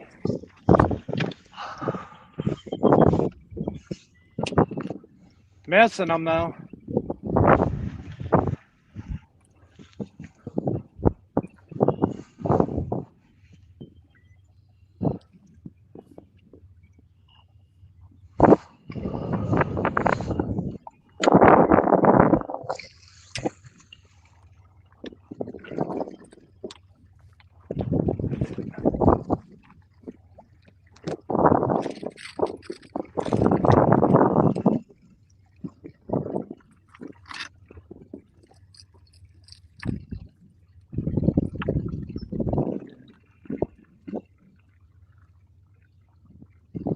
Thanks, Rusty. Like I said, we gotta still work some things out a little bit, but for the most part,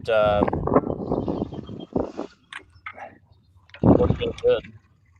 It'll be really good. A couple of them will be doing. I'll be able to do it from my home office, which I'll have my big desktop with 2 big screens and all that. So Fish on.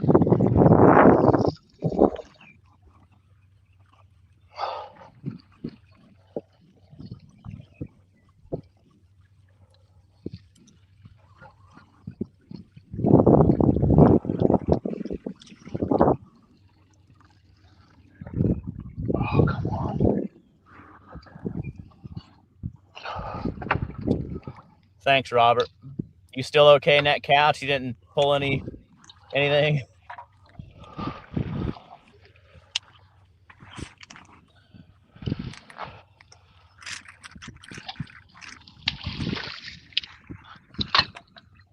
Oh, this is another good one.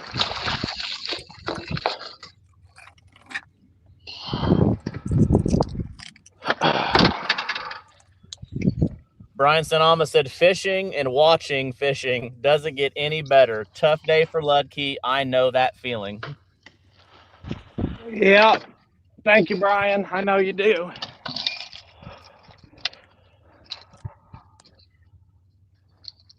Robert Robinson said, this beats any live feed I've ever watched. Awesome job and congrats to you guys. I'm anxious to see what the future holds.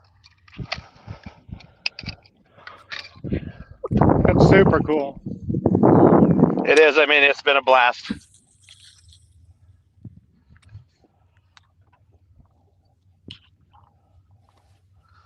$7.14. Ooh.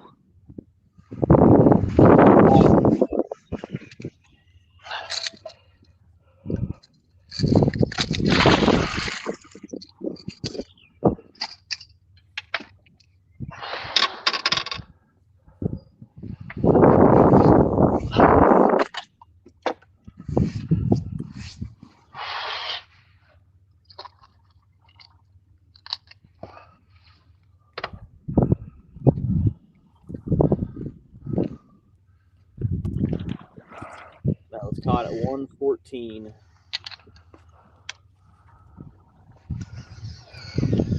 134, 7.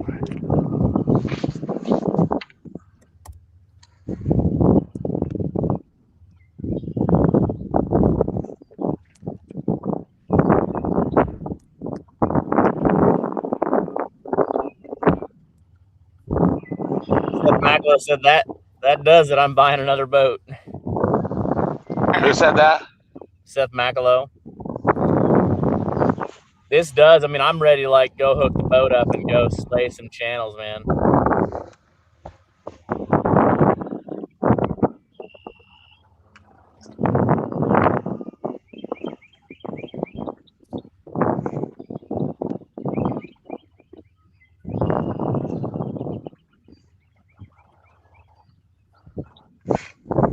Fish on.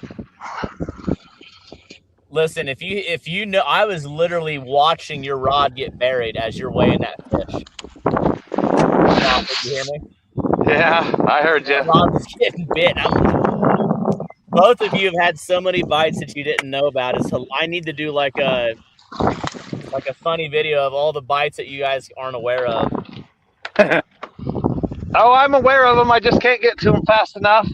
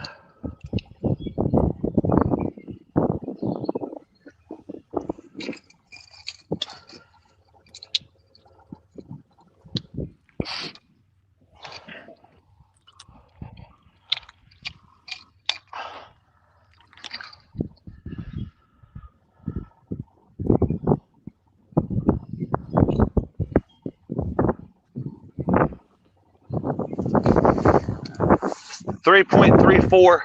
Got it.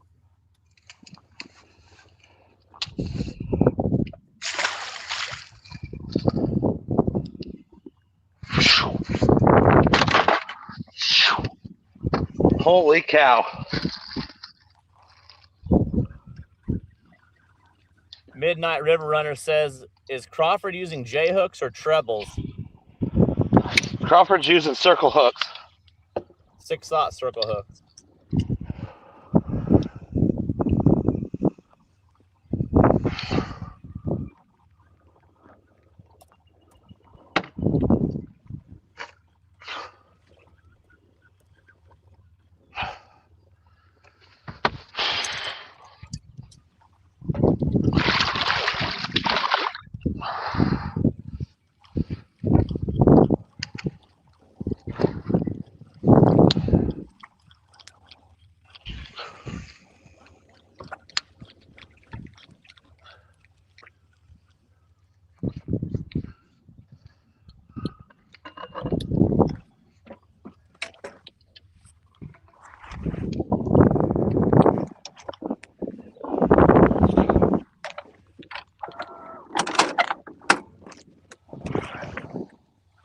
All right, 119.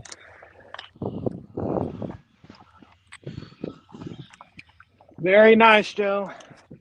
Thank you, sir. You think you got enough in the mystery box to cover the deficit, Joe? I think so.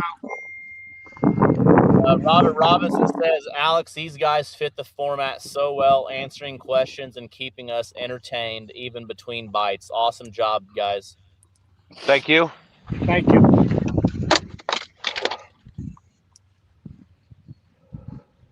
Jerry Klein. Hey, Alex, 1v1 TWC versus Rippin' Lips. Let's go. Doug Evans, what scale, brand, and max weight? And you guys, this is the first time both of you have used these Bubbas. I mean, I've used them a couple times in tournaments, and they've got their own set of clips, but they're awesome scales. They're the Bubba Pro Tournament scales, and they have different modes. And so right now, like Crawford has got his on rally mode. I think Ludtke is also, but it's actually his scale is going to be hopefully identical to my math. But it catches every fish. You catch it, weigh it, it adds it to your bag, and you rally it for the day. Gives you small fish and big fish too, so you don't have to keep track of that. So it tracks your biggest fish, your smallest fish, and your total bag, and how many fish you caught. So it's a pretty cool deal. It's an expensive scale. I think it was $229. Oh! But it's a nice scale. I mean, you got to have a really good scale, and it'll lock the weight. How many times have you had to do the circle? I almost every time, but I like the way it locks the weight is really nice. Only a couple times for me, but I haven't been weighing near as much as Joe. Well, I'm kind of in the wind too, so I got to hold him close to me to get him out of the wind. Otherwise, it just keeps going. Yeah. Alex, I will definitely be getting one. Well, when you get them, I mean, what's really cool is when you do the culling side of the scale, it actually fish on. Holy crap, you almost flew out of the boat. Ludtke, they've got a set of culling clips that are the same color. So when you catch a fish and you put it where that, if you want to put an 862 in the red, you put the red clip on that and you know exactly what each fish weighs. Oh, Tim Yonker said, Crawford sounds like he's out of shape with all that huffing and puffing. It's a lot of work.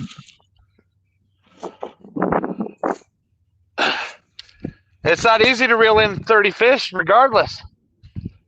You kept track. You know how many fish you've got then, don't you? It's 28. I think this is 29.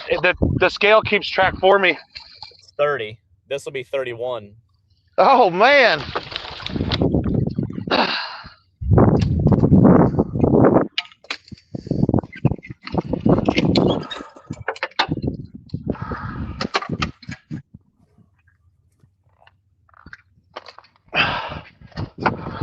You should see my sheet of paper right now. Writing times down.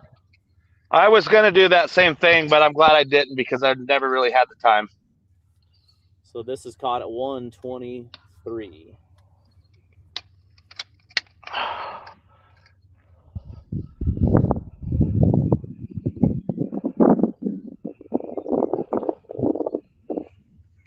$5.54.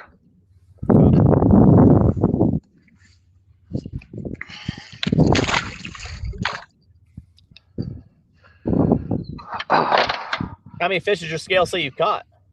Oh, give me a second.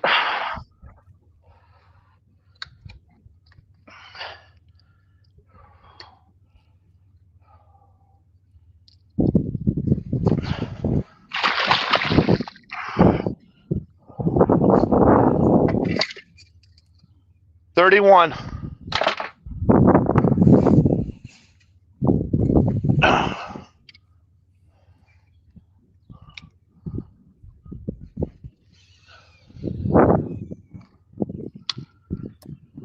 I hope Joe don't have 100 pounds in that box.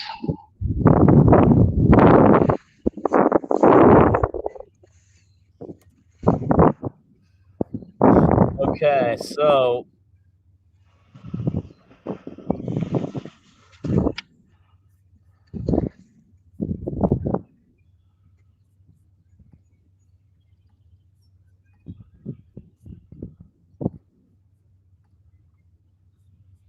Are you there? yep, nope. I just updated the screen and we're all good. And so Crawford's got 31 fish, 143.60. Ludtke 11 fish, 54.50.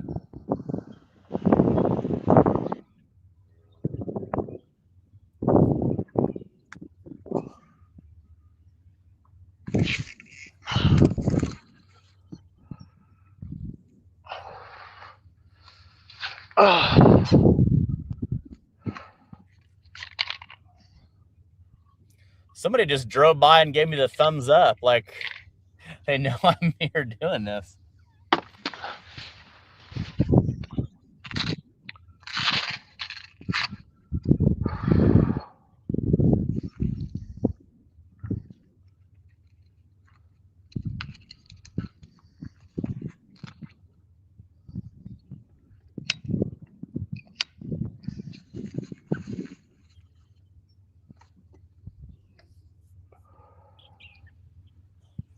Can you hear me, guys? Yep. Here Yep. you're good. Listen, that's who I got to get a sponsorship from is Ram mounts. Yeah. Right. The amount of money I have in Ram mounts is scary. Yeah, that's perfect, Lucky. Thank you.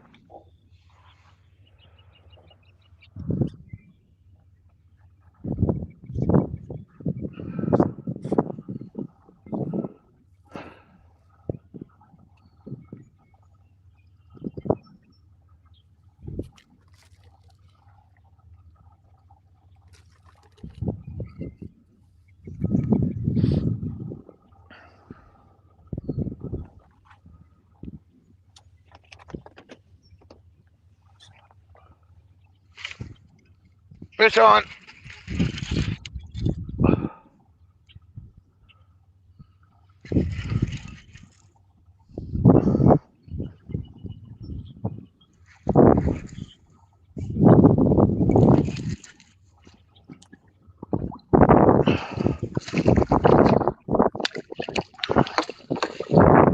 Here's a question I had.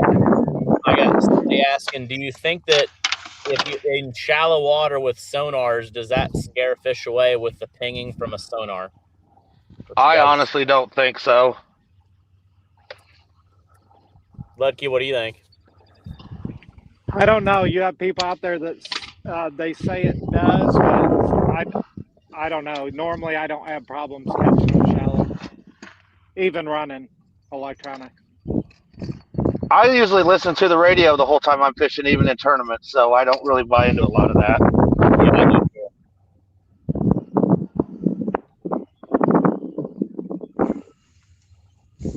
4.19. Got it.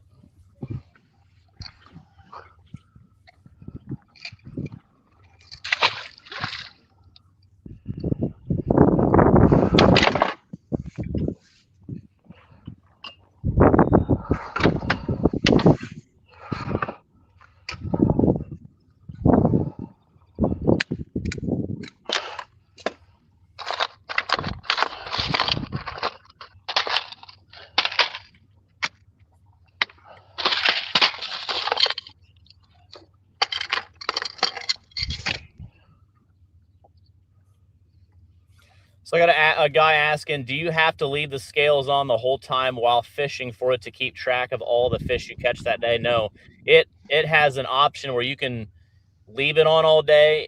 It shuts off every 5 minutes, but every time you turn it on, unless you have to actually go to erase that memory. Is that how it's kind of worked for you guys today? I don't know. I hadn't really messed with it, Alex. Do you have to turn it on every time though? Probably. Mine hasn't shut off much today. Yeah, I don't know that I set yours. Yours might stay on the whole time. I know that Ludtke's. No, it shuts off, but I've been weighing fish so consistently that it doesn't shut off. Yeah, Ludtke's I've got on a 5 minute where it goes to sleep, and you just got to hit the middle hook button. But they're pretty sweet, man. Very much so.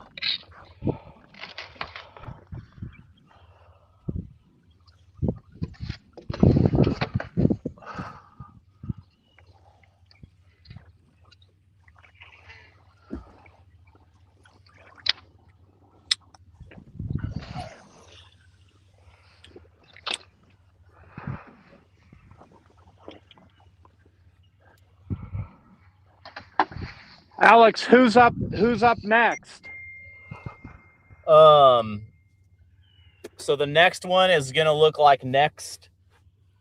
I'll leave probably Tuesday or Wednesday of this coming week. I'm heading to cornfield fishing demo days on Lake Kentucky or Kentucky Lake, and then Chris Wallace and Jackson Mitchell are shooting to go somewhere around Kentucky Lake next Sunday. I'll stay in town and do that next Sunday. And then the weekend after is the Sea Arc Owners Invitational. I don't think we'll be able to get one done during that weekend. But then in May, we're going to hit it hard with the Saturday, the same weekend of the Sunday Twisted Cat in Fort Madison. That Saturday, Devin Little and JT Ray are going to go on Lake Oologah in Oklahoma head-to-head. And then the weekend after that, hopefully we do 2 back-to-back, and then that whole first bracket will be done. Awesome. And then we're going to have to do a loser's bracket for some of us that got smoked in this first round. Wow.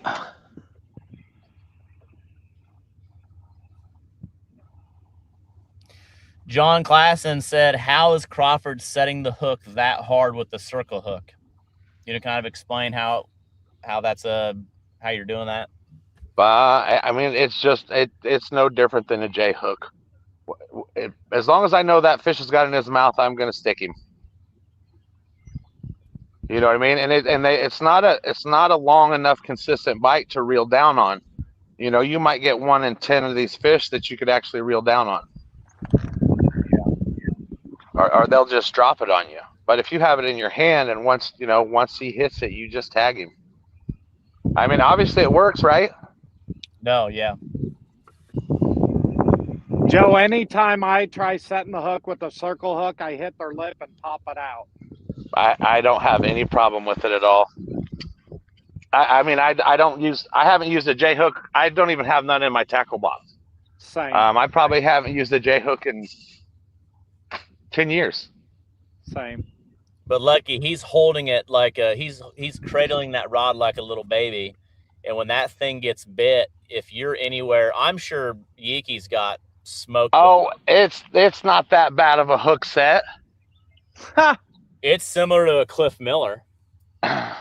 He's got good technique. You wait. I've got this is also being recorded, so I'm gonna do some vertical reels on this. I thought you were going out of the boat. You went out of frame like you were going out of the boat. That was awesome.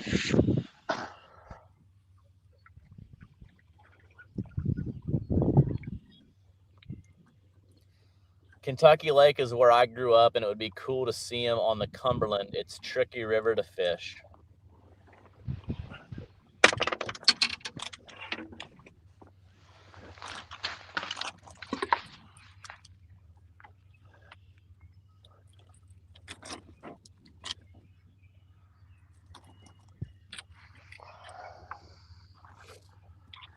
The Cumberland fish is a lot different than a lot of rivers. Yeah, I've never fished it. Yeah, fish is a lot different.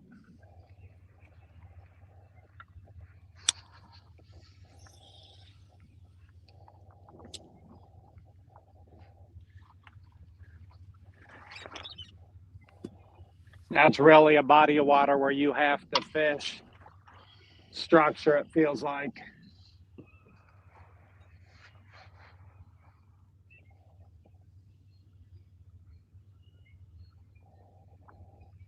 Are either of you in? You got really no current whatsoever. Are you on the main channel, Joe?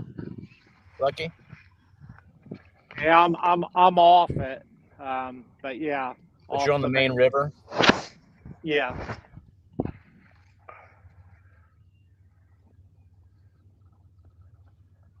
And it's not working well. I think you're getting some bites. So just I am.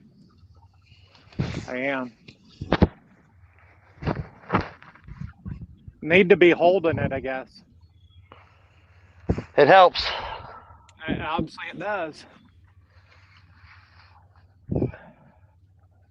Lesson learned. That's why I run those super light rods. The whisker whips are about the lightest I'll run, or the heaviest I'll run channel catfishing. Sure. But the ugly sticks, I mean, literally they're more like a bass rod. I can see any move they make on that rod tip. You both have had rods buried today, just doing something else. It's so hard. Like I said, it's crazy to not yell at you. That's probably the hardest thing for me today is to not yell. Your rod's going down. Yeah. It's hard with only one set of eyes. It is. It is.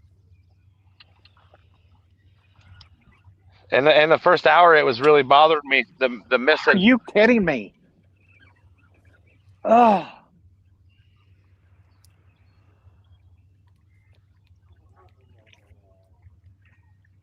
You hear me? Yeah. What'd you say? Sorry. Just that's about how my day's gone.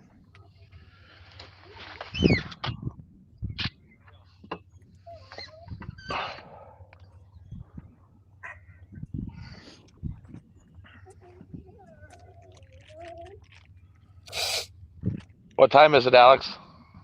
1:36.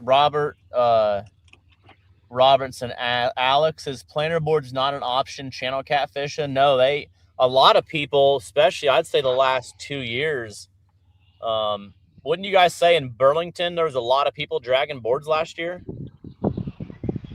Absolutely. I didn't really see a lot of people, but I didn't really come across a lot of boats at that tournament.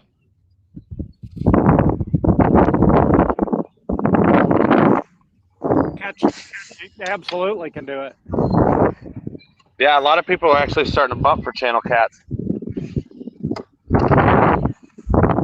What do you guys think the technique will be? I know we're a long ways away, but that early May bite, you know, it can be tough if the spawn's a little early. I'll probably personally approach Fort Madison a lot like I did today. Because it's got some high water right now. I mean, we hadn't had water like this in several years. Yeah.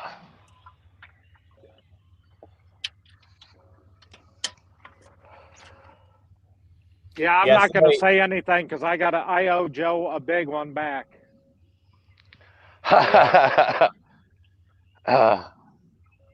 I'll fish a tournament in Springfield and you can do it there.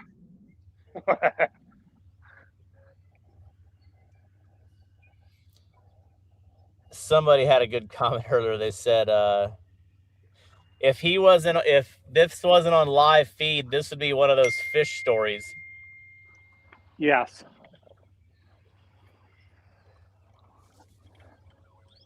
Agreed. I mean, the numbers of fish I've caught today, it's not uncommon to catch that many fish out here. So you guys, like we talked about last night, you guys would kind of consider this pool similar to Fort Madison, just not as many fish and not as big. I mean, but kind of close in a way. I would say the numbers are better, but the class of fish at Fort Madison is unbelievable. I agree with that. Yeah, let me pull. Was it Burlington we had the crazy weigh-in last year? I'll pull that weigh-in up. I got the results. So yeah, last year in Burlington it took 53 to win, but where it's crazy. Yeah, top 11 boats had fish over 10 pounds, but it was the year before that was really wild. It was like 13 pounds was the top 13 or 15 teams that had big fish. Their big fish was over 13 pounds. It was crazy. Yeah, I remember that one. I had a 10-pounder and it didn't do nothing.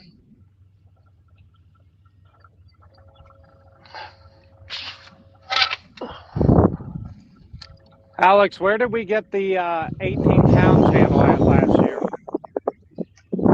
That was Burlington, wasn't it? Burlington? It may have been. I don't recall. Yeah, no, yeah, Joe Ludtke, you had big fish for 17.75. That was a giant.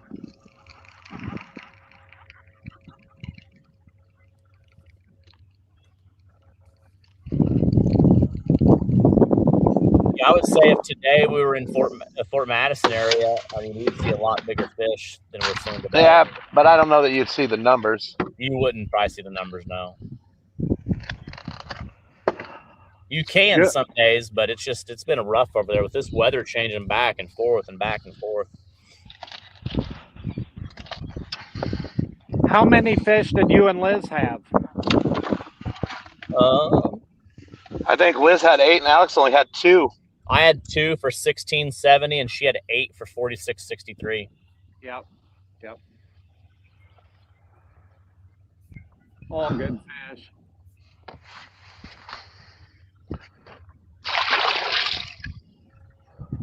And I mean, you guys seen that I missed a couple good bites, and then it's a struggle. It's a, I don't know. I love it. This 1v1 stuff is just addicting.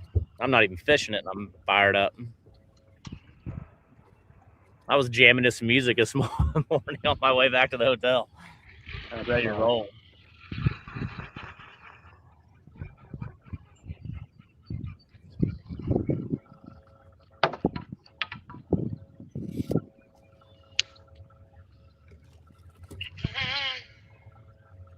All right, I'm gonna go get my receipt, and then I'm done. So then when this is done, I can head and get you guys picked up. So give me just 2 minutes. Yep.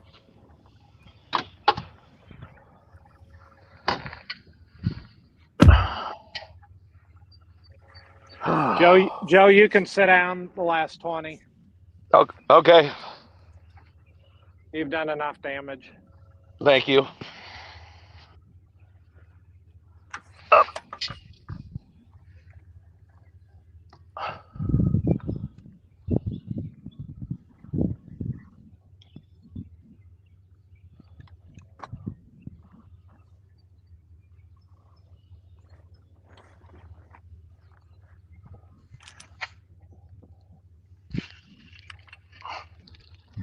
Oh, whoa.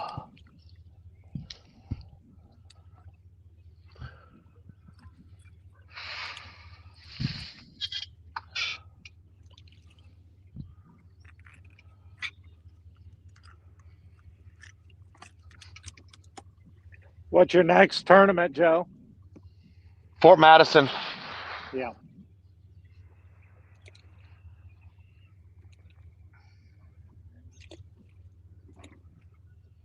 Be a good one. Yeah. Be a good one. What in the heck is going on?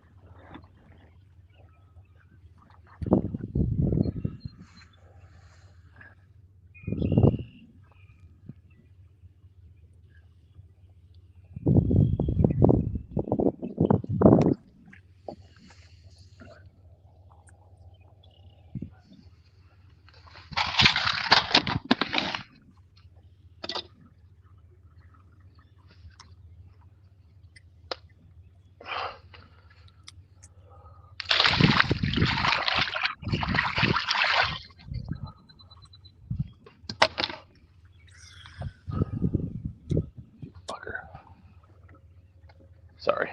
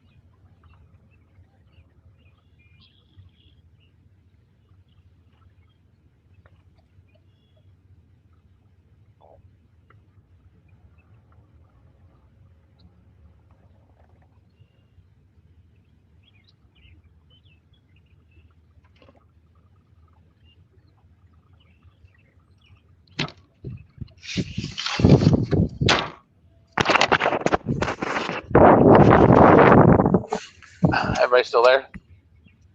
Yeah, I can hear you.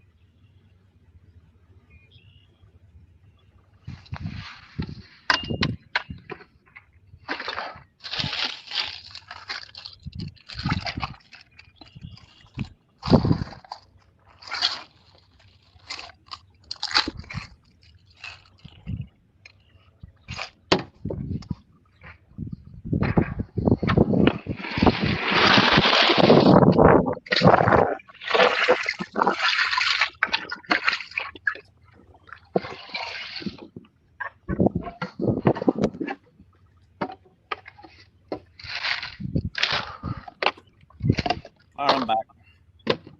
All right. How's it going? Not bad. Same as when you left. Ready for 2.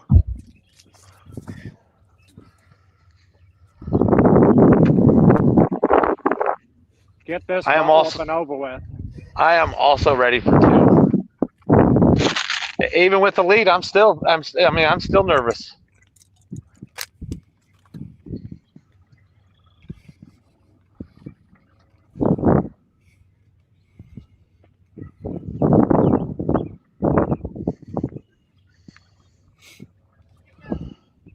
Thank you so much. Of course. Have a good day.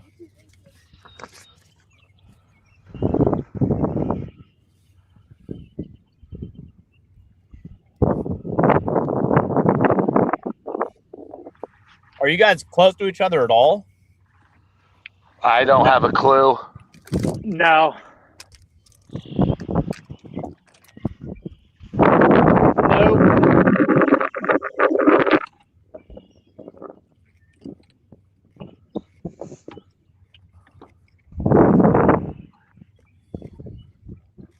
ran from that area looking for a different area, and I found it.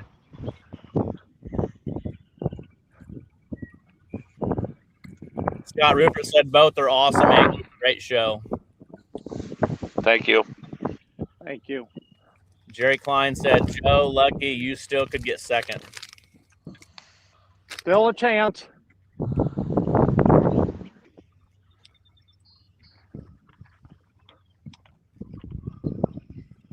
Doug Evans said, I really like the 1v1. Sign me up next time.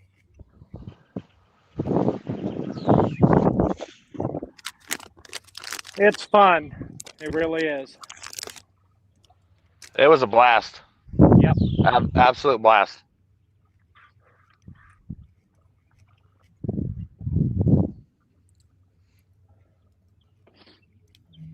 Mariah said, love you, Dad. Always Angler of the Year to us. Love you, sweetie. Thank you. Awesome job, and can't wait until the next one. You know, so what's, again, I think a lot of people that want to be a part of this, you know, as an angler myself and always having to do like the public speaking, you got to look at this and you got to pick the right people. You know, I'd love to pick everybody, but you got to be, like you guys have done really well because you are under pressure, but you're answering the questions. Fish on. Fish on. And people, there's a lot of people that are watching that want to learn, and this is a great way to learn. You know what I mean? It's live. They're going to ask you a question and get an answer right away. Absolutely.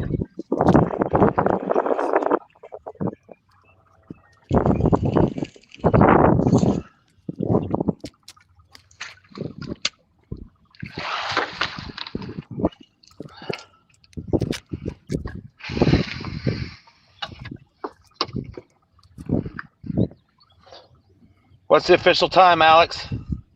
1:51.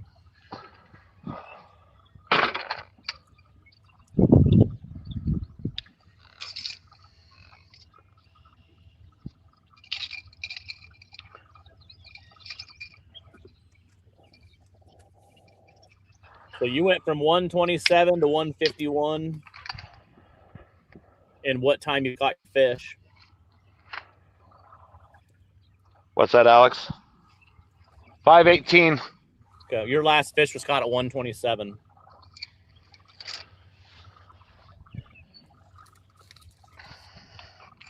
So do you hit add to bag right after you drop that fish in? Yes. I got 152 with 33 fish. Yep. You just hit that middle button, that hook, and then it adds to bag. Yep. I threw all my bait out. Thanks, Joe. Oh, and that one just fell off. No problem. I'm not getting bit anyway, so you're good.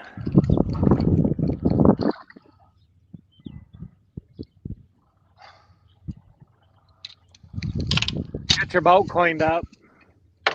Yeah.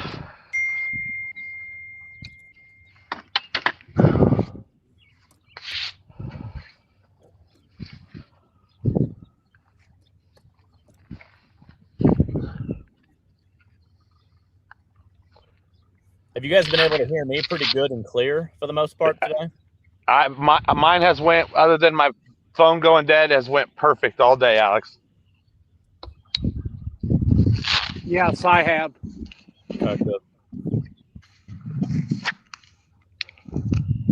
I know I got to get another extra tall ram mount because Ludtke's got one of them, and that's why you can see that little on Crawford's my little knob there. If anybody knows somebody at Ram Mount, hook me up with that contact.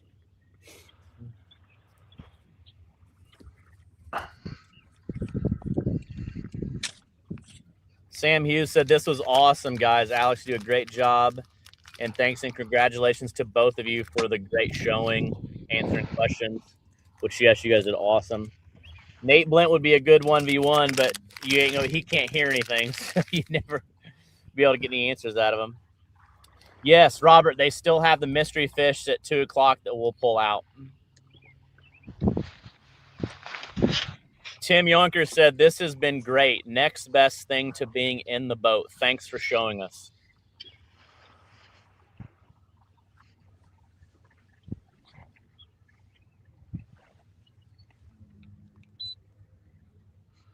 Oh.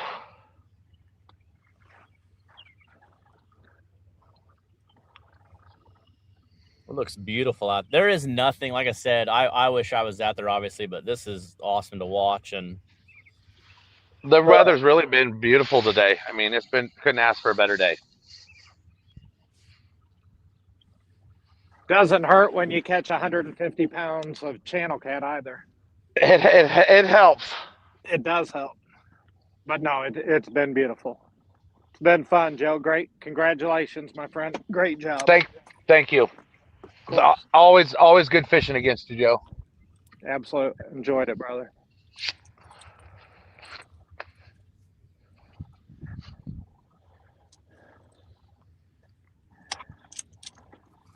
gosh, just think next year we might be able to get, what is that one company, the DraftKings or whatever, where you can start betting? Yeah. Could you imagine? Like, you could bet on big fish, small fish, total weight, who's going to win. That'd be wild. Be amazing. I'll be betting on Crawford. You don't want to call me out again next year, Joe. I said, no, I do not. I learned my lesson this year. He got to go against Liz now. He's dangerous. She whipped me on a tough day, and that was a tough day. Yep. Fishing's fishing, though, right? Once you think you're good at it, you're going to get humbled. That's what I love about this sport. Yes, sir. You can kill them one day and then not find a bite the next. Absolutely. PB Kid said, really glad I found this channel. Thanks, man. I hope you enjoyed the show, and fish on! More of it.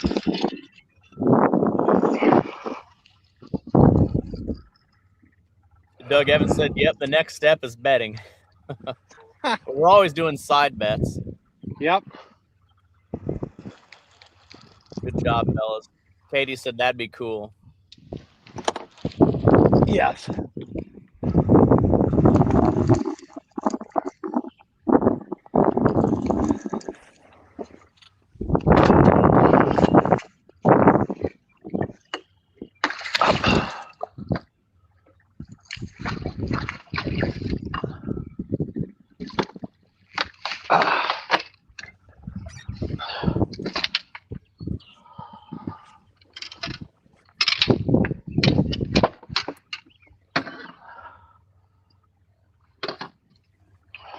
$157. I'm weighing another fish now. Yeah, no, I'm watching you.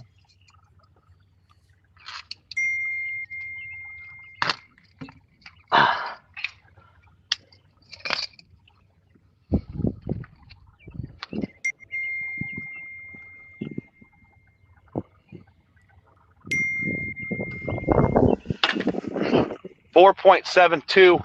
Go.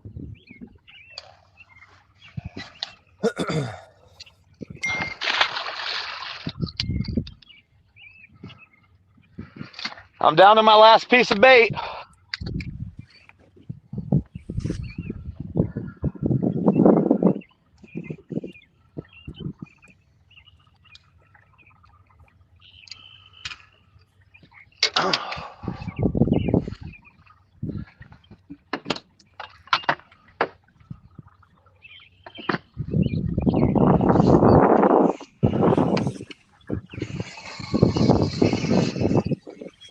Hey, Alex, in closing out this on my end, two girls who mean a lot to me had a horrible thing happen yesterday with their family, and I don't want to get into it, but we got a lot of people on here we're close with, and just say a prayer for God's number, you know, and hand on them as they deal with a tough situation. Yes, absolutely. Let's definitely have some prayers. And like I said, there's one thing with this sport and the catfishing community is we definitely come together as a whole and you know, have each other's back. And Yep, yeah, I appreciate it.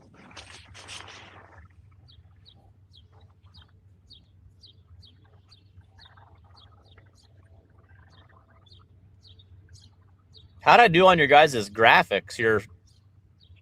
I almost made you guys look like celebrities. It's awesome. Well done. 2 o'clock. Hey, Joe, you can't catch any more. All right, so 2 o'clock. Now we're going to go to the mystery fish and add that up. So if you're just jumping on and you're kind of wondering what the mystery fish hour is I will have to admit it's something that Brian, St. Alma, and Glenn, they kind of came up with, I guess. And I absolutely was against it. And I hate mystery hour because it beat me. But it is a thing. It is kind of cool, and it can kind of make people watch and really stay on later. So we're going to get a mystery hour. They got to fish for an hour from 8 to 9, and every fish they catch, we're going to add that to their weight.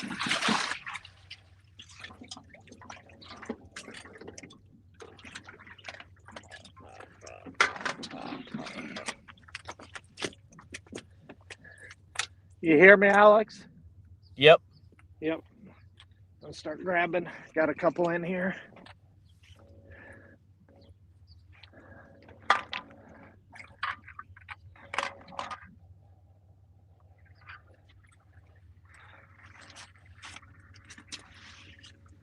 Lively.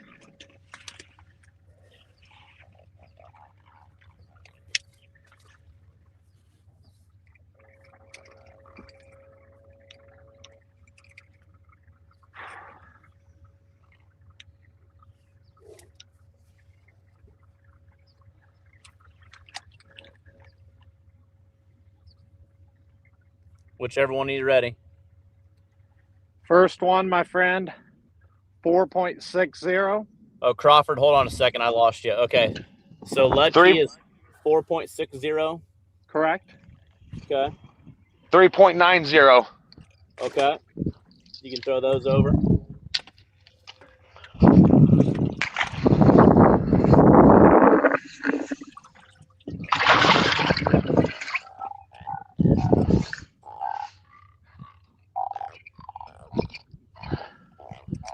Oh.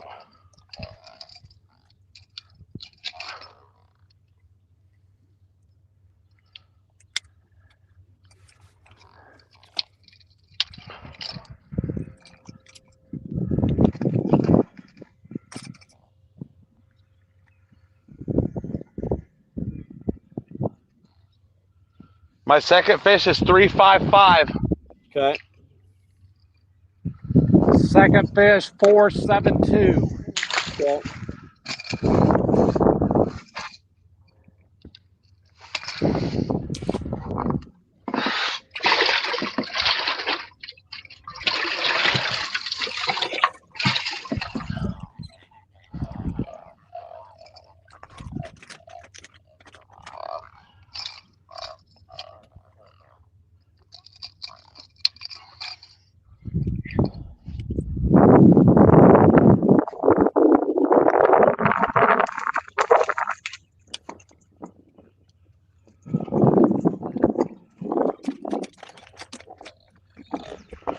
$4.16 on my second fish. On your third fish? Second, I think, or is it my third? It's my third. Say it again. 4.16. 4.16. Alex, 4.93. Got it.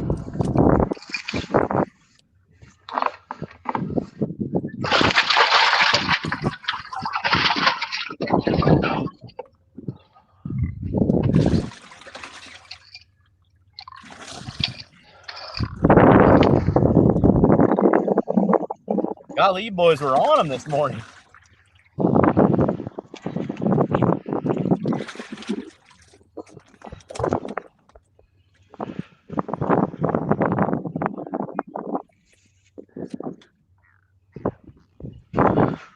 3.88. Okay.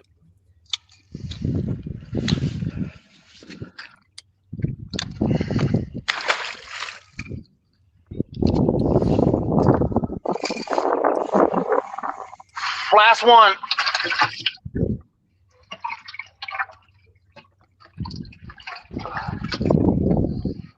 $4.64. Okay.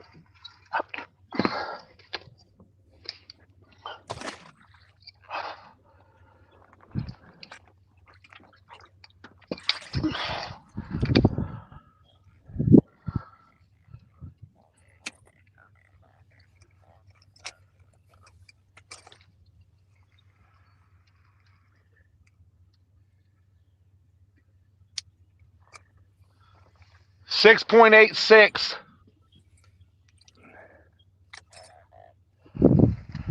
Did you get that one, Alex? Yep, got it.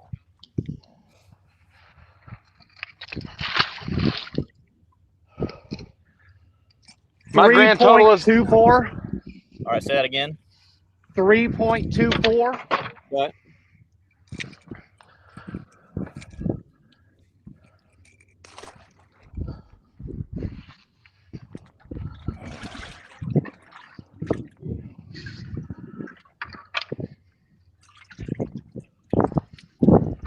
This will be my last one.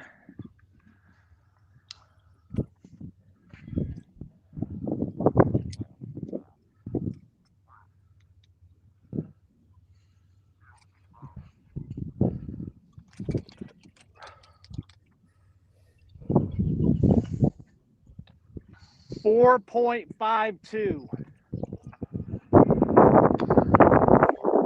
Okay. Let me get these added up real quick.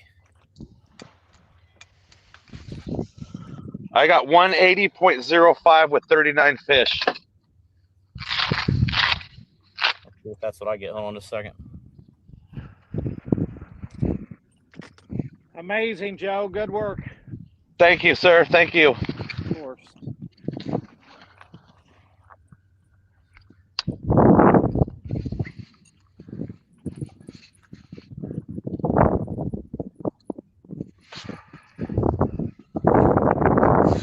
What'd you have? 180.04? 05. 180. And that's with 35, 6, 7, 8, 39 fish. 39 fish, yep. Okay. And then we've got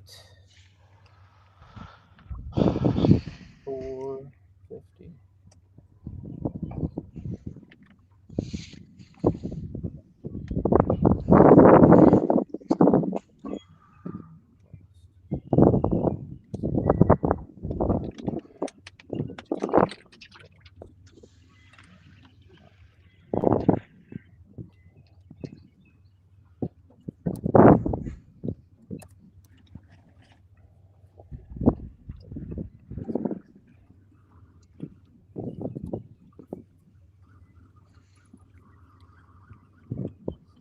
Okay.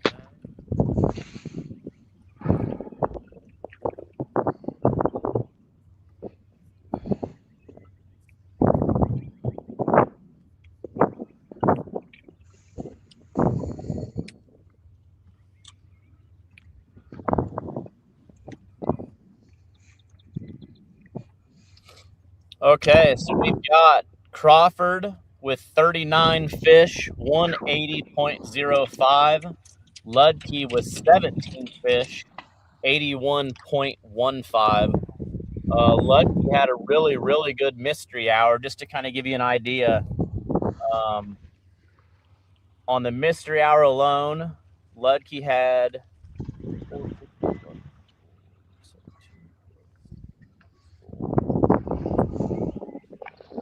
Are you still there? Oh, yep. Yep, I'm just adding this up.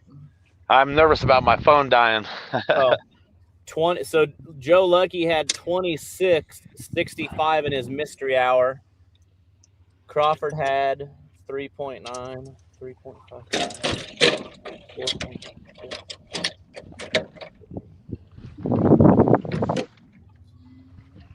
4.6. 3, 5. So pretty cool, the mystery hour, kind of what that does and how that looks. Yeah, great job, fellas. Both of you solid fishermen. Good job. Great job, Dad. Love you. Yeah, this is awesome. I appreciate both of you being a part of this. I appreciate the opportunity, Alex. Yeah, actually, there's a good comment on there. Hooks. I think it's funny. So many people think live stream catfish tournaments are new. I mean, it's been doing them for 5 years. Yeah. So again, what's unique about this event, this 1v1, is live tournaments have been going on a long time. What we wanted to do is kind of think outside of the box and make it, where Crawford's not fishing Springfield Lake and Ludtke's on the Illinois River and I'm on the Mississippi River. So we bring these two boats into the same body of water that they agree on. How far a drive? You guys got a pretty minimal drive, about an hour and a half for both of you or so. Yeah, give or take. Yes. Yep. So they're driving in. They're staying the night at a hotel. I'm driving a little over 2 hours.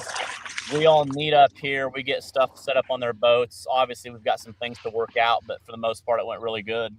And then we go to the same boat ramp. We put in at that ramp.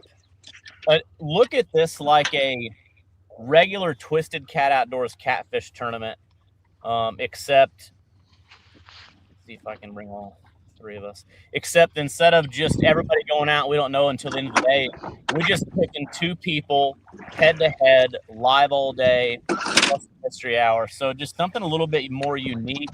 But we got a lot of plans to grow this. This is really huge and it's pretty excited just how it's it's taken off. We're only 3 tournaments in to the bracket system, so we'll get that updated. Make sure you follow along. Yeah, anything you guys got left to say before we cut it? I just want to say thanks everybody for watching and thanks you guys for putting this on. Same, yeah. Thank you, Alex. Thank you for everybody taking time out of your Saturday to watch us. We're putting on an incredible show, and enjoy the rest of your Saturday. Yes. I will meet you guys in about 25 minutes back at the ramp, and then Lucky, I got your keys, so I will be there in about 25 minutes. So take your time, and I'll see you boys soon. All right. Thanks, see you later. Alex. All right, see you guys. Bye. Okay, so we're done. I appreciate everybody watching. I've spent my Saturday in Pekin at the Holiday Inn and had a blast. Even though I wasn't fishing, now I'm excited to get out there on the water. But this was super awesome. So again, I want to thank everybody that spent a lot of your day watching this all day as I was sitting in my truck all day. So I'm going to go meet with the guys, get some pictures, some videos with them, get the Starling stuff off the boats, and then I'm going to head back home. I'll get everything updated. But again, you can see right here on the lower thirds here, the fish count, the weights. We'll update the, see, I can share it real quick. We'll get this updated. So here is is this loading? Slowly loading. The bracket system updated. There it is. So we'll get this updated again. We've got a couple more to knock out, and then we'll be in round 2. And then again, this is the first 1v1 bracket challenge. We've got some things also that we're going to be doing with this, which is pretty exciting. So a lot more to come. Again, thank you to all the sponsors that are making this possible, and then the anglers. Obviously, the main goal with this 1v1 is to really kind of build brands, build the anglers up, so they can be out there all day live, having that relationship with you, watching at home, growing who they, get to learn who they are, where they live, how they fish, and really follow along. So, and hopefully you all learn something watching this at home. So I'm out. Stay tuned. Make sure you follow the Twisted Cat Outdoors Facebook page and YouTube page. And hit the like button on this if you're watching it, or the love button, or the whatever button, and share this. Tell your friends about it. We want to really grow this, and really excited about it. So I'm out. Thanks for watching. Enjoy the rest of your weekend, and we'll join you Monday night live on YouTube and Facebook for our Monday night podcast. See ya.